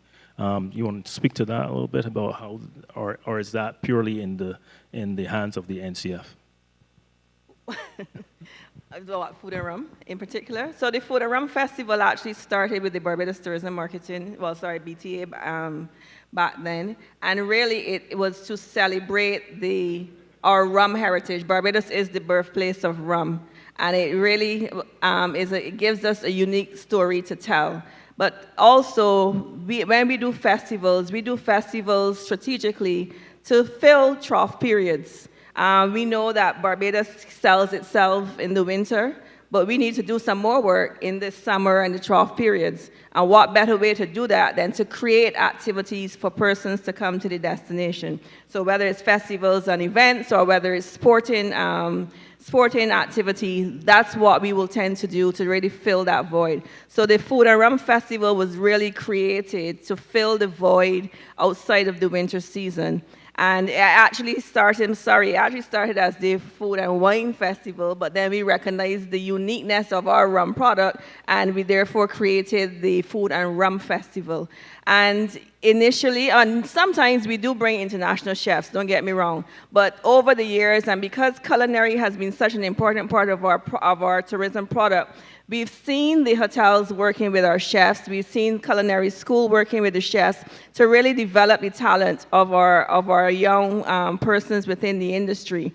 And going back years ago, in Barbados, it had to be a situation where every hotel that needed an executive chef had to advertise and bring an executive chef from overseas. But our talent pool has grown to the extent here in Barbados that there are many hotels and restaurants that now have Barbadians as executive chefs on their schedule. So just the growth of it, but really it's a bigger picture in terms of how we promote our culinary product, which is one of the key pillars that we as a destination promote in terms of our marketing.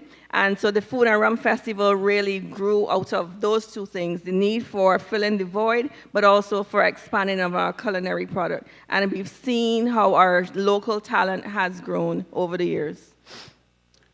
food is very important to Barbadians, right? So.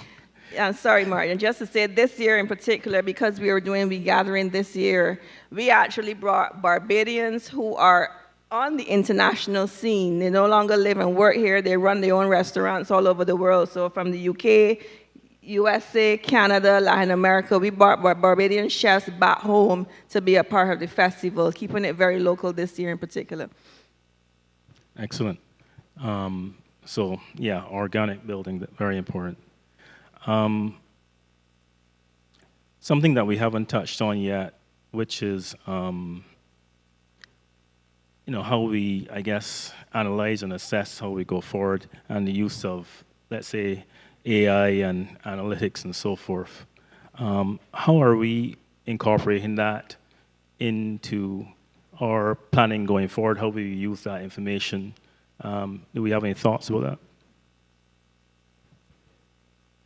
So I mean, for us in the BHTA, the AI and data analytics will basically allow us to better profile the travelers who come to Barbados. We can better understand their traveler behavior. We can use data from sources such as Visa and MasterCard to be able to pinpoint where they're spending, what they're spending on, and what quantity they're spending. And these studies are particularly important for small island economies like Barbados. So when we are going into the international markets to market to potential travelers, we are putting our limited dollars where we can get maximum returns and maximum value for money. So it is something that continues to grow, and I think that where we act collectively between public, private, the central bank, for example, islands like Barbados will benefit immensely because we are working together with one common goal. It is something that will have to continue into the future because AI is going nowhere. Data intelligence is going to continue to be the linchpin of decision-making for tourism authorities across the world. But for a region as tourism-dependent as the Caribbean, it is an absolute no-brainer that this is the way forward and what we must do to maintain our competitiveness across international markets. So we've hovered between 55 and 6,500 rooms for a long time, hotel rooms that is, maybe specific. And I believe we probably have something like 1,600 rooms that we should get on board sometime soon. I mean, how is that different from the existing room stock? How's that going to, that's a significant jump. So is that different, a different kind of room? Speaking to the, how people, what people like these days? So generally, I can say that with the overall assessment, the new accommodation which is coming on stream in Barbados between 2025 to 2028 will largely be different and far more enhanced than what currently exists on the island. We are on the cusp of opening our first Intercontinental Hotels Group branded property, the Hotel Indigo in Hastings, which is scheduled to have its soft opening next month. And for what I've seen so far from the room offerings, they're going to be some of the smartest hotel rooms on the island, something that no single property on the island currently has. Following from that, in Q2 2026, we'll be opening a small boutique property called the Blue Monkey, which was a former property called Tropical Escape, which is being completely renovated, and they're also adding a beach club. But the expertise behind that product lens from the Sandy Lane Resort, the iconic Sandy Lane.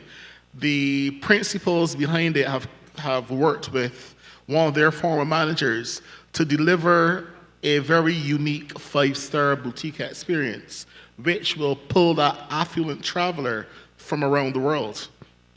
Third up, in 2026, we are expecting the first and only Royalton Vestance property in the world to open on the west coast of Barbados, right in Hulltown.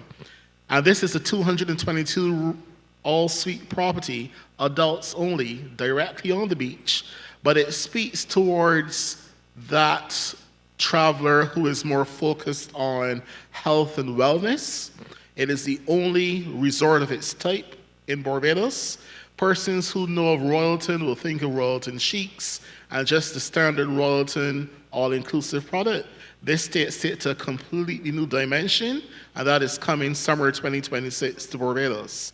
And as I continue on, we have what will become the largest hotel project ever on this island, Beaches Barbados, which will be geared towards families. A 600-room all-inclusive property with accommodation options ranging from 1, 2, 3, and even 4-bedroom suites.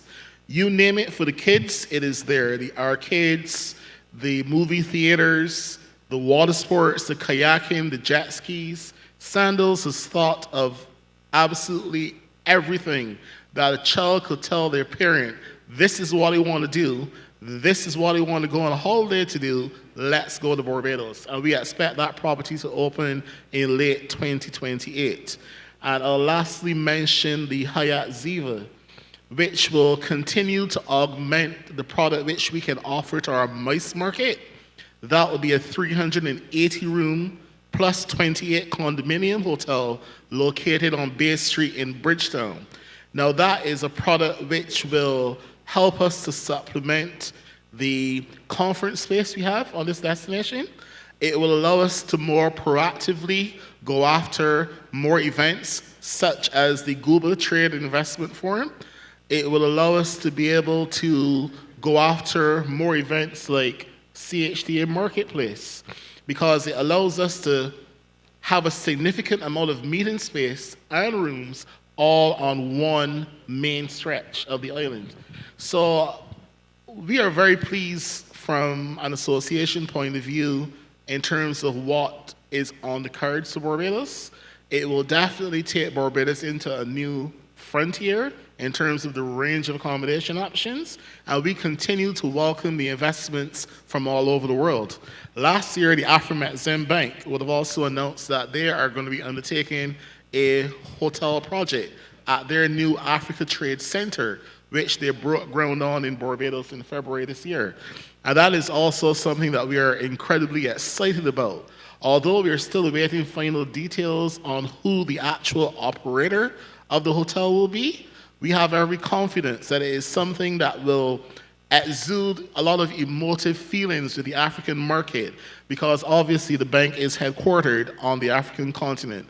So we definitely look forward to the next 3 years for tourism development in this island. So we are coming near to the end here, but I want to ask Hadley, then how is our international airport gearing up to meet with the new world, so to speak?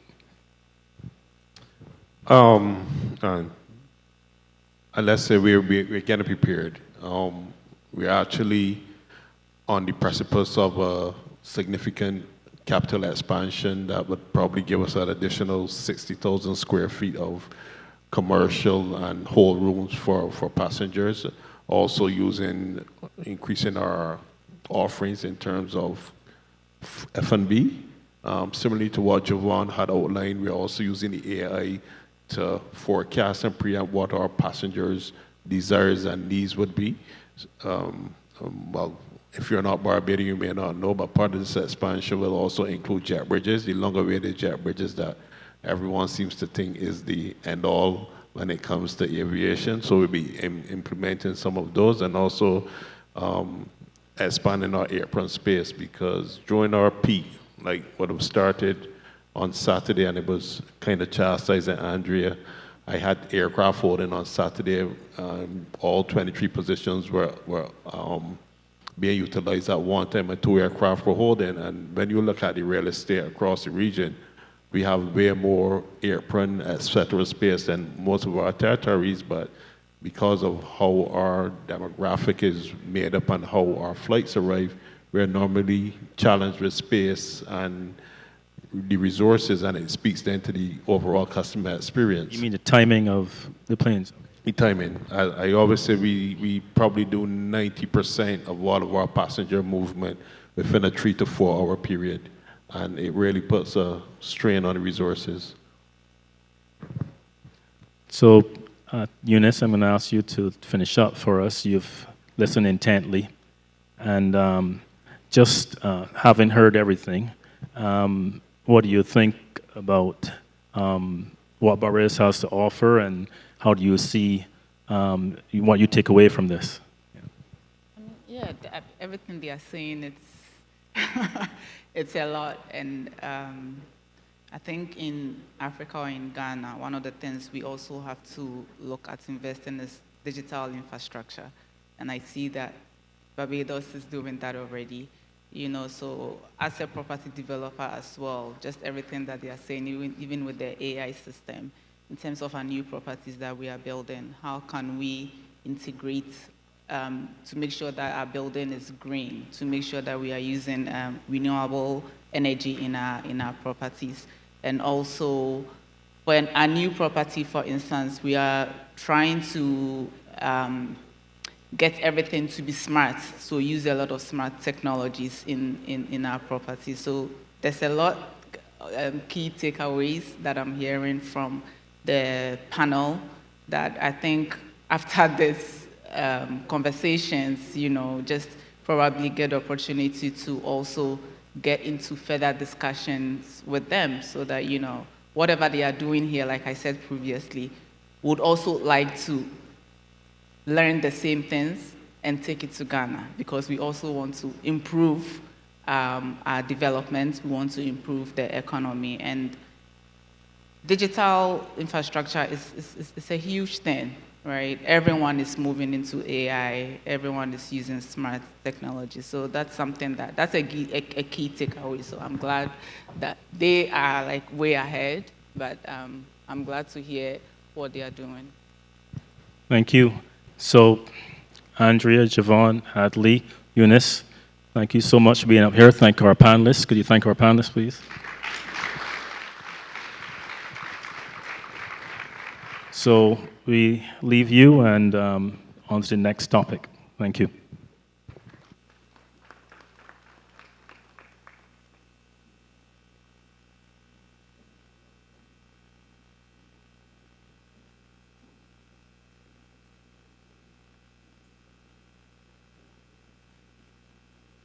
The African Export-Import Bank, a proudly Pan-African institution with a vision to transform Africa's trade.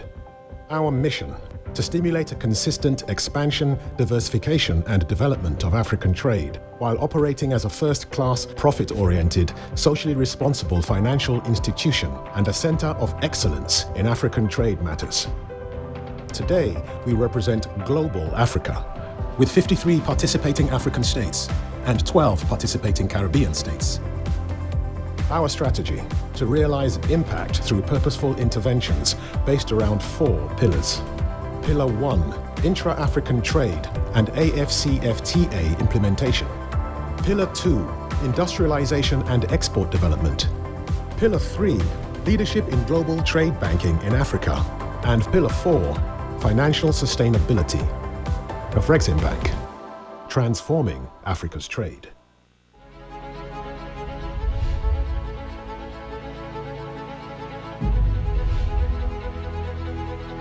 After successfully redefining Accra's skyline with the delivery of the signature apartment, Cape May Properties presents an exclusive unveiling of the tallest residential building in Ghana, offering a first look of Sultan Sky. Sultan Sky, a magnificent representation of the seamless fusion of quality, groundbreaking innovation, and pioneering architectural brilliance. An extraordinary structure set to reshape the concept of upscale living, thanks to its inventive attributes and unparalleled commitment to precision. This master-planned residential development will focus on the building's location, security, privacy, the design's aesthetic brilliance, elevated features in each living space, cutting-edge smart home technology, and amenities beyond imagination.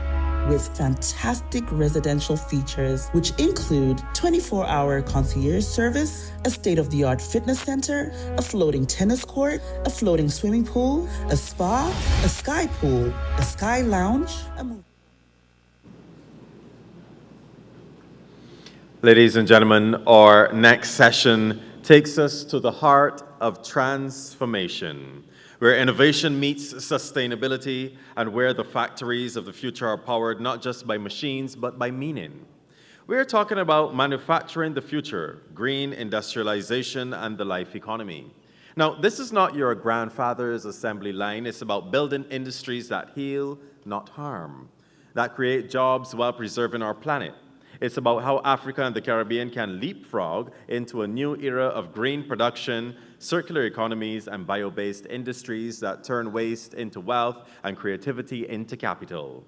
As the world shifts towards sustainable growth, our regions have a once-in-a-generation opportunity to lead, not follow, in designing manufacturing ecosystems that reflect who we are and what we value. So get ready for a conversation that's not just about making things, it's about making things better. Please join me in welcoming for the opening remarks CEO of Export Barbados, Mr. Mark Hill.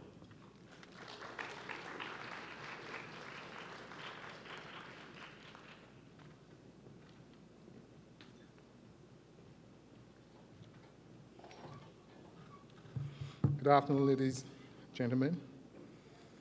Friends, partners, and fellow builders of destiny. There's a song that followed me throughout the years as CEO, which says, as we fight one another for power and the glory, the kingdom goes to waste. These words by Ernest Smith carries the perspective and the insight for generations that remind us that when we fight for position and not purpose, and when we chase power but neglect wisdom, our kingdoms in Africa and the Caribbean, our economies and our futures slowly decay. Today, as leaders of industry, we must decide, will we be fighting for power and the glory, or will we be fighting for wisdom that generates new levels of margins? The quiet strength that sustains nations long after applause fade. And by margins, we mean generating more with capital than we actually need. So we're shifting, because for so long, our economies have practiced what we call the Lewis model, industrialization by invitation, opening our gates to foreign capital, hoping prosperity will trickle down, but watching instead as the margins, the real wealth flows out. Today, through the green industrialization gateway advantage and what we call our life economy, we're taking a wiser path, industrialization by innovation. We're using our capital, our ingenuity, our spirit to form industries that belong to us, to build ecosystems where dollars turn over 3 times before it leaves the economy. This is what we call capital formation, turning creativity into collateral and wisdom into wealth. And to give you some practical examples around that, many of you may have passed the Gildan facility, and right next to it, you will see a dome being constructed. Now that dome is projected to generate $250 million US by 2027, which will shift our trade deficit and narrow Barbados' trade deficit, because we have made the decision to re-industrialize, not just focus on small businesses only, which are important, but we say that every ecosystem contains different size biology. We have plants, we have trees, we have shrubs, and we cannot build a healthy ecosystem in Barbados from an economic standpoint with emphasis only on small businesses. We have to also focus on attracting big businesses that generate billions within our economy, and that's what we've been doing. So we've been attracting new pharmaceutical players, new life science players, and new industries into the ecosystem around AI factories. We are reintroducing back investment in technologies, and we're seeing the fruit of this beginning to bear within our economy. So margins are important because margins is a measure of maturity. And we just can't be investing in businesses because of emotions. Business is business. And therefore, we got to make choices to focus on things that are going to generate significant wealth going forward. So margins are not just profit, they're proof of maturity. They measure how wisely we use capital, how effectively we design our value chains, or how intentionally we link and build our supply chains. So, and therefore, between Africa and the Caribbean and South America, Barbados positioned itself as that gateway, whereby we offtake the things that Africa needs from South America, and from South America we offtake the things that Africa needs, and Barbados position itself as a hub within that context. And what we're seeing is the fruit of that. So to wrap up, without margins, there's no freedom. Without margins, there's no capital formation. There's no sovereignty. And as the song says, our hands are tied behind our backs, while certain people ifing and butting, until we reclaim the ability to create capital instead of consume it. You know, we run the Zen numbers at our corporation because we have a trade side, which is the non-commercial side of Export Barbados. We've been existing for 70 years. And on that trade side, we import just around $150 million in cars so far for the year. 500 cars per week, consumption. But investment in robotics, investment in machinery, investment in productive sector.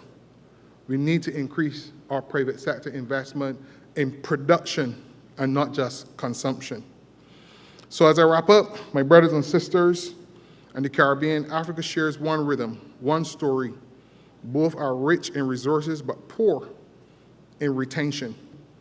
We export raw cane, raw rum, raw cocoa, raw ideas, and import our own refinement back at a higher price. That is not destiny. That is design, and we are redesigning it. Together, through shared regional value chains, we can move from exporting raw to exporting refined, from low margin to high impact, and from survival to sovereignty. Thank you very much.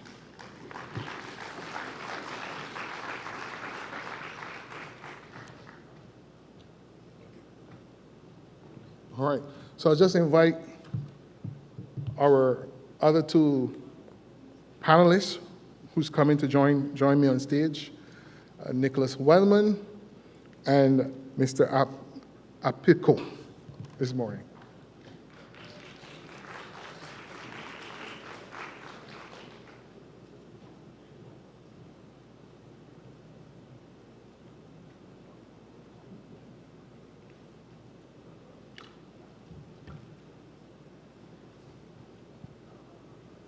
Okay, so we'll start first with our brother from Ghana. Yeah, we want to just describe where we are with as far as industrialization in Ghana is concerned and what's happening on the continent. If you could just give folks an overview, and then we will zero back in on some more tighter details around capital, how we're using capital in Africa. Yeah. Great, thank you. Good afternoon. Thank you for having me. Yes, so the topic for today, industrialization, manufacturing, Africa, Caribbean. So to begin with, allow me to provide some historical perspective about all of this. So Africa by nature, the system that has been designed from the days of the colonialists is such that most of our people would rather seek for employment than to create a business. So for a very long time, you've got majority of our people who would finish school and be seeking for job. So there are only very few established African industries and businesses. Fast forward, all of us realize that there's no way we can develop without manufacturing or industry or business. And so there have been several efforts to make sure that we take the right steps to industrialize. We are almost late in the game, but we are catching up very strongly. Most of our raw materials are exported without adding value. And that's a major problem. So whereas Ghana is probably the largest gold producer, we don't have gold. Dubai has more gold to sell than Ghana. It's because we just ship out the gold in its raw form without a refinery. And what's happening now is that we realize that we have to industrialize now or we perish. And that's exactly what we're doing. So from the African Manufacturers Association perspective, there are a lot of effort being done. We've got the African Development Bank, the Afri-Exim Bank, all of them coming together to set up several development banks to help in financing industrial projects and so on. The challenge, however, though, is that a lot of these financing are towards large industries and large businesses. But mind you, majority of our economy is controlled by SMEs. In fact, about 80% of all businesses in Africa are small-scale businesses. These small-scale businesses are not qualified to access the high capital, the high-profile financing from the African Development Bank, and all these large multilateral corporations. So there's a huge capital gap, especially for our SMEs who really need the monies to grow. Most of our SMEs are informal, but they are really doing well. But the requirement for accessing most capitals are formal. You need to have a bank account, you need to have run your account for several years, you need to have 3 years audited financial report, you need to have papers, you need to have all of this, and you need to have collateral. But most of our people really doing well, half of the time they are illiterate, but they are making a lot of money. So what I'm saying is that we just have to redirect the narrative and make sure that we create a capital type that is also available for the SMEs so that they can also develop using the resources we have on the continent. Okay, lovely. We're going to come back to you on discussion around trade. But Nick, you are a material specialist, designer, engineer. Now, as far as green industrialization is concerned, how do you see the Caribbean now? Or you see happening in the Caribbean as far as green industrialization is concerned?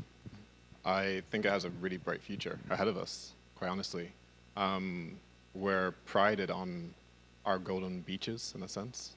And within that, we hold all the materials it takes to have a fourth industrial revolution within our space, controlled by us and narrated by us, in that sense.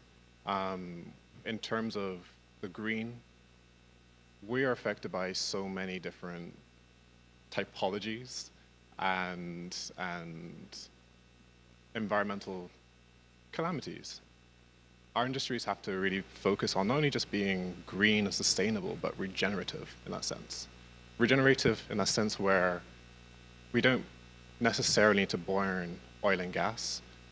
The energy and the input that we put into it, can we hold on to that and let it keep on scaling at a level that actually continues acting as a battery, as a recharging battery? And that's where our industries could start to look at being not only green, but then iterate into something more than, in that sense.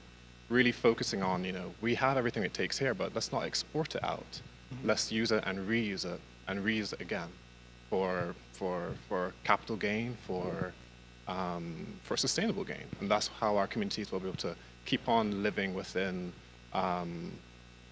a industrial bubble that we always ride on into the future, essentially. So that's where I see green sustainability in this region. Okay, all right. Just for the audience, the global north has been industrializing for over 250 years. Africa and the Caribbean has only been involved in industrialization for between 70 to 80 years. So they have almost 2 centuries head start on African and Caribbean countries. Now, in Africa, we have companies like Dangote that are beginning to break that barrier, starting to do refining of petroleum, starting to make cement. In Ghana, we also see some decisions being made there to get industrialization going. But how is Ghana looking at greening within your organization? How y'all looking at greening your industrial ecosystem? Because the global north, they're faced now with the issue of decarbonization. They got to decarbonize their economy because it's impacting the climate. While we pretty much have a green slate, we have a blank slate that we can actually build from ground up in a more environmentally friendly way. What's the steps that your team, the Industrial Association, are taking to make sure that y'all green while y'all build out and become big industrial players going forward? Great, thank you.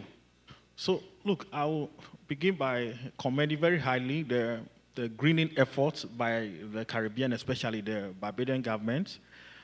This morning, the central bank governor mentioned to me that they are actually the first digital paperless central bank in the world. And I thought that was great, and that they are very intentional about making sure that they go total green. So I've also seen that the Caribbean heavily going solar and renewable energy. And I think that these are really great signs of a region that is determined to go totally green. For Africa, we have started going green. In fact, our policy makers, fortunately, are realizing very quickly that they need to put in the right policies and programs in place to ensure that our businesses are compliant. So what they've done is that they put in several incentives for businesses to go green. So in Ghana, for example, there's something called local content law. So if you comply, if you go certain percentage solar, there are certain tax benefits you have as a result of going green. If you use certain types of machinery, you get certain types of rebates and so on. And so gradually, a lot of businesses are going green. The only way to achieve total green is when we go totally intentional, both from the government side of things and also from the industry side of things. There are several carbon credit companies these days that you can find somewhere in the world that are coming to offer incentives for companies that are really going green. Our hope is that by the time that we all decide to abide by these rules, everybody, every business will see going green as a matter of necessity than just as an option. And our hope is that we can also begin to create a proper relationship between the Caribbean and the African industries in a manner that it benefits us. What that means is that we need to begin to work on issues of infrastructure and logistics between the two countries. So, for example, how can we bring the Caribbean product to Africa consistently? You know, these are issues that we need to resolve very quickly. So the issue around our transportation, aviation, movement of goods through the sea, you know, and so on and so forth. Currently, it's almost non-existent, even though there has been several talks around it. But I'm saying that we have to do this as a matter of urgency if we need to deepen the relationship and learn from each other. Issues around common traveling protocols, okay? If the Caribbean is seen as the sixth region of Africa, can we practicalize it? it should be easy for an African citizen to travel around the Caribbean and vice versa, without paper, without hassle, and so on.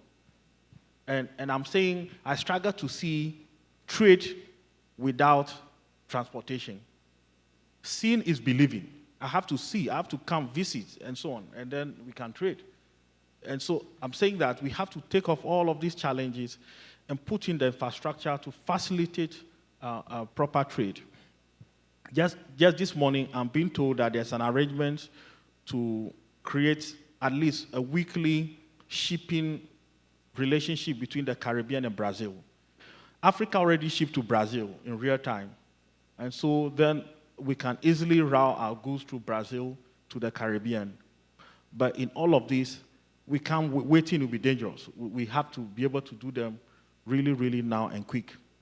Then there's the issue of the AFTA, African Continental Free Trade Agreement, which essentially promotes trading between and among African countries, duty-free, quota-free.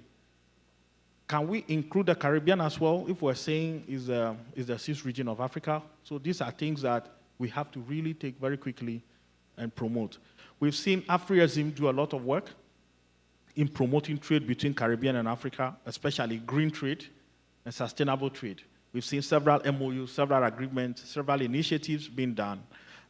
But we would like to see all of this trickle down to the SME in the Caribbean and in Africa, especially inclusive growth. So women, youth, the informal, all of that.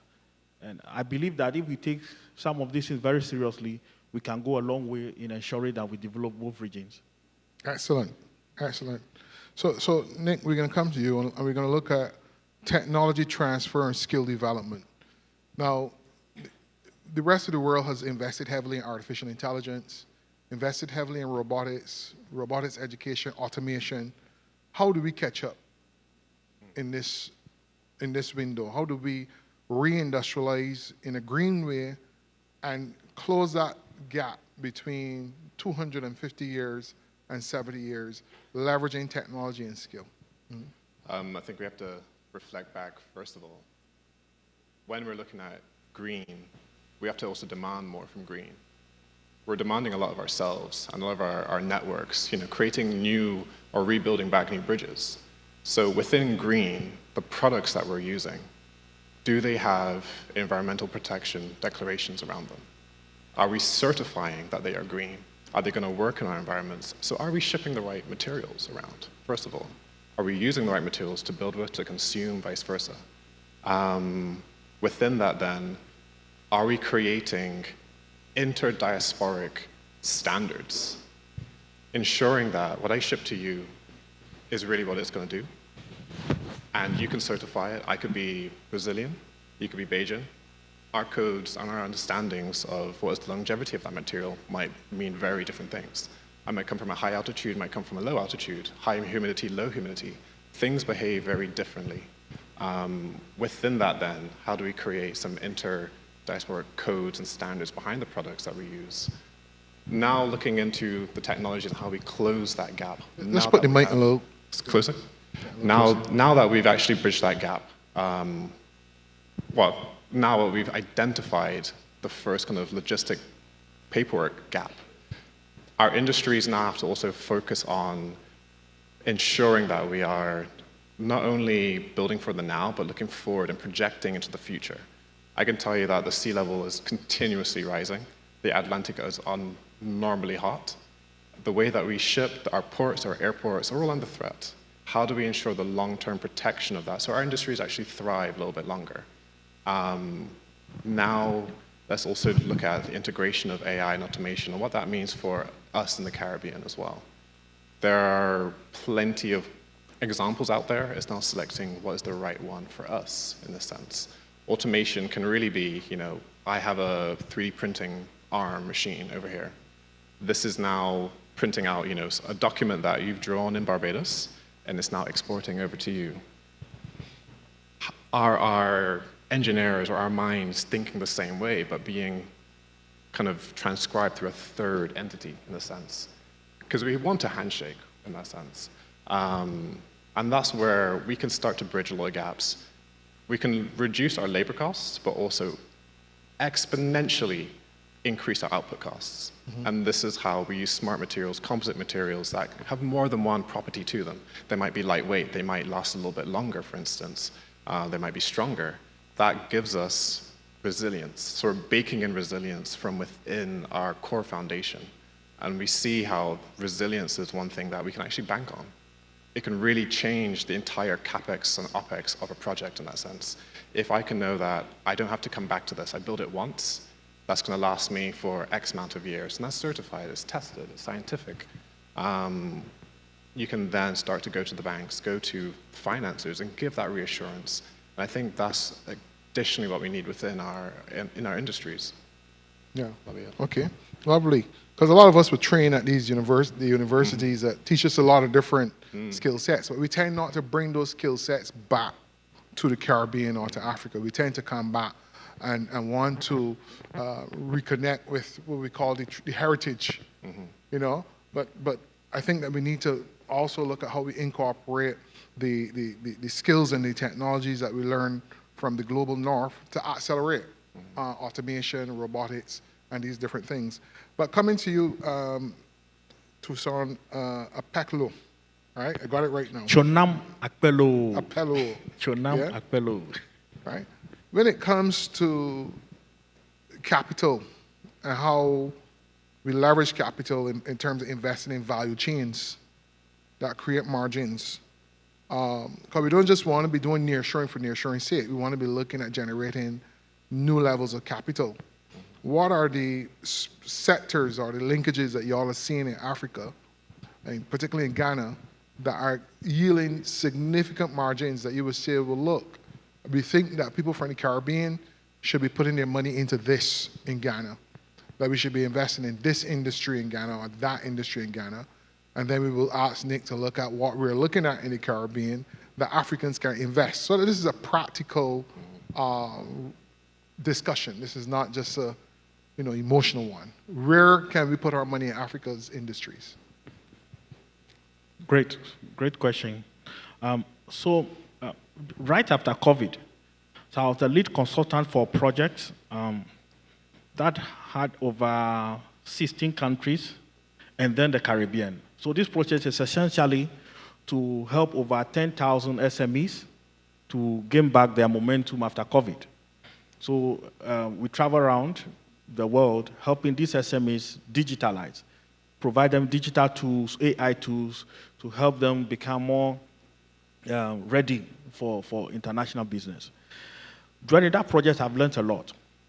Number one, the apparel and garment sector in Africa is really in high demand. Several of our SMEs who are in that space are making a lot of money because the products are uniquely done, well tailored, and everybody everywhere likes it. When you come to the Caribbean, a lot of folks from the Caribbean like a lot of our fabric and our clothes. My view is super simple. Why can't we create a system that allows for these sole proprietors, SMEs, to build a business that produces this fabric and sell in the Caribbean? Then also the issue around share barter. A lot of people want share barter from Ghana, for example, because share barter is used for many things in the value chain, from cosmetic products, for food products, and so on and so forth. The demand for share barter, at least from the Caribbean, I know is very high. So can we set up a factory here in the Caribbean to bring our share barter to process? So these are some of the ways that I believe we can leverage on adding value to our products. I've seen the pepper being made here in the Caribbean, and our people like it a lot. It's very hot. When you take one shot, you know you've taken pepper. It's very correct. I'm saying, can we set up a factory that produce pepper and just supply the Africa continent. Because our people like pepper a lot.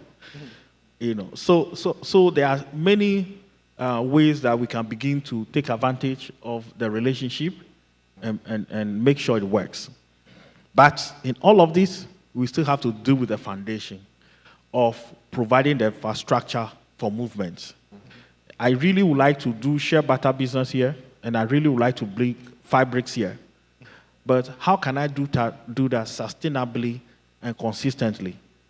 So once we deal with that, I believe that the opportunities will be tenfold. Yeah.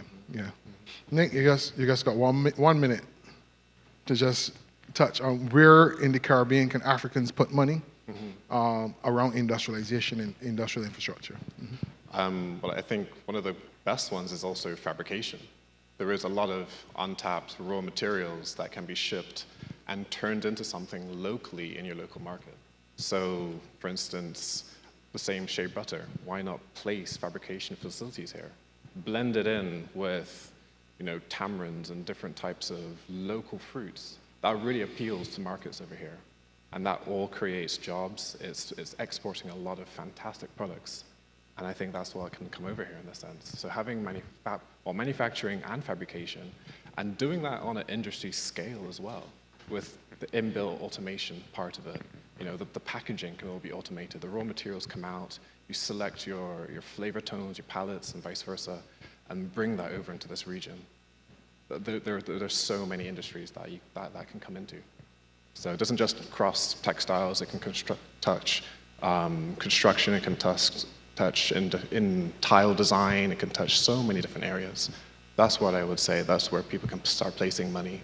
And that really promotes culture as well. Yeah. So in a nutshell, we're saying infrastructure is a big investment opportunity for African countries, African investors coming into Barbados and the Caribbean. And we're saying going into Africa, it is supplying inputs into your food and beverages in that particular market. But we're running out of time. We just have about 10 seconds left. And I just want to say thanks to the audience for allowing us to engage in this discussion. And I want to encourage you that fundamentally, reindustrialization is about the wise use of capital. How are we going to leverage capital to create the future? Thank you very much. Bye. Thank you.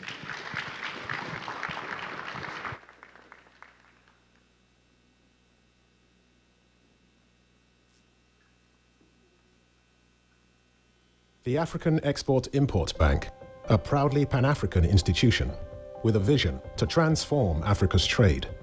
Our mission, to stimulate a consistent expansion, diversification, and development of African trade, while operating as a first-class, profit-oriented, socially responsible financial institution and a center of excellence in African trade matters. Today, we represent global Africa, with 53 participating African states and 12 participating Caribbean states.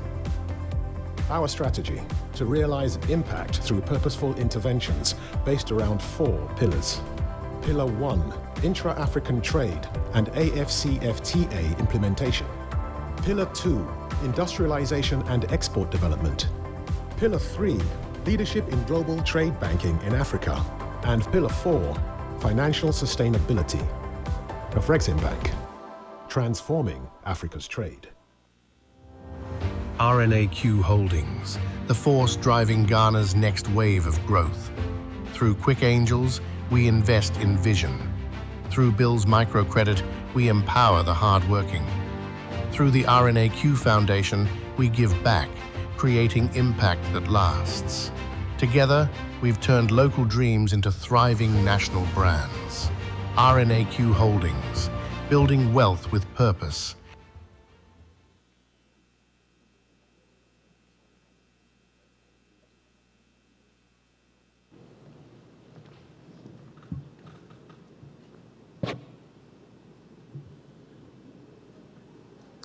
As we continue, ladies and gentlemen, we now turn our focus to an issue that touches every home, every family, and every nation: healthcare. The pandemic reminded us that resilient health systems aren't just about hospitals and medicines, they're about preparedness, innovation, and investment. It's about creating systems that not only save lives, but also sustain economies.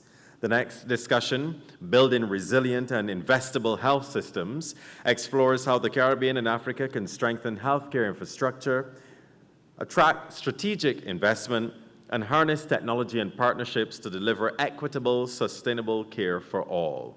Our panel of experts brings a wealth of experience from policy and innovation to investment and clinical practice. And together, they'll help us reimagine what a healthy, future-ready region looks like. Please join me in welcoming for our opening remarks, Communications Specialist of the Queen Elizabeth Hospital, Mr. Shane Seeley.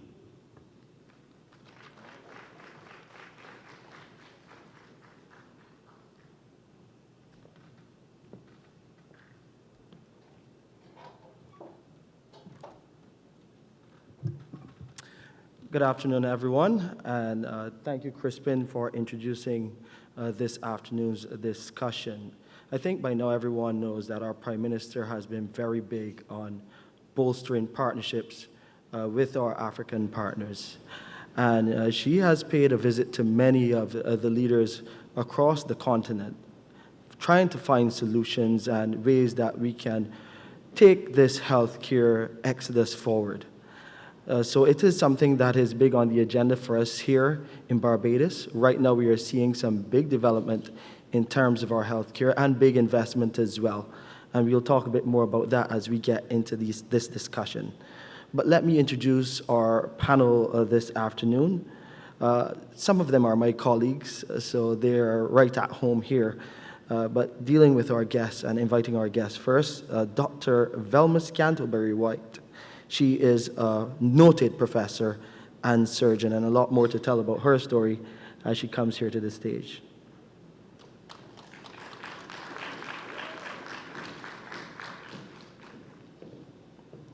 Also with us this afternoon is Mr. Ian Jackson. He's the director of the Sir Clive Lloyd Healthcare Foundation. Please welcome him.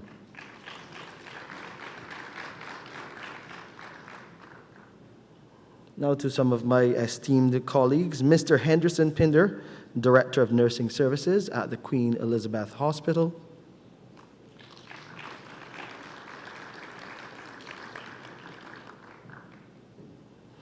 And Mr. Neil Clark, the Chief Executive Officer of the QEH.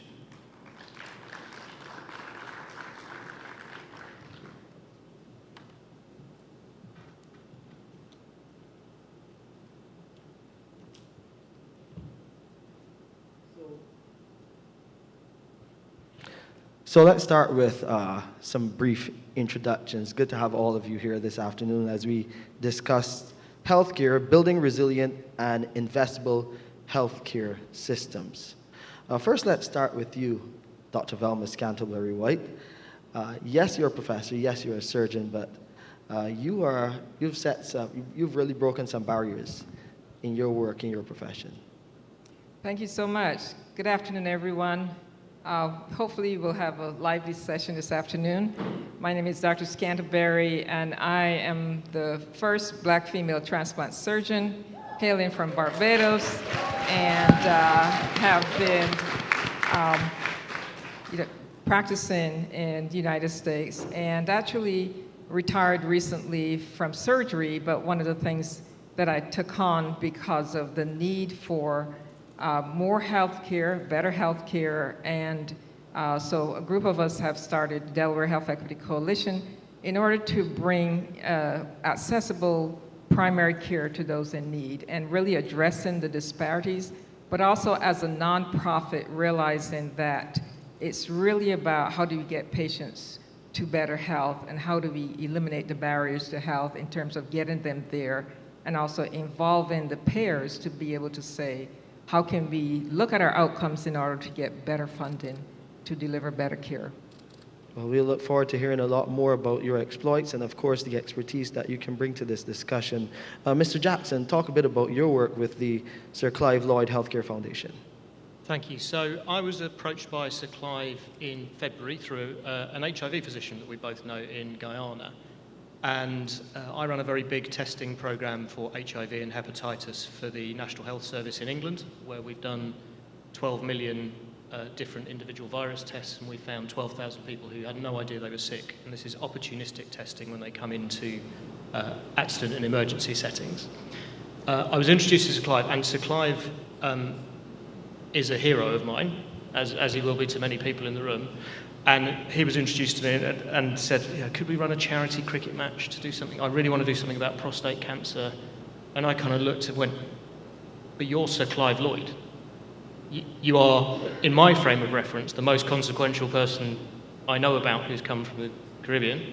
Right. And I think if you really want to, we could do an awful lot around prostate cancer. So the Sir Clive Lloyd Foundation has now been set up with Sir Clive's guidance and presidency and patronage, and it's designed very simply to reduce the mortality rate, which in the Caribbean is the worst in the world. Okay. The worst recorded numbers in the whole world.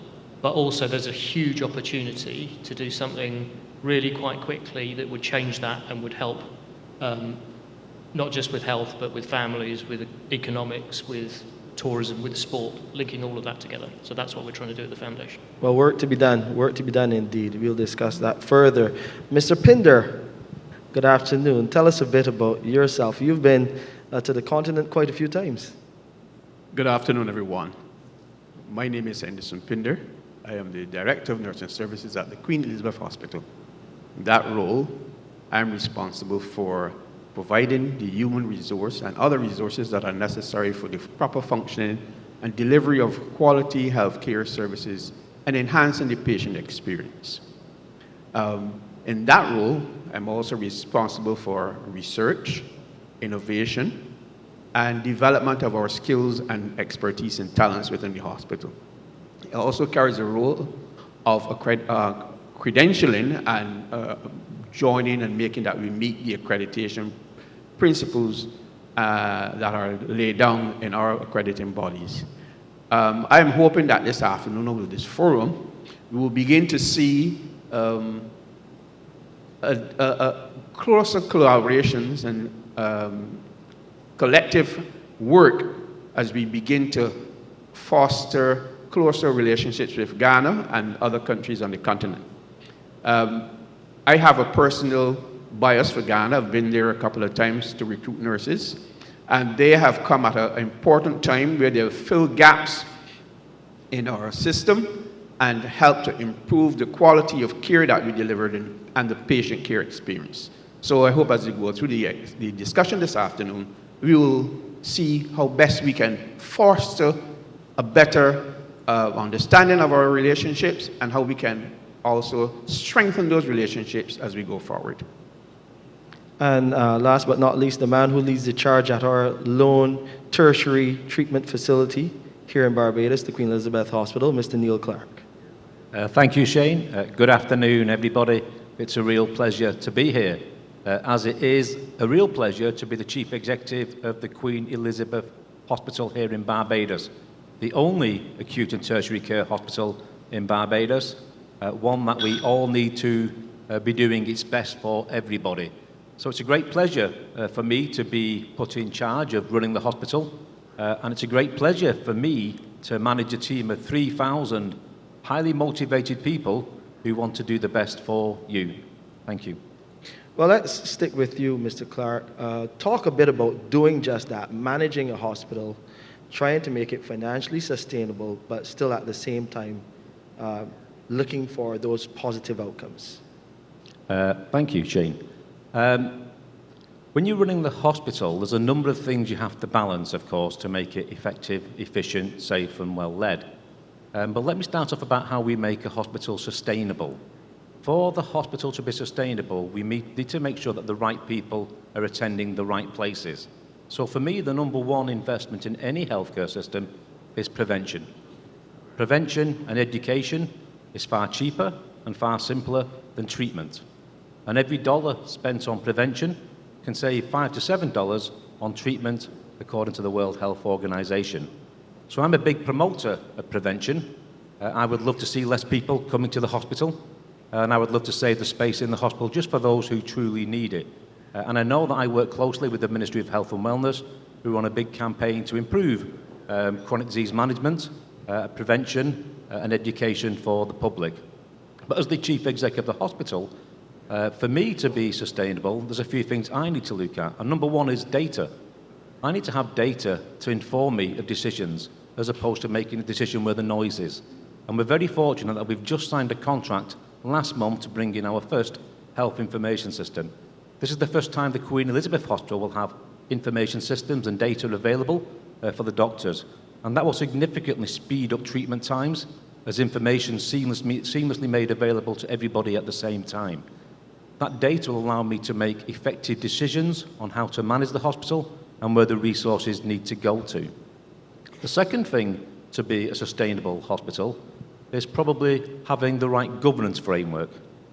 The hospital has to be agile in its governance, has to be able to make fast decisions in line with a solid governance framework that supports decision-making within the hospital and enables that to progress faster through the needs.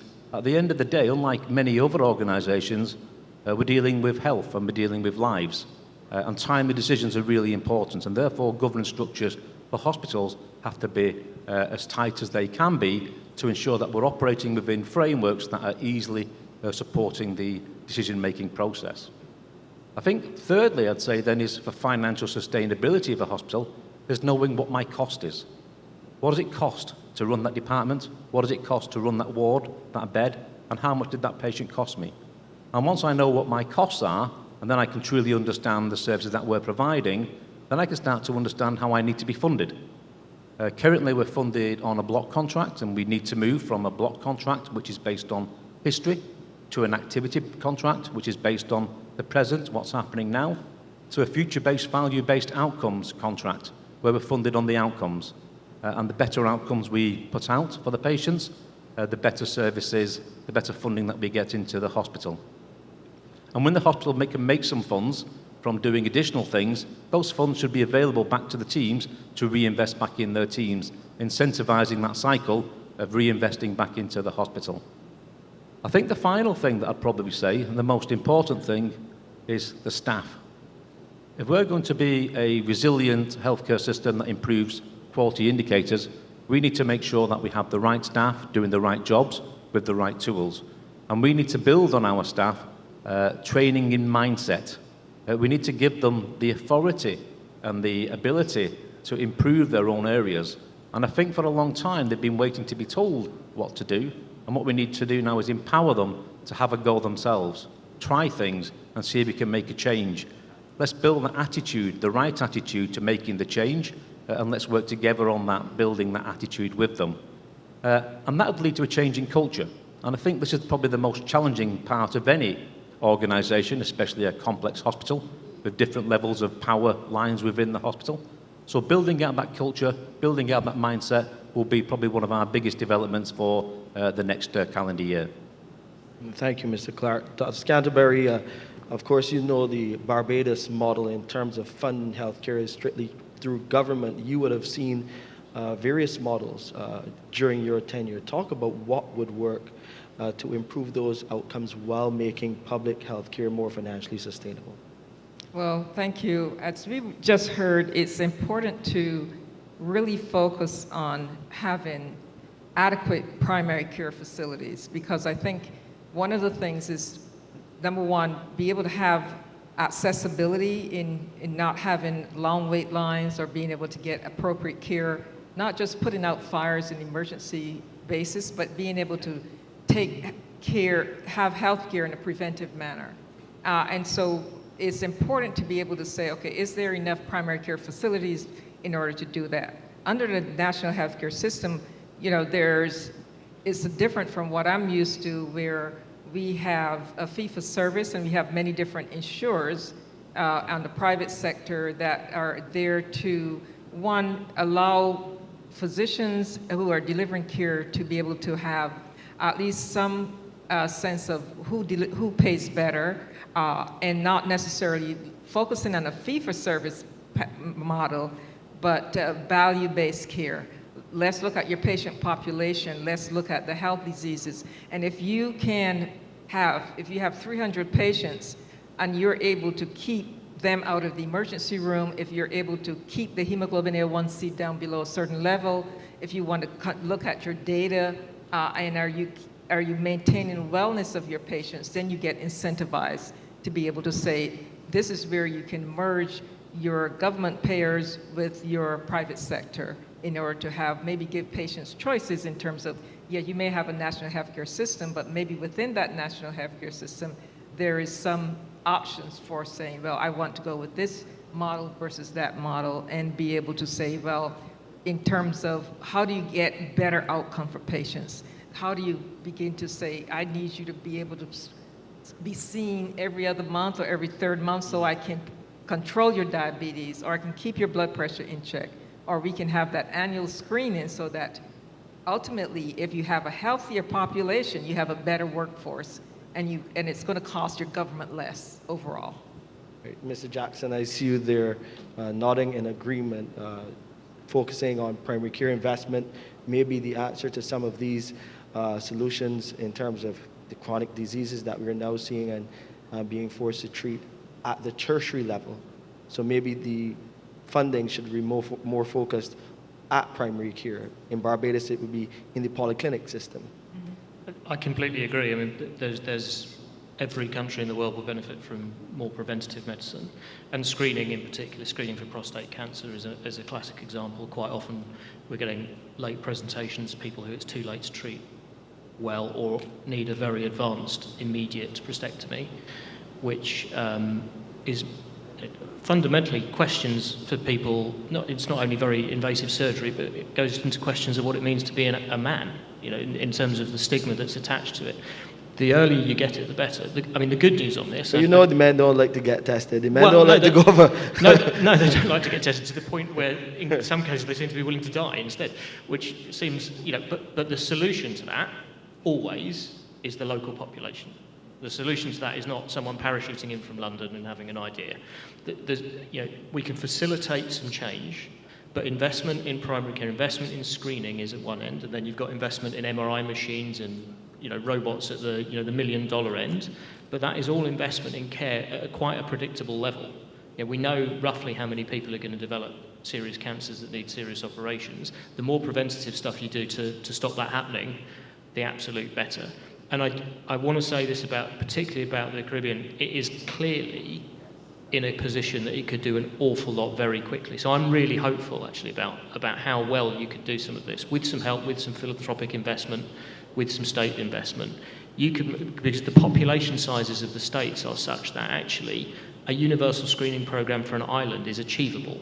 It's, you know, it'd be 40,000 screens a year to screen every man in Barbados of a certain age. That is a totally reasonable amount of people to screen. Now, not everyone will do it. There'll be consequences if they don't do it. But actually, you can start building on that problem let's start from the premise of yes, we can, as I think someone famous once said. Right. And find the reasons not to. And there will be problems. But actually, I think there is so much good that could be done so quickly that I'd love to see it and try and help in a small way to be part of it as well with Sir Clive and the Foundation.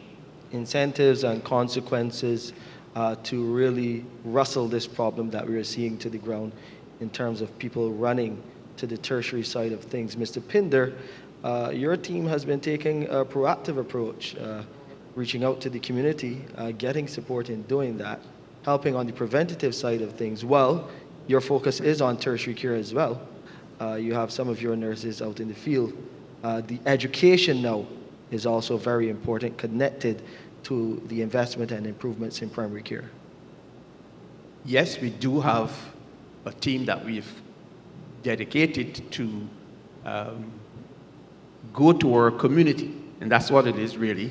It is the businesses around the hospital and the schools.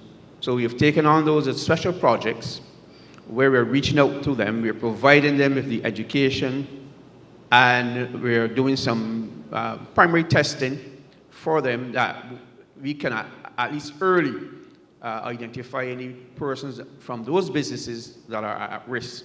Now, those businesses do support us, and so we thought it best to give back to them by going into the community, reaching them where they are, providing the tests that they need, because as was just said, many persons are not coming forward willingly for these tests. Some workplaces are not making it mandatory for them to have the test. So therefore, we need to begin to impact upon what is happening at the primary level by reaching out even from the tertiary level to help our communities get better. The idea is to help our communities get better, identify challenges early, and be able to put preventative measures in place before they get worse. And we continue to do that. We continue to see the development of that. But where we are right now is we are in a chronic non-communicable disease crisis. And the government has responded by some significant investment in the Queen Elizabeth Hospital across the board. Maybe you can speak a bit about that, CEO, in terms of that investment at that level. Yes, certainly. We've been very fortunate to have been well supported by the government with a lot of investment coming to the hospital. Initially, my initial receipt from them was 295 new staff. That's 10% of my workforce, valued about $16 million per year. Then $130 million of new equipment to replace all the old equipment in the hospital. Again, a significant investment. A new linear accelerator machine to deliver precise cancer treatments that will be available at the end of this month after a period of stabilizing the system and setting it up and testing it. We're out to order for a new MRI diagnostic machine.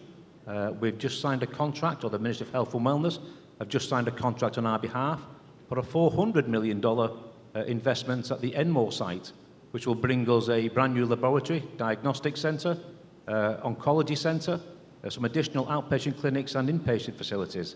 So significant investment has been coming into the QEH for which we're truly grateful for. And I think, as I said at the beginning, we've done a lot of investment, therefore, then on equipment and technology, the health information system, which I mentioned earlier on. And the next real investment for me now is on the staff. I'm getting the staff to come forward with us. And we had a great success recently where we identified what we call digital transformation officers to help us navigate this new IT system. So imagine we're going to have a new IT system for 3,000 people.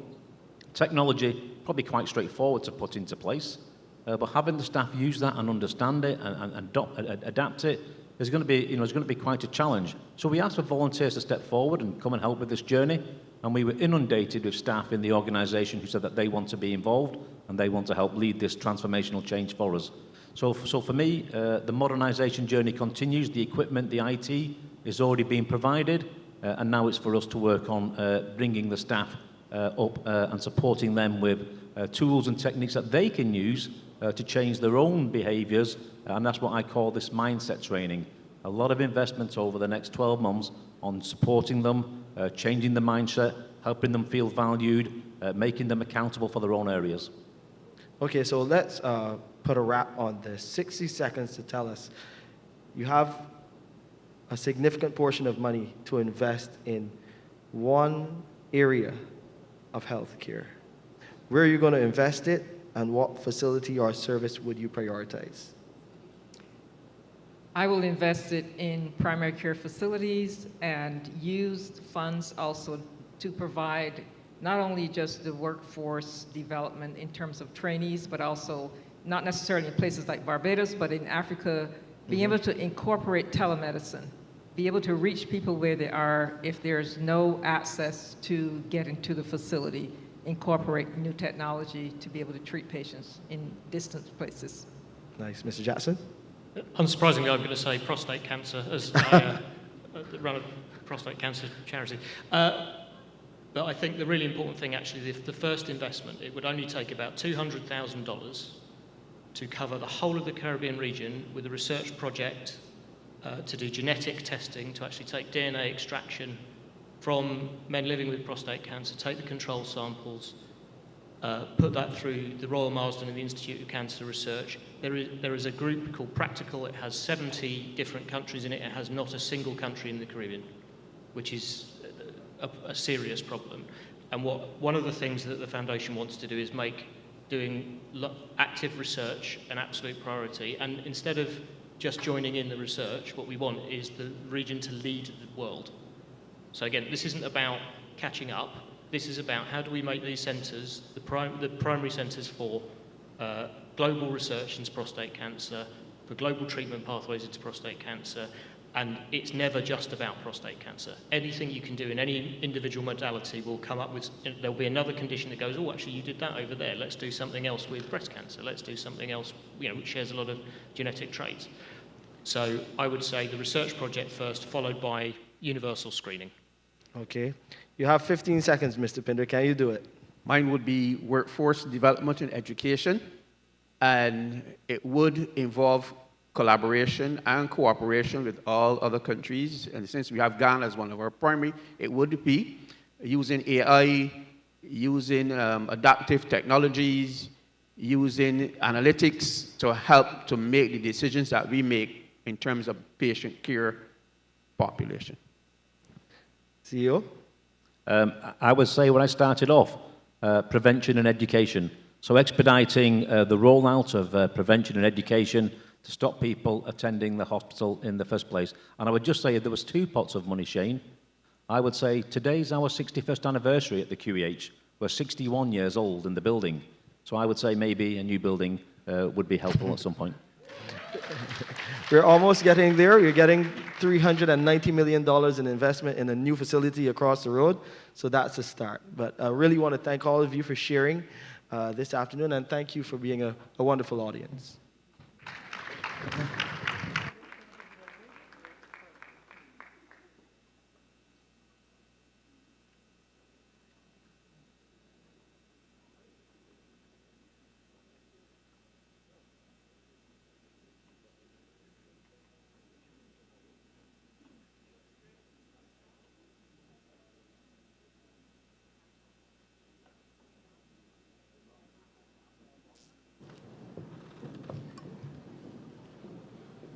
Thank you to our esteemed panelists for that wonderful discussion. Ladies and gentlemen, as we continue shaping the future of Africa-Caribbean collaboration, we now turn our attention to a sector that moves nations literally, sports. Sport is not just play, it's passion, it's purpose, and it's a big business. From community pitches to international arenas, sport builds in identity, inspires youth, and drives economic opportunity. But to truly compete and thrive, we must invest in talent, development, in training systems, and in world-class infrastructure that allows our athletes to rise to their full potential. This next discussion brings together leaders who understand the power of sport as both an engine for growth and a bridge for unity across continents. So please join me in welcoming our moderator for sport, investing in talent and infrastructure, Mr. Joel Manning.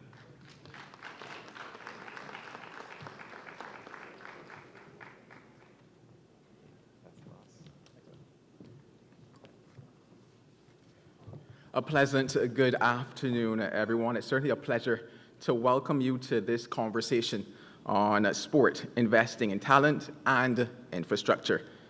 Today, we're looking at sport as a serious economic driver with both commercial and social returns. We will spend a bit of time exploring 3 key themes this afternoon.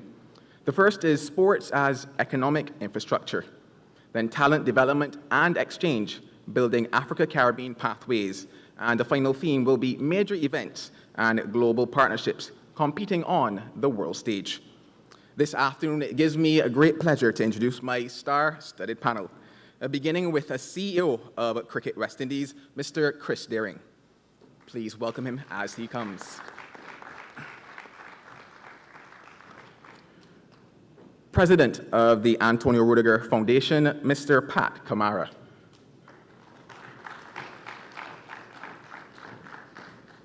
And last but by no means least, NFL athlete, philanthropist, and you would say NFL's most stylish player, please welcome Jeremiah Owusu Koromoa.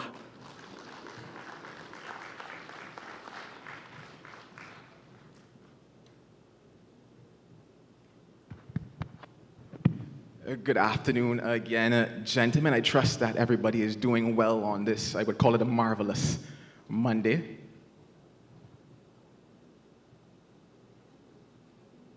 I believe one more will be added to our panel now, it looks like.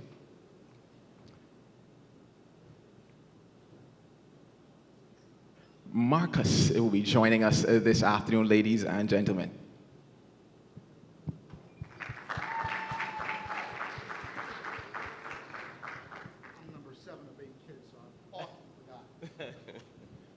We'll get that microphone on. Just look at the button there for me a quick second, Marcus, please.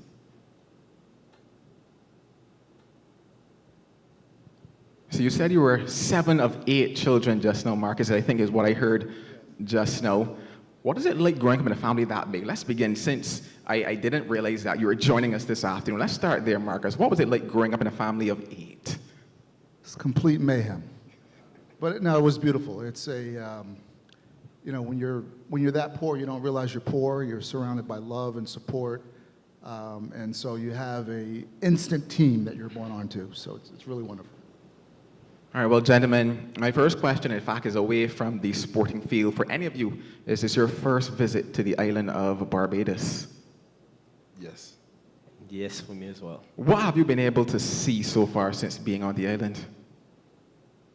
I think for me, I was born in Sierra Leone, so Barbados really surprised me for, it's a clean city, it's a clean island for the record.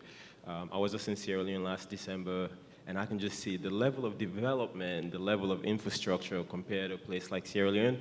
It's amazing. I think you guys are doing a fabulous job. So there's a lot of things that we want to take from here and replicate, not just from a sport perspective, but just from infrastructure and everything else. I saw you nodding there as well, Jeremiah. What have you seen and enjoyed so far of the island?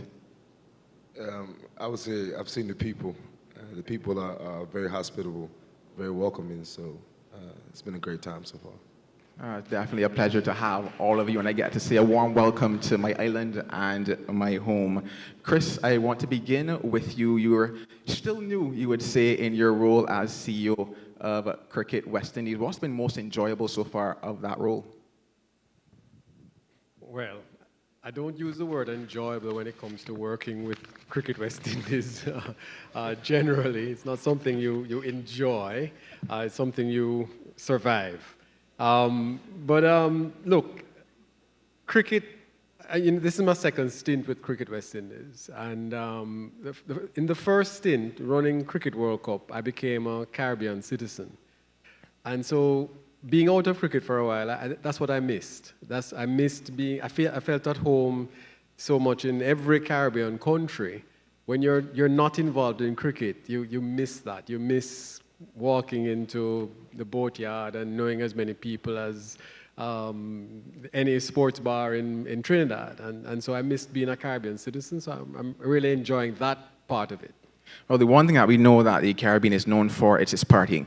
And there's something called the biggest party in sport, the Caribbean Premier League. I want to start there with you. My question there is, how did the CPL transform cricket into a year-round economic ecosystem? And from there, what supporting infrastructure enabled that? Sure. Well, first of all, as I've said to the world of cricket, they owe us a debt of gratitude. Limited overs cricket started when they tried to imitate the way West Indies played normal cricket. That was how we played. We played a very fast-paced, very attacking, very aggressive form of the game. And then, of course, how we celebrated the game off the field with the partying and the music. Again, we started that here in the Caribbean, which was shunned around the rest of the world. In fact, the ICC tried quite often to stop it. But there was a saying that developed in the 1950s, you can't stop rock and roll. They could not stop the partying in the Caribbean. And so we integrated the celebration and how we played the game on the field with how we celebrated the game off the field. And that spawned T20 cricket, which is simply packaging what we did out in the Caribbean naturally. So the CPL is a natural extension of what we've been doing in the Caribbean for many years. And of course, it's broadcast around the world. It has transformed what has been a fairly moribund sport or form of the sport, Test cricket. And the West Indies is not alone in how Test cricket has maybe declined in fan following and fervor and so on. But CPL and T20 cricket generally as a format has sort of helped to rejuvenate that. And you see the kind of crowds coming out for the CPL that we don't get to watch the West Indies in Test cricket anymore. And so it helps to keep alive the game in the Caribbean at a time when it is probably at its best opportunity for us to exploit, because it is the second largest sport in the world now, and of course T20 and CPL, and the most attractive form of the game is now the most commercially valuable property in the world. You know, the IPL, for instance, on an average valuation is the most highly valued property in the world, even higher than the NFL.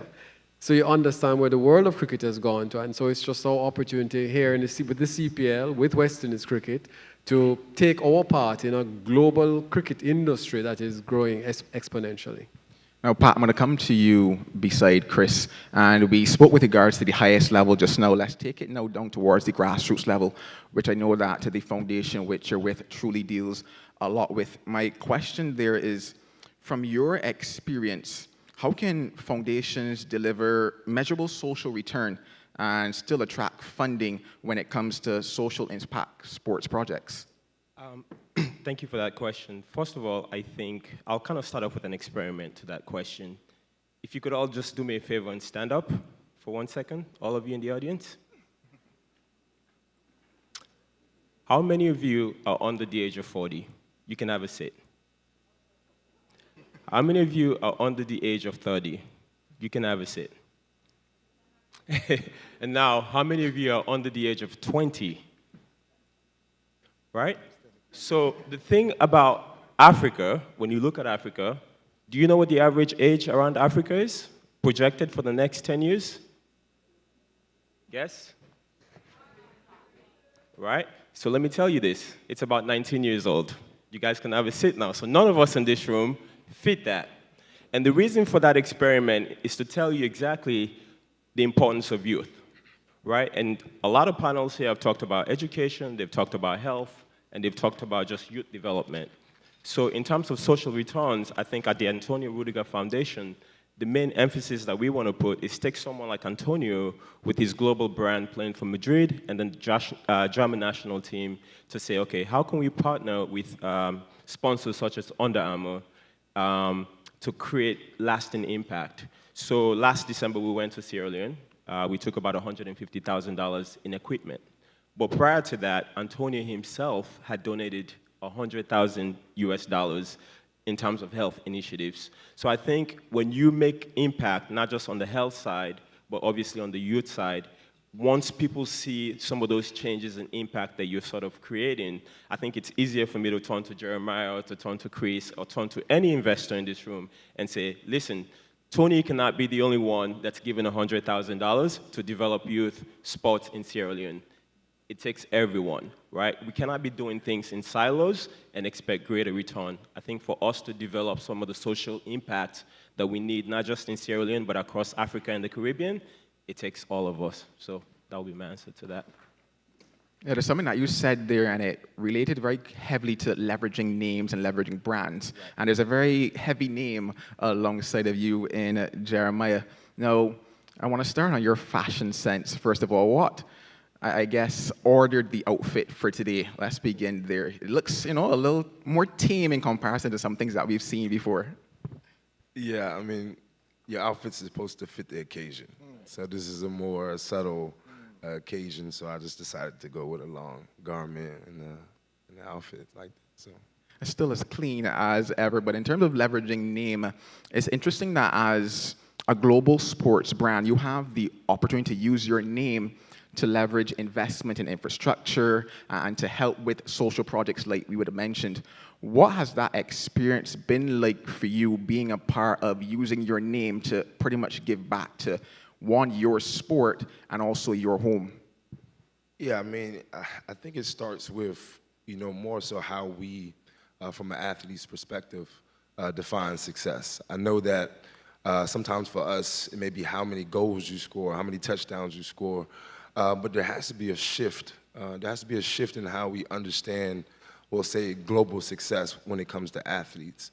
A lot of the times we'll find out, especially in our arenas, when you see, let's say, they say, if this guy has a certain amount of touchdowns or a certain amount of scores, then we consider him successful. But when it comes back to how we impact, right, our communities in which we're from, in which we have heritage, that's how we should be able to define the success, right? So problems are arising. And for athletes, such as what I'm doing as far as the GFAF, which is the Ghana Federation of American Football, in which we just launched, we wanted to be able to regulate, and we wanted to be able to tailor how American football is taught inside the continent. You see the NFL coming in and out of the continent. We want to be able to understand, what best and how best we can teach those things, and that's really been our reality so far. I'm enjoying the color now, Marcus, on your end of the conversation. Take me through, one, your connection to sport and your overall vision for where you would like to see it go. Sure. I think that too many times. First, my name is Marcus Green. I'm a lawyer. I've done work in 22 of the 55 countries on the continent. Sports is a major business. I think you need to understand that. And I think sometimes we get caught up in the actual playing of the game, and we limit our lens with respect to sports to the stadium, to the jerseys, to the players, but the ancillary businesses that benefit. Everything from not just merchandising, but everything from content creation to hotels, it touches upon everything. And so I think the lens, the way we look at sports as a business needs to open up, even for lawyers. Every contract has to be negotiated. Every stadium deal has to be negotiated. Those are all opportunities. One of my specialties is government relations. When you want to launch a league in a particular state or country, you're dealing with government entities. How do you engage those entities? How do you bridge that private sector, public sector conversation? So there are tons and tons of businesses that come from sports. And the other thing I will say is that when we think about sports, the beauty of it as a business is that it knows no politics, right? It cuts across. You can have two people who are diametrically opposed to each other from a political standpoint, from a religious standpoint. But if they're rooting for the Cleveland Browns and you're rooting for the Cleveland Browns, you're instantly brothers and sisters. So there is something about sports. It's an incredible convening force that should be leveraged even more to create even more business. So there is just tremendous opportunity. So when you think about sports, my advice is look beyond the stadium. You mentioned looking beyond the stadium, and it takes us very beautifully into the second part of the theme, which is in relation to talent development and that connection between Africa and the Caribbean. Chris, I'll bring the conversation back to you. Back at the end of 2024 and within 2025, we saw talent exchanges for both men's and women's cricketers heading across to academies in India. When you think about the connection between the Caribbean and Africa, can you see similar talent exchanges between the two to ensure that we continue to develop sport? So let's look at the cricket specifically. There are 21 countries in Africa that are members of the ICC who are competing every day, trying to make it to a Cricket World Cup, etc. There are professional leagues that are taking place in Africa, in South Africa, in Zimbabwe, and so on. So there's a very vibrant cricket industry growing there.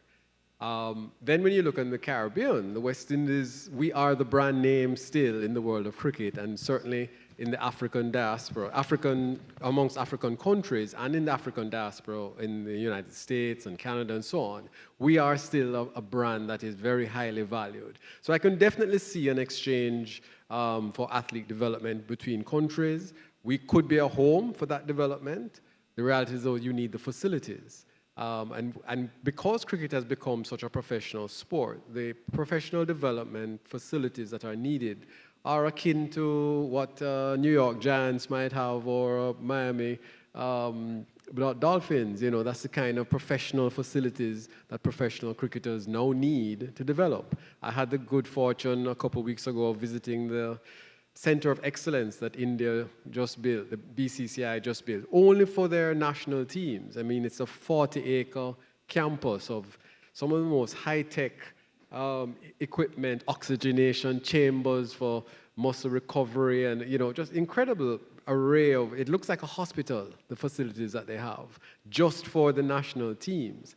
and you go, well, that's what we're competing against because, that is who African countries, proximity with airfares and so on, that's where they might end up going instead of to the Caribbean, where they would love to come because of the brand, not just the cricket, but listen, it's already a part of the world that people love to visit anyway. So you can imagine if we had those kind of facilities, we would be overrun with international teams, not just from Africa, but from all over the world. Yeah, facilities really is a big part of the conversation, especially at the grassroots level as well. I know that for persons here in the room, a question might be with regards to how do we scale grassroots programs? And I'm going to bring that question to you, Pat. What is your advice in terms of scalability for grassroots programs? I think it's just, again, working with partnerships.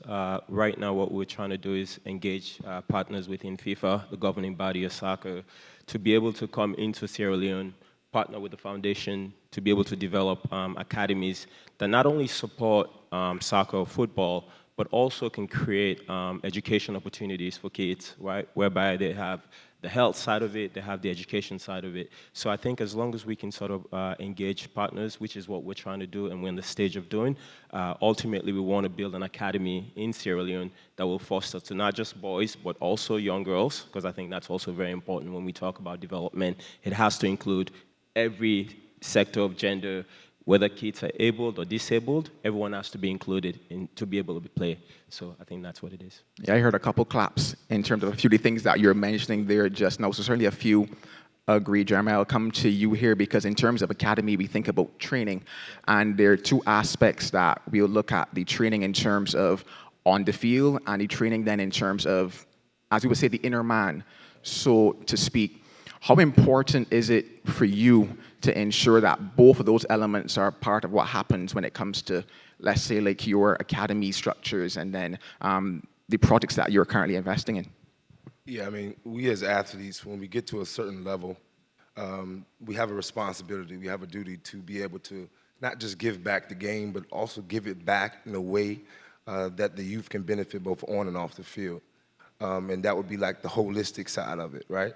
So many times, when it comes down to understanding what exactly is the game, right? We have to define why is this football sitting in me or sitting in front of me represent something more than just a football, right? It represents opportunities, represents scholarships, it represents teaching principles of life, right? Sacrifice, teamwork, dedication.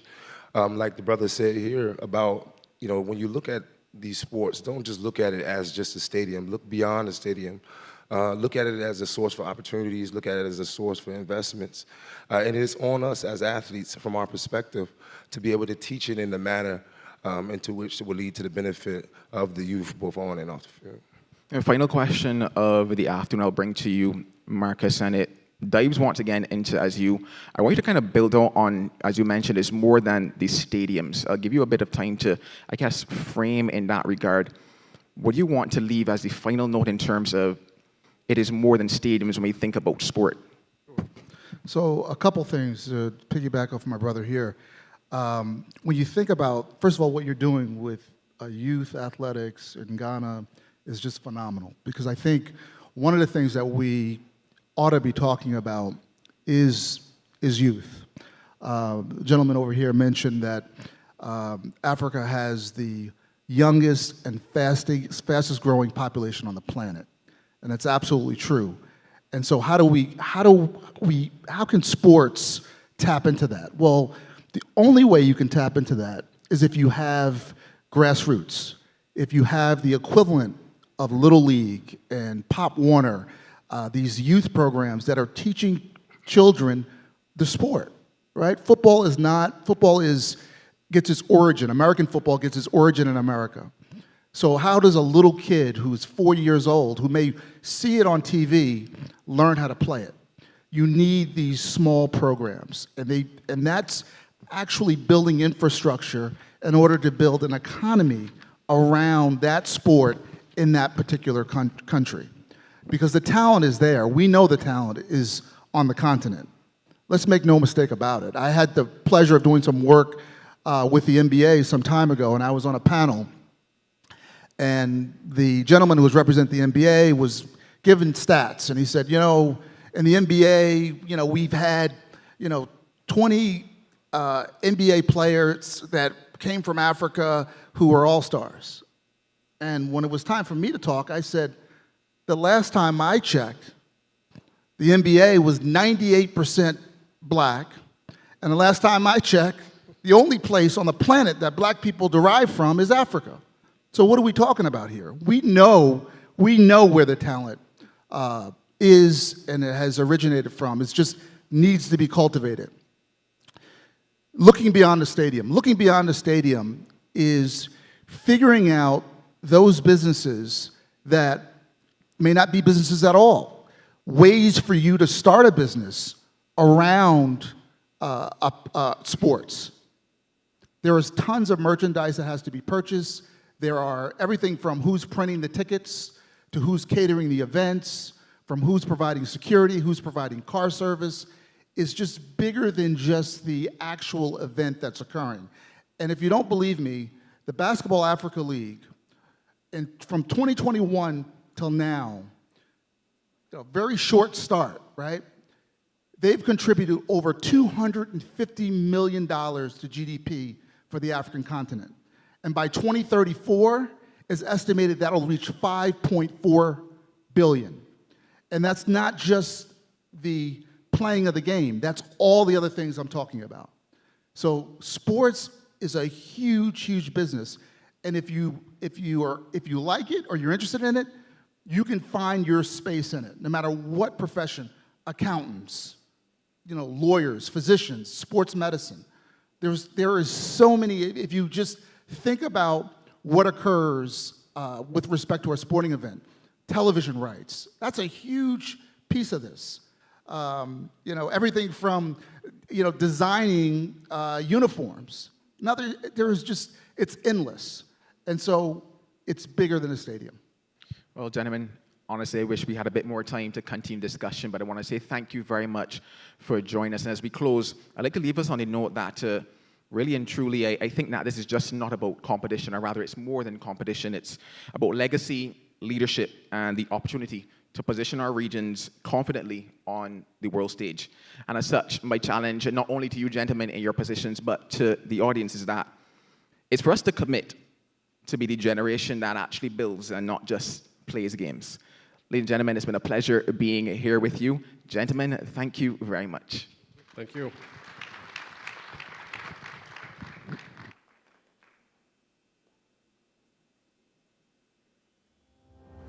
RNAQ Holdings.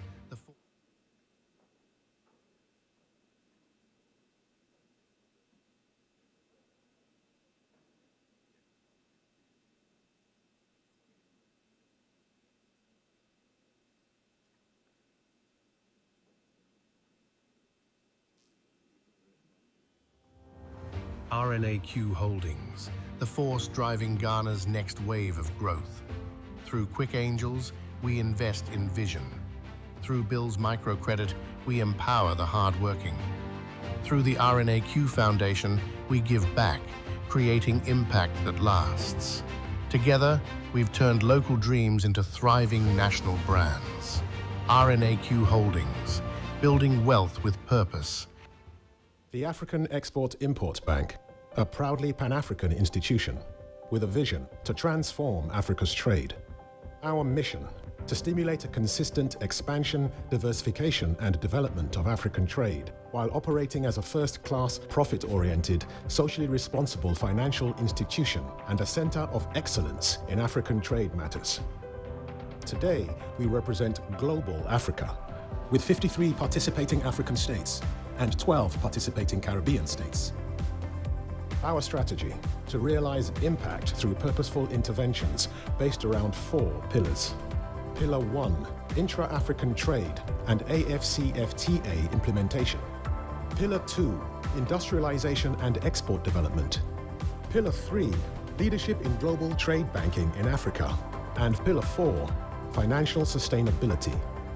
Of Rexim Bank, transforming Africa's trade. Ladies and gentlemen, welcome to our Spotlight session, one that truly lies at the heart of transformation and progress, education, creativity, and innovation. Across the Atlantic, from Accra to Bridgetown, Lagos to Kingston, we see a new generation of thinkers, makers, and dreamers reimagining what's possible. Education is no longer just about classrooms. It's about creativity that inspires solutions and innovation that drives change. In this session, we'll explore how we can build systems that not only teach, but ignite. How we can nurture talent, unlock imagination, and empower young minds to create the future rather than wait for it. So get ready for an inspiring conversation, one that challenges us to rethink how we learn, how we create, and how we innovate across the African-Caribbean corridor. Please welcome our moderator, Vice President, Global Policy, Global Citizen Liz Agbotabi Oten.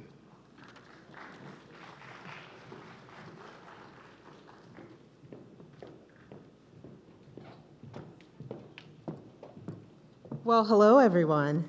Good afternoon.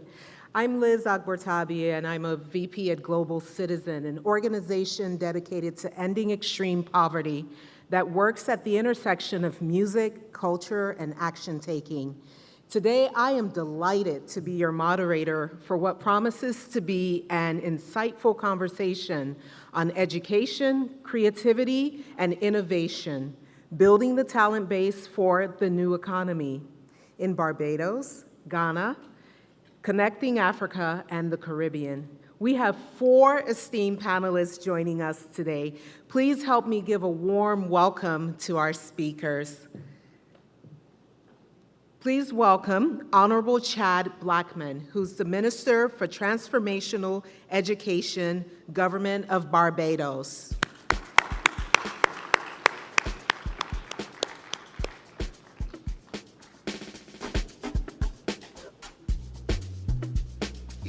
Please welcome Honorable Senator Chantal Monroe-Knight, who's the Minister in the Prime Minister's Office for Culture and Development.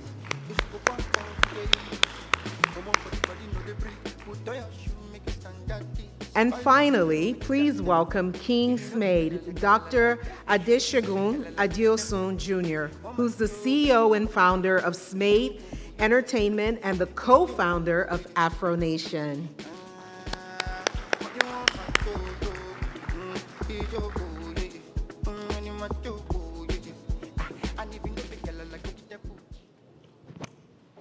Minister, was that good enough for you? The minister requested a musical introduction, so we tried our best.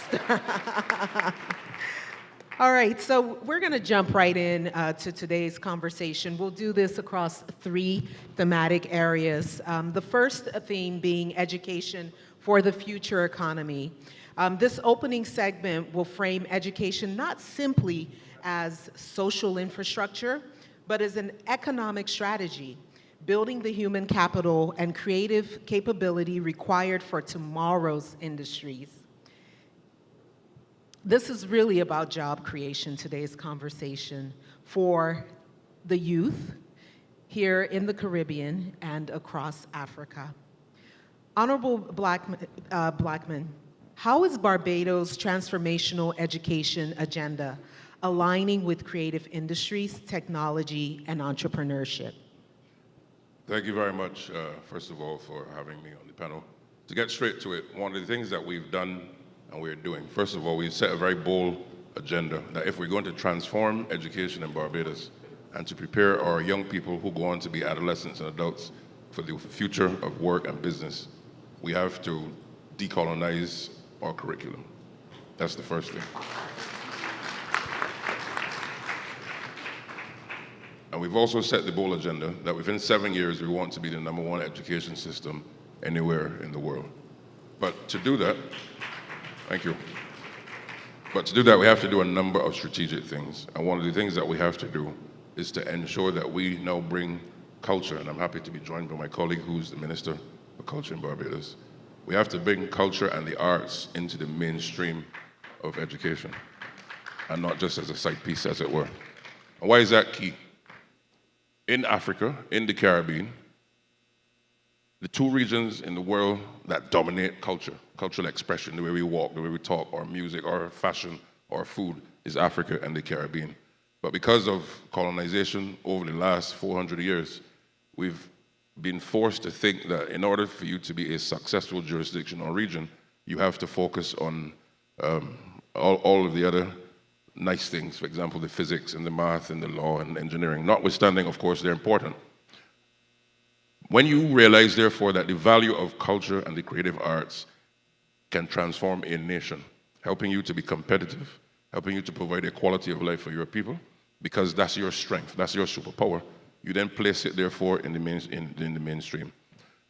I say that to say this. Part of the education transformation in Barbados is that we're not only going to now focus on music in schools, but we're going to broaden it now to have a curriculum that focuses on the creative arts and the creative economy, working, of course, with the ministry responsible for culture. And as I was saying to you and other colleagues before we came on the panel, Barbados must now move in the direction where our young students who historically are not prepared for the world of entertainment and business before they leave school, to be able to now go into a secondary school in a retrofitted facility where you have access to music studios, where you can learn to produce beats, where you can write music scores, produce scripts for movies. Why is that key? Because if we're to now increase our GDP in areas that is our strength, we have to give those students the skills before they can actually leave school. So the transformation now therefore looks that, notwithstanding, yes, we have to focus on improved grades, working with partners to have fantastic facilities, the training and retraining of our teachers. The curriculum must now focus on preparing that ability for us to now look down the road and to make our young people dominant in the area of culture and the arts through education. Thank you, Honorable Minister. You've spoken a lot about decolonizing the education system and de-emphasizing education as most of us have come to know it, and really building on fostering creativity. Senator Monroe Knight, given your role in culture and development, how can education foster creativity and innovation to build a resilient talent base for Barbados and the Caribbean's future economy? And thank you for that. And I hope you don't mind if I'm a little bit disruptive and perhaps turn that question on the other head, right? Because rather than how can education, perhaps how can culture? Because for me, I'm always fond of saying that culture undergirds the transformation that we need, right? Very often when we think about culture, we think about it only in an instrumental way. And that's because of the single lens that has been creative and the narrative that we have coming from the same colonial past. That culture is only about performance. And that is not what culture is at all, right? So culture is the way we live, our expression, who we are. And if we can lift that up within the educational system, it means that we lift up confidence of self. It is part of our nation-building narrative. It is part of the resurgence that we need to imbue in our national development. So when we place culture and the arts within the schools, it is not performance. It is nation-building. That's one. I think secondly as well, and again being a little bit disruptive, because I'm with Minister Blackman when he talks about how we decolonize education, but we got to perhaps deconstruct that even more. It is about a recognition that we have a global economic system that continues to peripheralize us, our economies, and the way that we are inserted. So that when we talk about culture and education, it means then that we have to answer that in a very strategic way, in a very strategic way. If we don't understand that overarching context, the strategies that we apply then may not necessarily address the question. We don't have a challenge only of growth, yeah? We have a challenge of a system, particularly for the creative sector, in which appropriation of our value is very real and present. So that how we create the systems and processes to do that, and again, how we make sure that our students and our young people understand that world and therefore step into it is going to be extremely critical. So for us within the Division of Culture, so one, like I said, it means about imbuing confidence and understanding the value of what we bring in the global sphere and appreciating it, because we don't often value what we have. but also as well, it is about building what are the kind of critical structures. So one of the things that we do in Barbados, of course, perhaps like everybody else, we offer grants and training, but we are reframing the way that we think about offering grants and training, again, to make it more strategic. So it's tied very much, again, to how do we enter into the global economy? What are the key drivers, one, that are authentic for us, so we're not responding to trends, we are responding to who we are, what is authentic, and what is the value that we bring. That's a different way and a different lens of looking at it. And then how can government bring resources in order to strengthen that and imbue that within schools, but also within communities as well? Honorable Minister, you raise a really good point about leveraging the systems that you currently have to build a system that's fit for purpose, and leveraging the education system specifically. Now, Kingsmaid, I know that Afro Nation was part of your graduate thesis, and you went on to build this formidable music. I mean, shout out to Afro Nation. I've been to a number of your events, but from your perspective, how can education better integrate with and support global cultural events and the broader creative economy?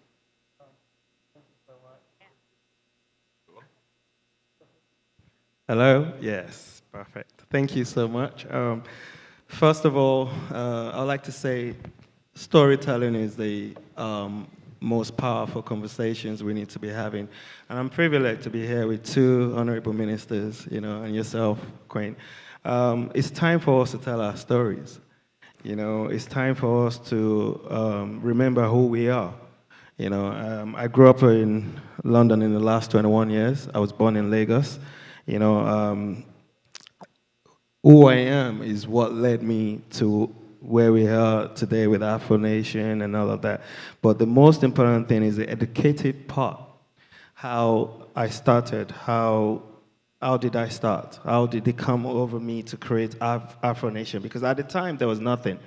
I just wanted to elevate, create something special, something different, And also vibes. I started from house parties. Vibes.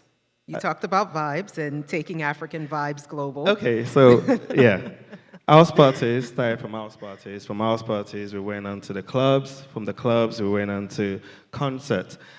Being the first to bring the African artists like Wizkid, Davido, Olamide to London in a space where they weren't known, was the creative in me. Putting it into my 30s and case study and now becoming a global music festival that has now gone across, the world. I'm talking about Ghana, I'm talking about Puerto Rico, Miami, Detroit, building communities, creating an ecosystem for even, governments, countries to make money from. An example is Portugal. We've done Portugal 5 times, and when that happens, you're talking about how the whole country generates so much money in all different industries, be it music, food, fashion, hospitality, real estate, because there's a lot of investment that comes into the country. Really monetizing creativity is what you've done in Portugal and in the other cities where you've worked. So the global creative economy is valued at $2 trillion US currently, and I think that that's underreported.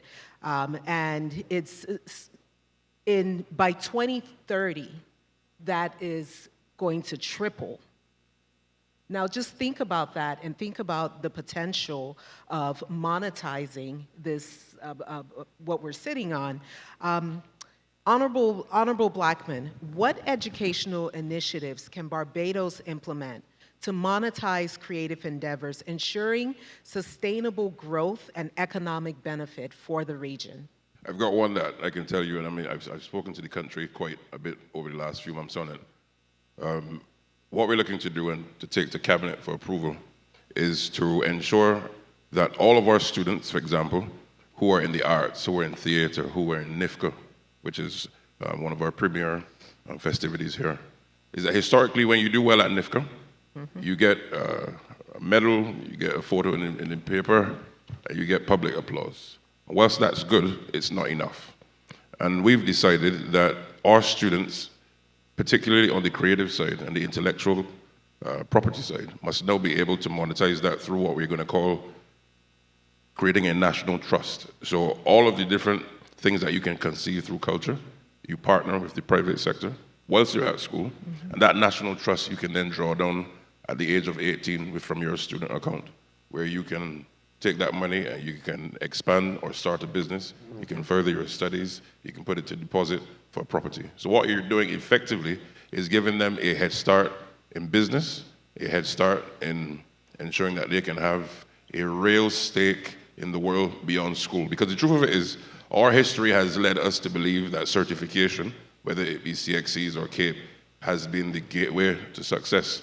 Whilst that has been true up to this point, the changing global reality demands us now to give our students a global, not a Caribbean, a global, not a North American, a global head start. And that's what we're doing here in Barbados to prepare our young people for the future.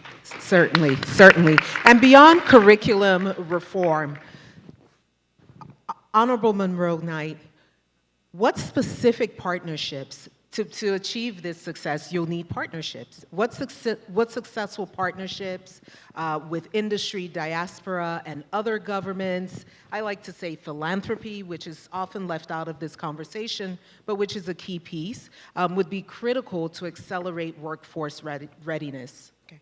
Thank you for that. One of the projects that we're already doing, and I'm sure our Deputy Prime Minister would have mentioned when she addressed you, is our Reclaiming Our Atlantic Destiny project, right? And that is a project that showcases the power of collaboration and partnerships, bringing together all of the agencies through government, culture, education, economic affairs as well, labor, but embracing the diaspora, international media as well. So that is a project that has helped us to be able, one, to showcase what best fit partnerships look like in terms of monetizing culture, but also as well lifting up educational transformation for the society as a whole. But it's also a really good example of what I talked about, how we monetize, but monetize for beneficial transformation, right? Absolutely. And when I say that, because when you talk about culture, you talk about monetizing, we can get very scared, right? About, are we extracting the value only for the value's sake, and how do we make sure then that we don't that we don't take out that intrinsic value that's important for us. The Road Project, what it will do is that it gives to Barbadians themselves an acknowledgement of our history, but it gives to the world our stories and the reframing of our stories, and that's what Road does for us. Thank you. Now thinking ahead, King Smaid, what would a thriving, connected Africa, Caribbean creative economy look like? And what immediate steps should be taken to start building it now? Well, I grew up in London, like I said. I used to see Afro-Caribbean shops everywhere on the high street. I've actually not seen the collaboration and the partnership like that. So I think this is the time. We're having the right conversations. We've spoken to my honorable ministers earlier before coming on here. It's about building infrastructures now, you know, having the right conversations for investment opportunities for creatives. You know, I started when there was no opportunity for, you know, creative. I used to, you know, be a waiter, you know, a promoter in the club. I used to clean stadiums. Now we're selling out stadiums. That's well, now you're selling them out. Yeah. Across the world. So, so it's to continue to be accessible to educate the new generation, creating a new Gen Z academy now to help guide and tell our story, because Afrobeats have been around for so long, but there's this new hype that is going on, and people are just joining, and you know, without experience or knowledge of how this got here, how did we, even artists, creative artists, they want to be Wizkid, Burna Boy so much without learning about, you know, where they came from. So this is the stories we need to tell more, you know, to build the creative industry. Absolutely. And who better to tell our stories than us? Thank you, panelists. Thank you for sharing your great insights. Please join me in thanking our panelists today. Africa and the Caribbean's richest resources aren't found underground, people. They're not found underground. They are found in our people, in our imagination and our creativity. An education that inspires innovation, creative industries that turn culture into commerce, and technologies that open doors to all. Together, they form the engine of the new economy. Thank you so much.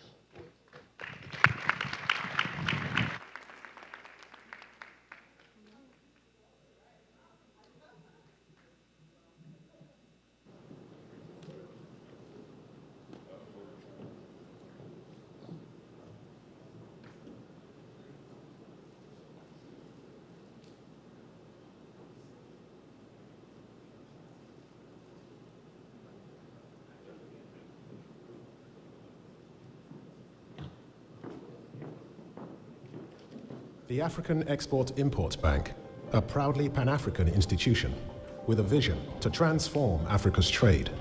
Our mission, to stimulate a consistent expansion, diversification, and development of African trade, while operating as a first-class, profit-oriented, socially responsible financial institution and a center of excellence in African trade matters. Today, we represent global Africa, with 53 participating African states and 12 participating Caribbean states. Our strategy, to realize impact through purposeful interventions based around 4 pillars. Pillar 1, intra-African trade and AFCFTA implementation. Pillar 2, industrialization and export development. Pillar 3, leadership in global trade banking in Africa. And Pillar 4, financial sustainability. Afrexim Bank, transforming Africa's trade. RNAQ Holdings, the force driving Ghana's next wave of growth. Through Quick Angels, we invest in vision. Through Bill's Microcredit, we empower the hardworking. Through the RNAQ Foundation, we give back, creating impact that lasts. Together, we've turned local dreams into thriving national brands. RNAQ Holdings, building wealth with purpose.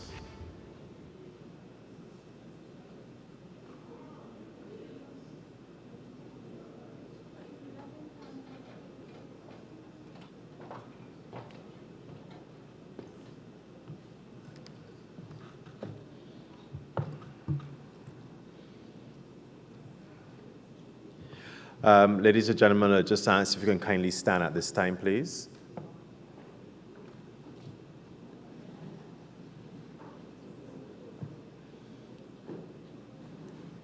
Ladies and gentlemen, I kindly ask if you could just raise your hands and shake them out to the side, in front.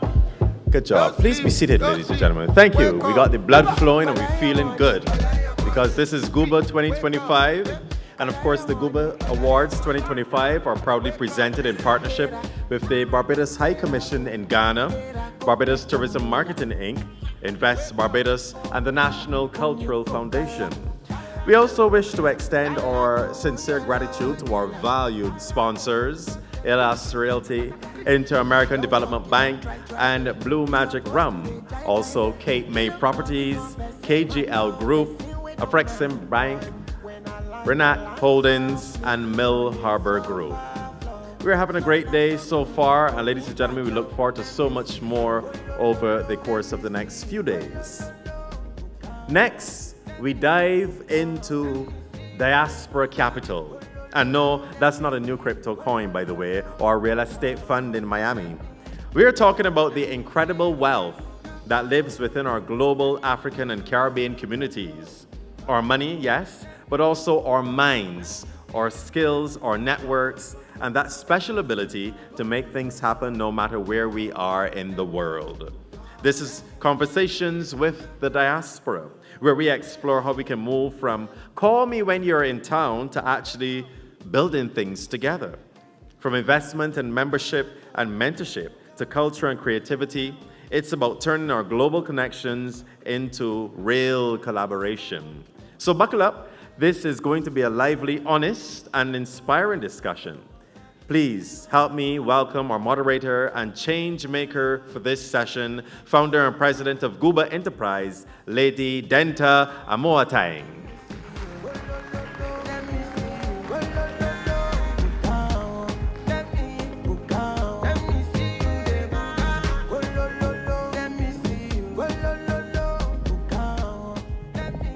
Thank you all so much. How's it going so far? You having a good time? Should we do this conference again in Barbados? Yes? Okay, fantastic. Now, one of the things that we're very passionate about when it comes to GUBA is the diaspora, the impact of the diaspora, how we can come back home, invest, and build. Now, on this session, I have my very own brother, Wade Maya, global content creator and diaspora influencer. Give him a round of applause while he walks up.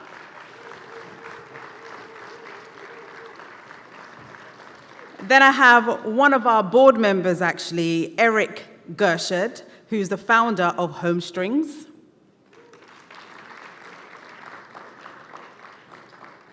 Next up, we have Donna Graham, who's the co-founder of D Cruise Global Ventures.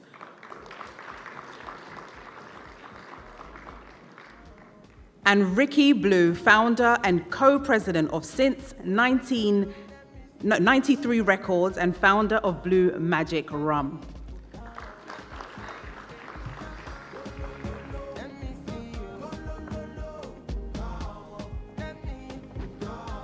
All right. Thank you all for coming and being on the panel. Now, we talk about the diaspora all the time. And now I think the word is being overused, some would say. How do you see, Wademaya, the impact of the diaspora? When you do your YouTube videos and you're saying to people, come back to Africa, come and invest, look at what people are doing, what do you think the impact is? I think Africa cannot survive without our diaspora. Whether you're an African that used to live in Africa and left, or you're an African that is more like born and raised out of Africa, you are part of us.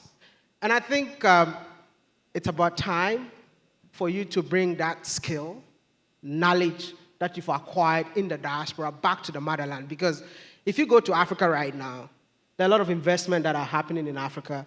And if you check, 80% of them don't even belong to Africans.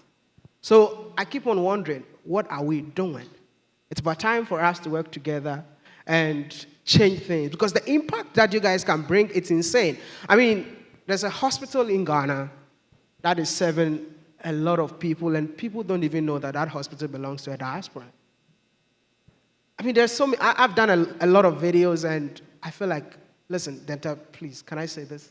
I don't want to take so long, but I just want to say, whatever money you have right now, look around you. Talk to the next person sitting next to you. Ask him if he's a diaspora, and tell him that it's about time we put our monies together and go impact or make a change on the continent, because we need you. Absolutely, absolutely. Donna, you know, you're from Barbados. Yes. You were born here. Yes. And then you left to the US. Yes. But you've come back and you have invested. Mm-hmm. What made you do that? Basically, I realized, Donna Graham, I was born here in Barbados, and my parents, my mom is from St. Lucie, Barbados, and my father is from St. Michael. And I've always come home to just invest. My parents were entrepreneurs as well. And I realized I wanted to give back to Barbados, because when you're in America, they always say, oh, you're going back home. So you have two homes. You have your US home, and if you have your Bayesian home. And when I come back, I'm always bringing things. But you know, that's like a small drop in a bucket. I wanted to be able to bring my money and invest in Barbados. And the way that it transpired was basically I met someone that was from Nigeria that wanted to partner with me. And we partnered in D Cruise Global Ventures, and that's how it started. And also speaking with the Prime Minister, she said, Donna, you need to come back and invest. So that's how D Cruise Global Ventures started. And how was it investing back, though? Because there are some challenges that you face, right? So what did you go through, and how did you manage that? At first, it was very exciting. You know, you're bringing in cars, you're selling cars, you're creating your taxi business, you're trying to get a place to hold everything so that this venture can succeed. I think one of the things that was a challenge is you're investing, but you don't have all the information. So you're investing, and they're like, oh, by the way, the person's not supposed to be here already to get their work and state permit. They're supposed to be coming in. I'm like, but they're already here. So there are things that you go to legal to get more information, but unless you have a really experienced immigration attorney or someone that really understands how to incorporate your business, you run into stumbling blocks. But for me, I think we just had a lot of tenacity because we really wanted to bridge that gap in the diaspora, so we just continued. Fantastic. And I'll go over to you, Ricky, because you've now have the rum, right? You've come and you've invested. What was the transition like? You've been in the UK, you do business there. How was it like doing business back here in the Caribbean? Well, it's really interesting, and there are several beautiful things about it and several challenges. Primarily, my business is in the UK, as you say, and in the music industry, and I've had to be a disruptor to achieve what I've managed to achieve there and working with the caliber of artists that I have. But I had an ambition to do business back home, spend more time with my parents, and take a view on the market from a Caribbean to Africa perspective rather than thinking about it from a UK and America lens, which has always been how I've approached businesses before. Yeah. And yeah, okay, yeah, clap for that. Eric, I think sometimes us as diasporans, when we are coming to invest, people think that we've got some block of money that's stacked up, that is ready to go. What would you say are some of the perceptions, or how do we deal with that as diasporans as well? Because some of them are working 2 jobs, right, to make it work. But back home, they're thinking, oh, you're in London, you're okay, you're in the US. What would you say to that? No, absolutely. I think that the diasporan suffer from the wealth halo, the perception that because they have made it, and the higher you make it in your career, the more dependency you get from your family, and then those remittances that come every month give the wrong reinforcement about the availability of funding.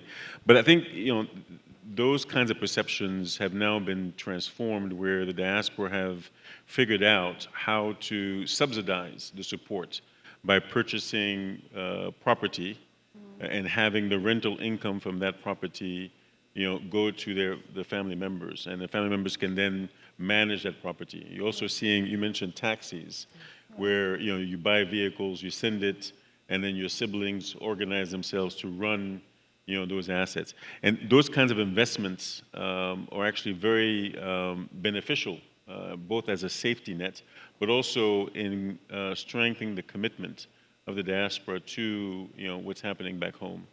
And Eric, you've worked in numerous amount of African countries. What made you go back to be investing? Because you've been in the UK, you've been in the US, but what draws you back home? I think most of us, have benefited from relatives sending us abroad, to get an education, and you sort of feel always, that sense of responsibility back to, your home country. I've always been in development, from my days at the World Bank, even during my studies, I've always, had a leaning on finding solutions to economic development.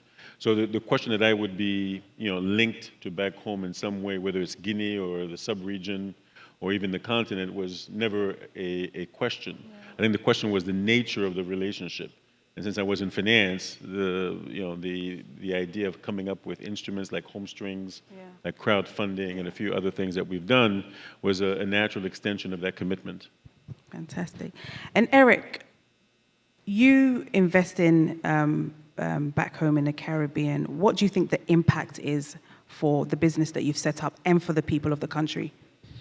Yeah, so I mean, one of the curses of being a serial entrepreneur is that you have several different ideas that you implement, and failure is always a part of an entrepreneurial experience. Luckily, some of those ideas have stuck. Homestrings.com was a big success in the UK. It was the first time that crowdfunding was being used for investing back home. Recently, partners in Norway and in Barbados and Dominica, we've set up an aquaculture farm in Curacao, which is going to produce about 35,000 tons of fish for export.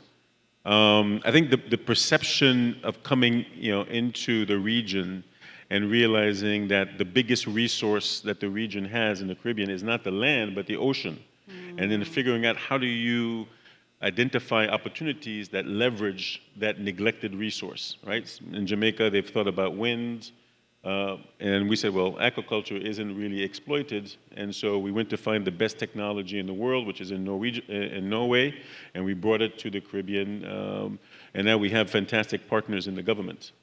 So again, it's opportunity matching need and transformation. That's the lens through which we look at these opportunities back home. Fantastic. Ricky, what impacts have you seen so far doing the rum, the impact that you've seen on people in the Caribbean as well? Well, we're literally 1 year into the journey. And what's been brilliant is we've been able to almost reimagine the rum experience. And also within that, we've become the fastest growing premium rum brand in the Caribbean, which is brilliant. And we're growing immensely on social media. And it's approaching it in a fashion that we have, which is targeted at Gen Z, young adults, etc. And obviously everyone in that space exists on the end of their phones all the time. So, we've been able to grow exponentially against the traditional brands and whatnot. What the impact I believe is going to happen in the end is we're getting a sense of identity where with rum, it was always about, slavery, colonialism, ships and pirates. And it's like, well, it's beyond that. Yeah. And it's a new day. And we want to express ourselves how we are and how we see the world, not how they see us. And what's really important is that when you look at all of the rum brands that we know that are famously Caribbean, none of them are owned by the Caribbean or even black owned. Yeah. So that's been a major inspiration to be able to create a brand that has an identity and a pride attached to it that is ours, that we can take around the world. So that's the ambition. Fantastic. Wademaya, why do you think it's easy for us as Africans or black people, when we move to maybe the UK, we adapt? But when we have to come back to Africa, it's kind of hard for us to adapt. Because I feel like the system in the UK, the US is already built. But when it comes to Africa, it's about Africans to build that system. This is why I keep on saying that if you're a diasporan, when you move back to the continent as an entrepreneur, identify a problem, bring solution to that problem, and become a successful businessman in Africa. So to me, I feel like the reason why businesses thrive out of the continent is because the systems are built. Okay. Because I've seen a lot of diasporans that move back to the continent and they start acting like everything in Africa looks like America. And at the end of the day, within 2 or 3 months, they pack their bags and leave. Because Africa comes with its own challenges. But one thing that I want to let you know that when you play on home grounds, you score more goals. So you need that home support. By blending, stay authentic, try and understand. Yep. I think it deserves a round of applause, yes. Try and understand the terrain of doing business on the continent. Try and link up with the right people. Don't just come being excited, oh, I'm connecting back to my roots, and you start doing something, you throw a lot of money, and then at the end of the day you realize that, oh, who scammed me? No one scammed you, you scammed yourself. No one scammed you, you scammed yourself. So you, Donna, you came and you partnered. So let's talk about partnership. How you find the right people to also partner with. Because I always say as well that, look, let's not go back home to the Caribbean or to Africa and reinvent the wheel.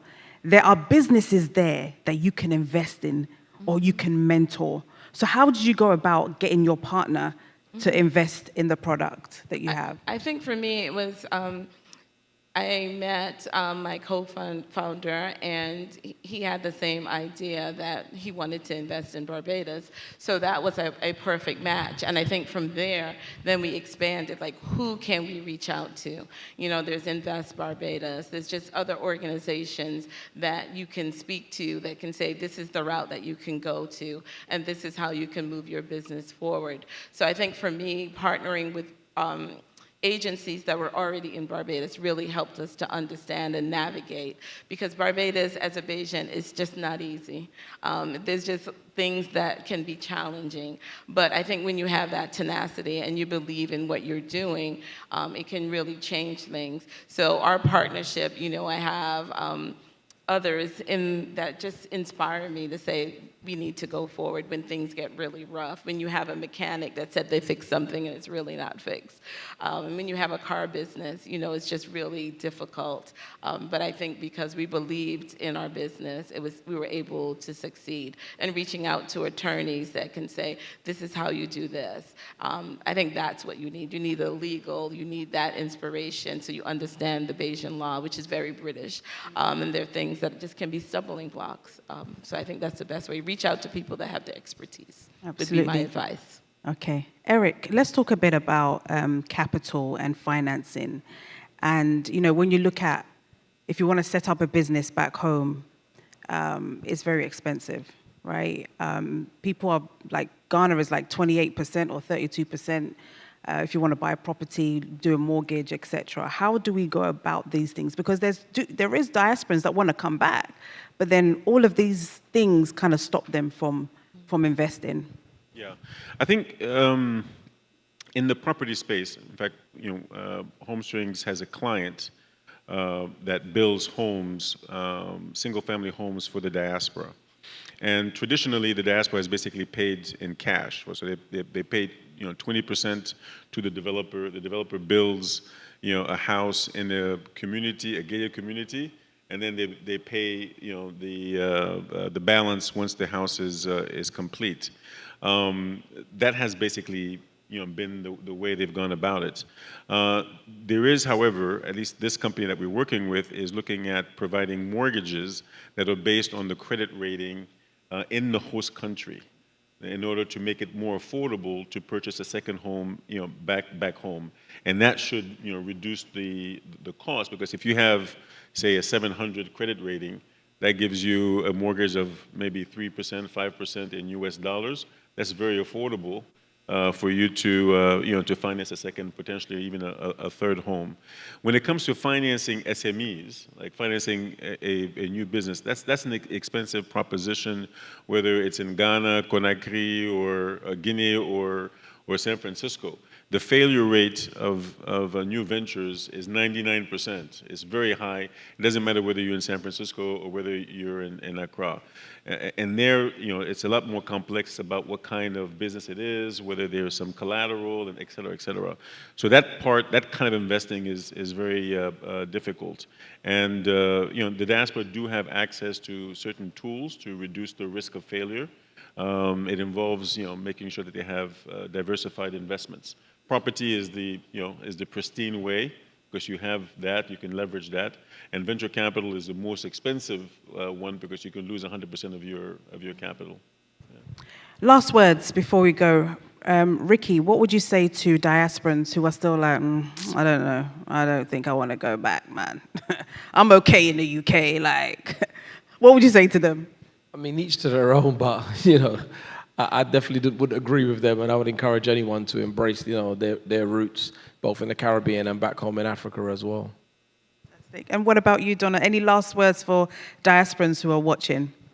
I just wanted to say that my heritage, I am 35% Nigerian and also 25% Ghanaian. Yay! So I just want to say that here in Barbados, we really have a real cultural sense. You know, we have our Heritage Day, and we make sure that we have on the African garb. But I think it's time that we put our money where our mouth is and basically start to invest and realize that if we had the access to come across the ocean, we would have invested a long time. You know, to go up to England, to come back back down. So it just takes so much. So I think because our Prime Minister, Mia Mottley, is really encouraging this collaboration, it's time that we get the flights, so we can really invest and make things easier.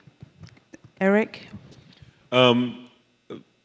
There is wealth building opportunity back home at the scale that you cannot discover in your host country. You simply need to have the right advisors. So find the right advisors, and that leads to the best opportunities, and that ultimately leads to wealth.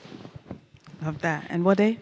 I think if we can all be on our feet and then clap for our sister in here for bringing all of us together, because this is more like the diasporans also coming back home, because without her coming back home, we'll all not be here. So it's about time for all of us to make Africa home again. Thank you so much. Thank you so much. Thank you. Thank you, everyone. And Ricky, where can people get your rum? So it's available in like 50 stores here in Barbados. We're distributed by Stanfield Scott, so it's in Wine World and a bunch of other places. So please do check it out and let us have some reviews. Thank you. Thank you so much. Thank you, guys. Thank you.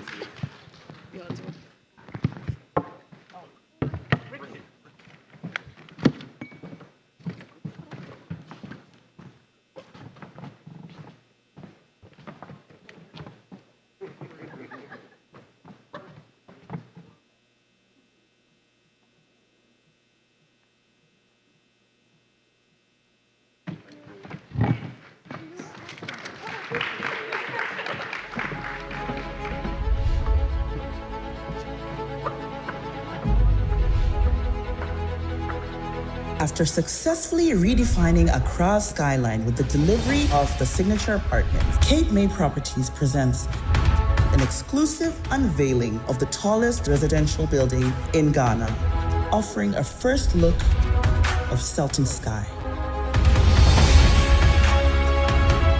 Sultan Sky, a magnificent representation of the seamless fusion of quality, groundbreaking innovation, and pioneering architectural brilliance. An extraordinary structure set to reshape the concept of upscale living,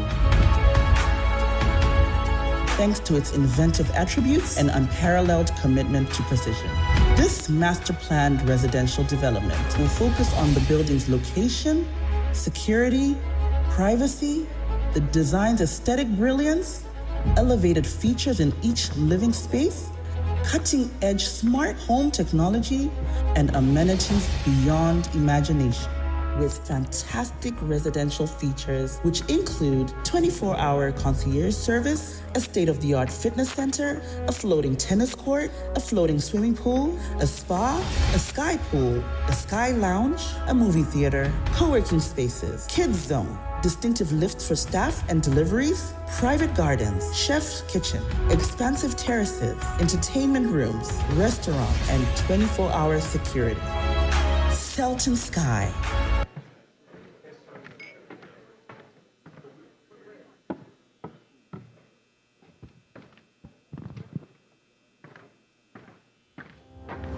RNAQ Holdings, the force driving Ghana's next wave of growth. Through Quick Angels, we invest in vision.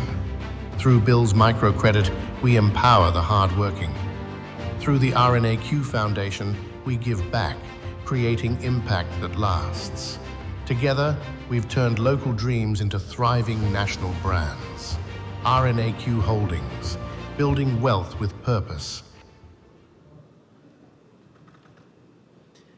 Ladies and gentlemen, as we continue this evening, up next, it's a special announcement, and at this time, I'd like to invite the Principal of Connecting on Million Women in Trade, Dr. Kai Dele.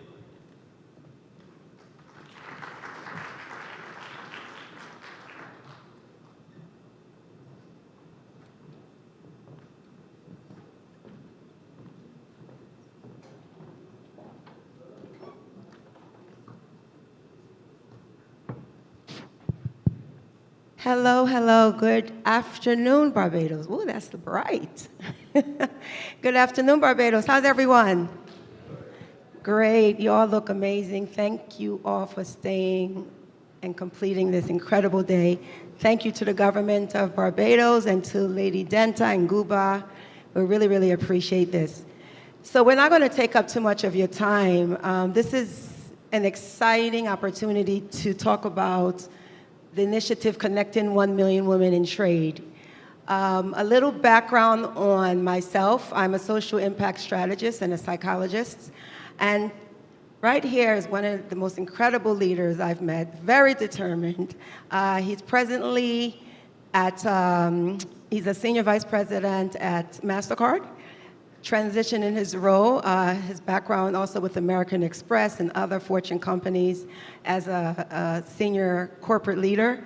And he's provided so much insight and advice on this initiative. So I would like to thank him for coming from the US to speak and provide his feedback as he's a very busy individual.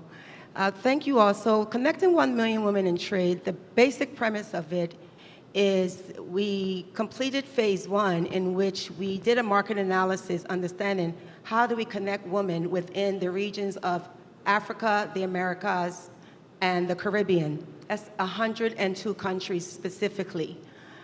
During the market analysis, we realized and spoke with a number of associations and individuals and realized we had to maintain a B2B framework, which meant that when we connected women, they had to be in an existing business infrastructure. So we divided that and created a granular engagement strategy, which included engaging plus or minus 100 associations per country that works with a minimum of 100 women. Now, it sounds complicated, but it's quite simple. When you partner with enough institutions, it's a great partnership framework to scale women. And the criteria is they have to work with women ready for trade, women preparing for trade, or institutions that support women in trade. So during phase 1, which is about 3 years of market analysis, we spoke to a number of associations, 10% of the target association. We created an advisory council to include ministers of trade, vice presidents of countries, Fortune 500 advisors in as SMEs, et cetera, to make sure we had the right engagement framework. So now we're going into phase 2, which Barbados is one of our launch countries and is such an incredible engine for bridge building. So we're going to start now onboarding 100 associations within each country into a global trade platform. This trade platform is a collaborative ecosystem, sort of like an Amazon, led by the 10,000 associations and the best service providers. So now we're launching phase 2. We're doing 6 anchor countries, and Barbados is one of them. So I would like to not take up too much time and ask our subject matter expert, Mr. Kala, with his experience in MasterCard, American Express. And mind you, a number of months ago, he just got promoted in MasterCard to be over not only the Americas, other regions, and he comes to me and says, Kai, I think it's a lot of great money. Are you sure? He's like, no, it's time to do something bigger than myself and really start to make impact. So when I told him about the onboarding process, he shifted as an advisory role. And I would like to know from your framework, understanding what we've done with this initiative and going into phase 2 with the onboarding, why do you think this is important? So first of all, I'll say that Kai is too generous with her compliments. I'm not quite nearly as, she makes me out as I'm some sort of Superman, but no. But yes, she is right in the sense that I think the big challenge when you think about entrepreneurship, you think about the middle market economy, you think about trade and investment across regional lines, is that not enough people are doing enough to drive impact. And you also think about the role of different groups, whether it be associations, whether it be individuals, whether it be governments and frameworks. And I think one of the big challenges is that we often are looking for somebody to direct or to lead, whereas most entrepreneurs, and in particular women in trade, what they actually need is support and infrastructure. They know what to do, they just need the support on the infrastructure. So when you ask me that, why do I think this is important, and why, for instance, am I pivoting out of corporate America and essentially starting my own investment firm? The reason is because not enough people are providing this infrastructure. I think when you think about the role of women, not just traditionally in African and Caribbean culture, they are the anchor of the family. And we are now in a world where trade, investment, entrepreneurship is no longer the exclusive domain of men. And I think that some would argue that women are actually much more efficient in how they go about entrepreneurship. What are their needs? I think skill development is a critical component, and I also think that access to affordable capital, and I do put that qualifier, affordable capital, because there is capital available right now across multiple trade and investment opportunities. The question or the challenge is that it may not always be affordable. And so when I think about this initiative and what particularly attracts me into supporting this is that I think that there is an opportunity to work with associations, governments, and development agencies to create that infrastructure framework that leads to skill development, that then also provides a pathway to access to affordable capital. With those two critical ingredients, then you think about, okay, what drives international trade? What drives trade across regions, Africa, the Caribbean, North America, Europe? It's all about the connectivity, access to information, access to the rules of engagement, access to the infrastructure that allows you to engage and participate. And I think the program, Connecting 1 Million Women to Trade, is really about doing that. And I think that's why I think it's not just critically important, but also timing is also really important, which means we are transitioning into a world economy where the more developed economies, there's a recognition that the economy of the future is going to be driven by geographic regions outside of the currently well-known Western universe. Thank you so much. So in building this initiative, two of the biggest questions we received was, how are you going to connect these women across these regions? And how do you make it a programmatic solution? So we met with a number of banks, large institutions, and service providers. And a lot of these associations already have existing resources to empower women. They're just operating in silos and silence. So one of the biggest challenges, or I think it was the biggest motivation factors, was building this 8-pillar global trade accelerator that is not owned by any specific service provider. It's owned by the ecosystem. So it's a collaborative framework, an Amazon, a clearinghouse where these associations can all bring on the existing resources, and the service providers all meet in this house, and they get to marry each other as they need. And it's an 8-pillar programming that starts with assessment, goes into alignment, then goes into program actualization, then goes into certification. So it's extremely pillar-driven, programmatic-driven, and driven by the service providers. As an individual that has been with so many Fortune companies, and you have such an experience, as a potential service provider, how do you see it as being valuable? So I think what you refer to, if I describe it, with a different language. It's really an exchange. And the purpose of an exchange is to build and to bring or create a forum where multiple stakeholders can engage in a collaborative, symbiotic way. So that's one. Then the second thing with this, exchange, as I call it, is really around what are you trying to accomplish within the exchange. If you take a step back, so my background has mainly been M&A, investment, fintech, venture. That's primarily been my background. And if you look at these early startup companies, the ones that are most successful are the ones that have the ability through their backers, not just to receive capital, but to also receive guidance that allows them to focus on what they do best, whereas all of the back office operations are dealt with for them. So think about HR, legal, finance, all of those things that would normally serve as distractions to preventing them from focusing on their core objectives, it is analogous in this situation where the exchange is intended to serve that kind of a BPO role where all of the tools and resources that you would otherwise need are made available to you so that you can actually concentrate on what you do well, which is, hey, I want to start a business or an existing business and I want to grow and expand that business across regional lines. I want to tap into the global economy and I want to grow my business and move from that small individual business to something that's a little bit more impactful, and then you also derive the benefit of engaging in a broader ecosystem. Thank you. And I'll segue into our last question.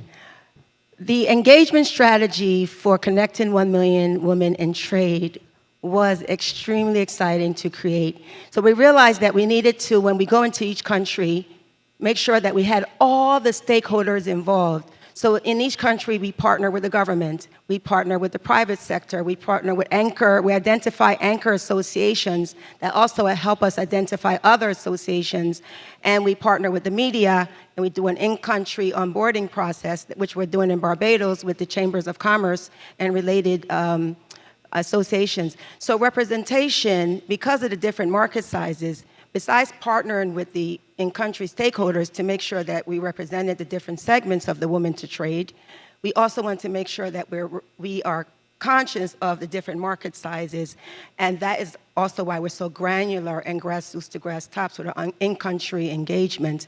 With that engagement framework and representation, again, as a stakeholder, how do you think that applies in the bigger picture?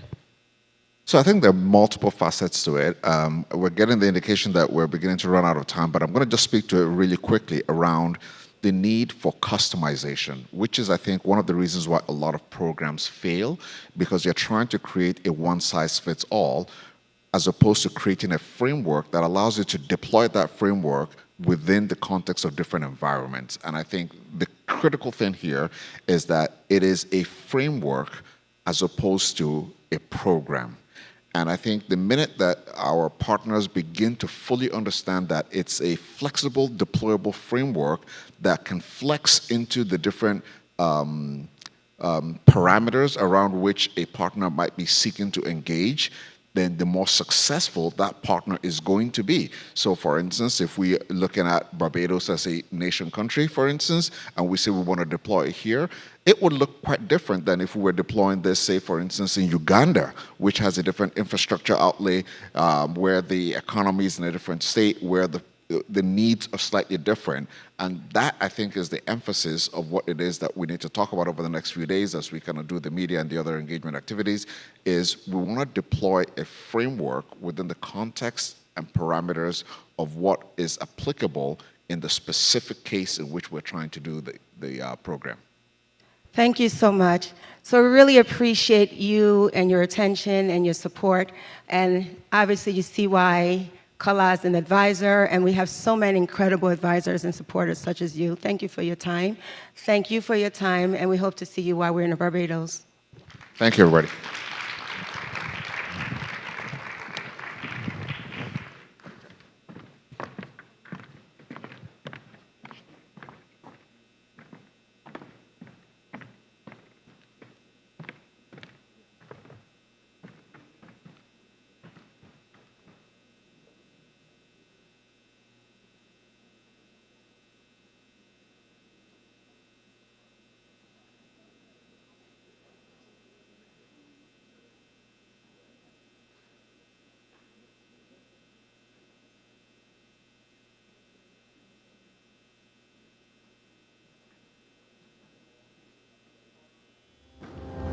RNAQ Holdings, the force driving Ghana's next wave of growth. Through Quick Angels, we invest in vision. Through Bill's microcredit. Thank you, Dr. Daly.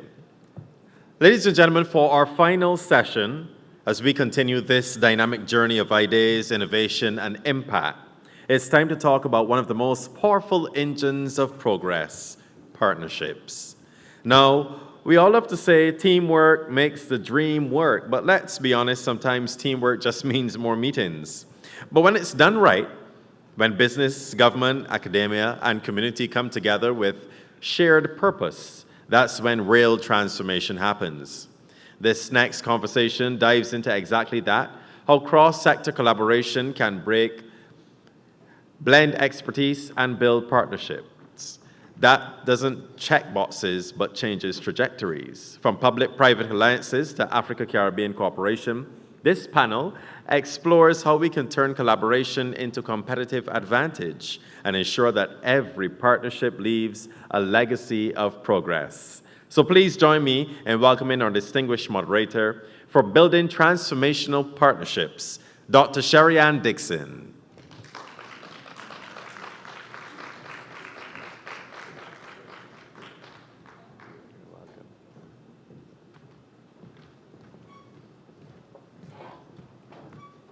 I didn't like that clapping, it was a bit soft.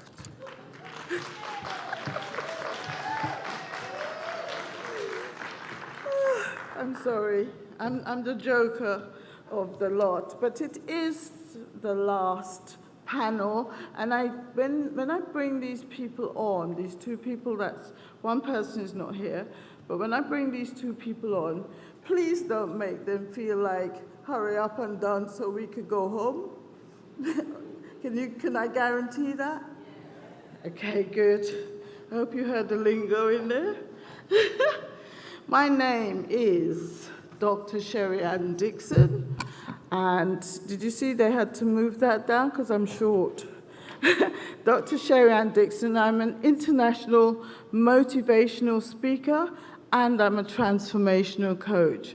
And I was so glad when I was asked to do this, because normally I'm the one that's interviewing, whether it's Nelson Mandela or Maya Angelou or one of the other big names, Luther Vandross, Barry White, those kind of people. And I sit there with my jeans and T-shirt, and it's so nice to dress up today for you guys. So I'm going to bring on my two panelists, and they're badass people. They're really, really lovely. So the person I'm going to bring on first is Dr. Milton Mattox. He's the CEO of US Artificial Intelligence Institute. Yeah.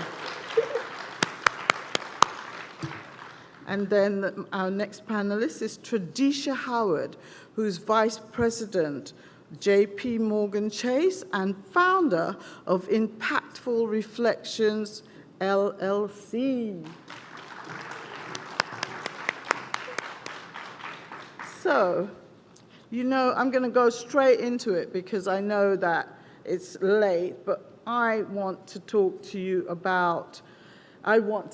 them about so many things. So let me just go there. AI and finance. Welcome. Where's mine? I thought they didn't give me one. Hello? Okay. I want to talk to you guys about, first of all, I'm going to go for the AI man, because how many of you have been on social media where you see them targeting you and everything's about AI, AI, AI? Put your hands up. I know you all are on social media. Well, as soon as I was introduced to him, I said, how can you make me a millionaire? Because that's all they keep saying on there. So I know there's more to AI than that, but it'd be good if you can share some little hints and tips, right? Let's hope, let's hope. Let's hope, let's hope. And so let me get my question out. I've got a text from my son saying, how's it going, Mum? Okay, so let me start off with the AI person. How has AI impacted our relationships with finance? And what is your relationship with AI? Because I know you've got a lot to tell us. Well, thank you, Dr. Dixon. And I want to just say it's an honor to be here in Barbados. This is my first trip to the island. I've been in a lot of places, especially over the past 2 to 3 years. But this is my first trip to the islands, and I'm just thrilled to be here and incredibly impressed with everything that's being done. Before I answer your question, I just want to set a backdrop in that I've been doing AI for about now, AI as we know it today, I've been doing it for probably the last 6 years. This is before it took off in November 2022, when ChatGPT came out and everybody else seemed to become familiar with it. I've been doing it much longer than that, and before that I was in cybersecurity doing quantum cryptography. And so I have a deep technology background, but I will not bore you all with technology at the end of the day. We'll talk about the things and stay on point here. AI's impact on finance is actually much larger than that. AI is going to touch every single thing that we do today. We've talked about a little bit about AI along the way today, and I was listening very intently to all of the panelists, but we really only touched the surface. I'm not quite sure we understand what this technology is going to do for us. This is the fastest growing technology in the history of mankind, and it is expanding faster than we can ever imagine. If you are not learning AI, if you're not using AI, you will be on, let's just say, the wrong side of a dichotomous situation where there'll be those who know AI and then those who are just using AI. And so it is touching everything, including education, which the minister talked about a little earlier, and it touches finance. The deal with finance is that if you're going to get finance, and you're an entrepreneur, and you're going to go out and get funding, let's say, if you're not using AI to actually increase productivity, decrease some of the things that it takes to do your job and things like that, which is also the inverse of productivity. If you're not using it to make yourself much more efficient, to make the organization more efficient, then when financing come in, they'll take a look at that and say, you're not using AI. You may become passé very soon, and so we need to understand what that means. And so if you really want to make sure that you have an AI story to tell, how you're using it, what it's doing to impact your business, where you're going with that business, and what it's doing to impact you personally. And so, again, for us, when it comes to financing, and I've gone through many rounds of funding and things like that, we had to tell our story and what AI means for us and what it means to what we're trying to do. Yeah. I like that. I like what you said. You need to tell our story. That's really interesting. Khadijah, are we investment ready? Everybody's talking about, everybody's talking about investment. But are we investment ready yet? I think that a lot of people think money is going to solve all their problems. It solves a lot of our problems, but at least what my co-panelist was talking about just now, in terms of, do you have your strategy in place? Do you understand the problem that you're truly trying to solve? That when an investor says, hey, I'm ready to invest, you're not freezing up. What tends to happen is people say, okay, I'll give you money. And when they ask you, what's your impact? What is going to be the ROI on this investment? A lot of people don't have their story tight and clear. There's no measurements of success. There is no local access and global reach. So you have to think about, what is that expansion piece? What is your 3 to 5 year plan that AI can help you test against what's already in the market? What's your competitive advantage that you're changing the game from? A lot of people talk about the first mover, second mover advantage. There's still advantage. There's a reason why when Rihanna created Fenty, she reimagined the way we thought about body inclusivity. So she found a niche, and she was able to capitalize on closing that gap in a market that was already pretty saturated. And she knew her numbers. So a company like that, sustainable, I'm sure it didn't start big. She started the concept. She had her plan. She had her strategy. And I like to think about it in these 5 places. Shared vision and values. Make sure you have that when you're looking for partnerships. Trust over transaction. Who you are, your reputation absolutely matters. Transparency and governance. How are you going to get these people their money back? And how are you going to be transparent about it? Local access and global reach. You want to make sure that if you're doing something in the country, you have the best in the game at it. And if it's scalable, you want to understand what's your entry point into your next 1 to 2 markets. So that's shortlist. And then the impact and legacy.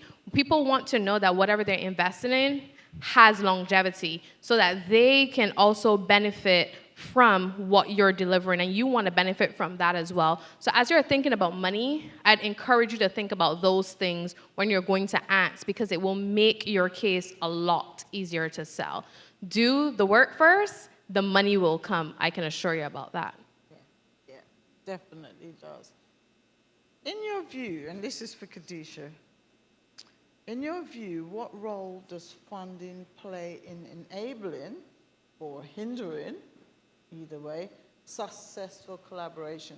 Because we're talking about cross-sector collaboration. So do you know, have you got any idea?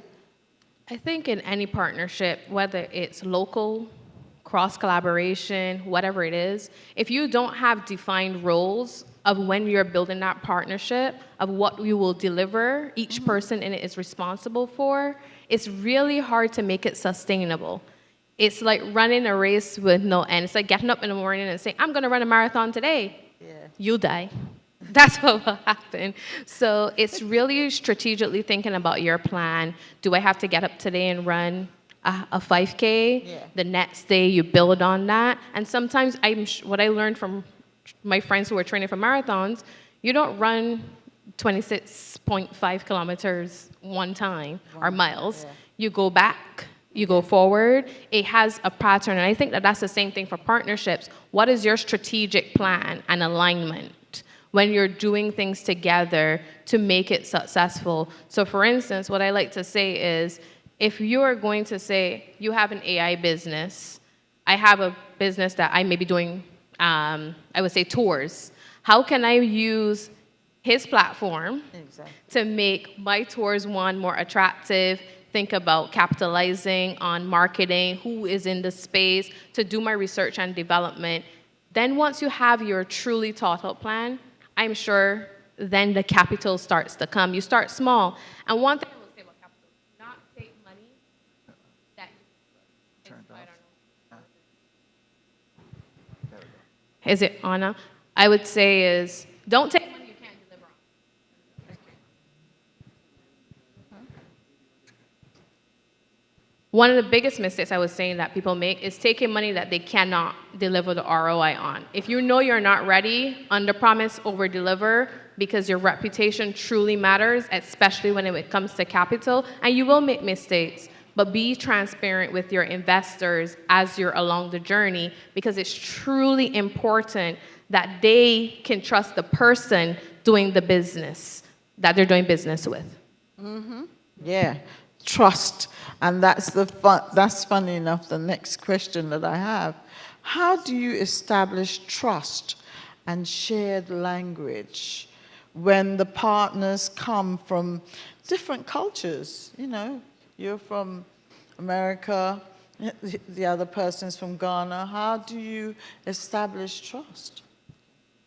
That's a good question. My company is called the United States Artificial Intelligence Institute, and our job is to bridge the gap between what companies are looking for as it relates to AI skills and the AI skills that individuals bring to the table.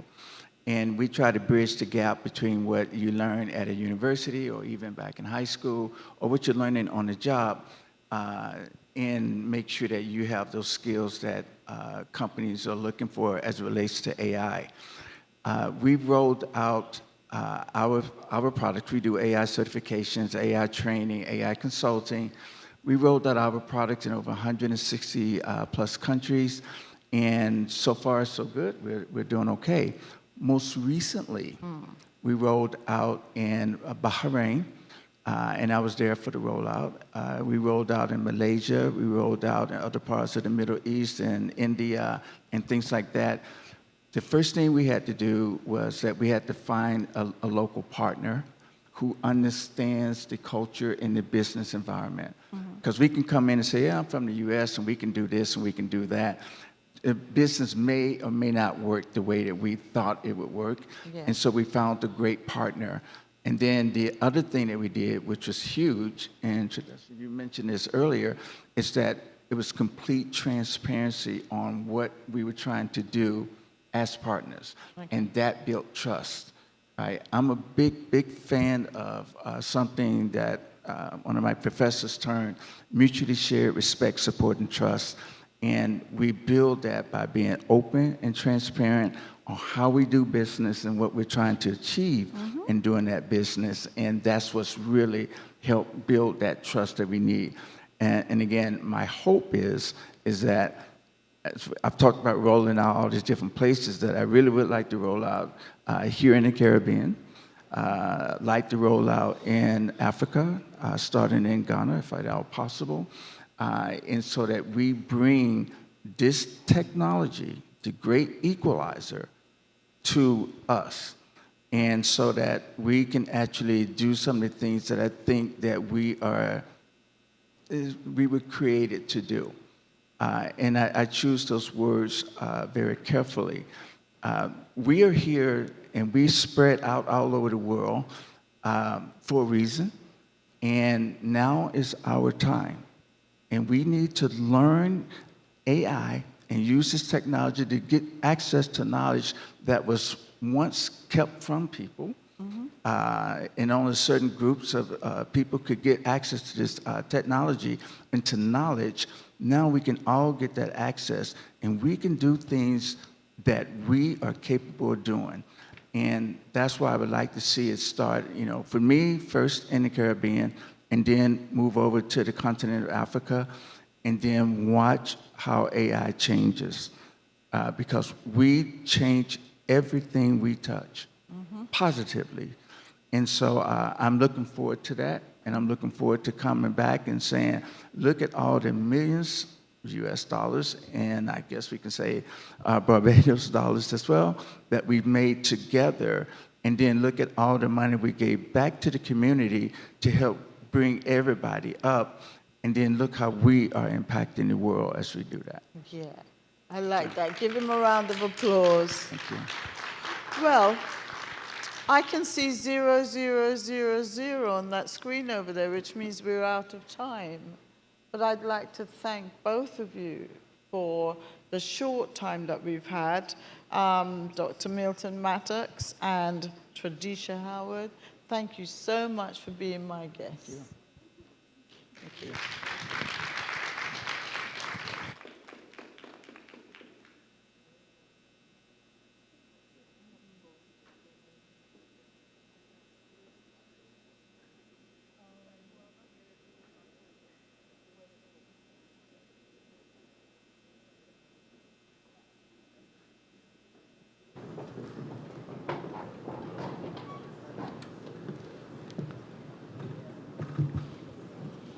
Thank you to our moderator and panelists. Well, we've come to the end of a successful event, and what an inspiring day this has been. As we wrap up the very first GUBA Trade and Investment Conference to be held in Barbados and within the Caribbean, I'm certain we can agree that it has been truly an enriching experience. The energy, ideas, and sense of purpose that we shared have been uplifting. Indeed, it has been heartwarming to see so many innovators, entrepreneurs, policymakers, and leaders come together to connect, collaborate, and strengthen the ties between Africa and the Caribbean. To our distinguished, our visiting delegates, it has certainly been a pleasure having you with us. I trust your time in Barbados has been both productive and enjoyable, and that you got an opportunity to experience not only the beauty of our island, but also the warmth of our people. I therefore hope that Barbados has left a lasting impression on you and that you will return to our shores very soon, not just for business, but also for vacation. Again, I wish to thank Lady Denta, President and founder of GUBA Enterprise, and our dedicated team. Your drive to bring our regions closer together is truly commendable. The success of this conference reflects your passion, vision, and commitment. I therefore thank you for choosing Barbados as your host. Distinguished guests, let me close by saying that on behalf of partners, organizers, and sponsors, I wish to thank everyone who made this event possible. Your contributions and ideas have made a lasting impact. I have every confidence that the outcomes of this conference will help to shape a brighter, more connected future for both Africa and the Caribbean. Thank you once again, and let's continue to reclaim our Atlantic destiny, connect, build, and renew together. I'm Crispin Hackett. Do have a good evening.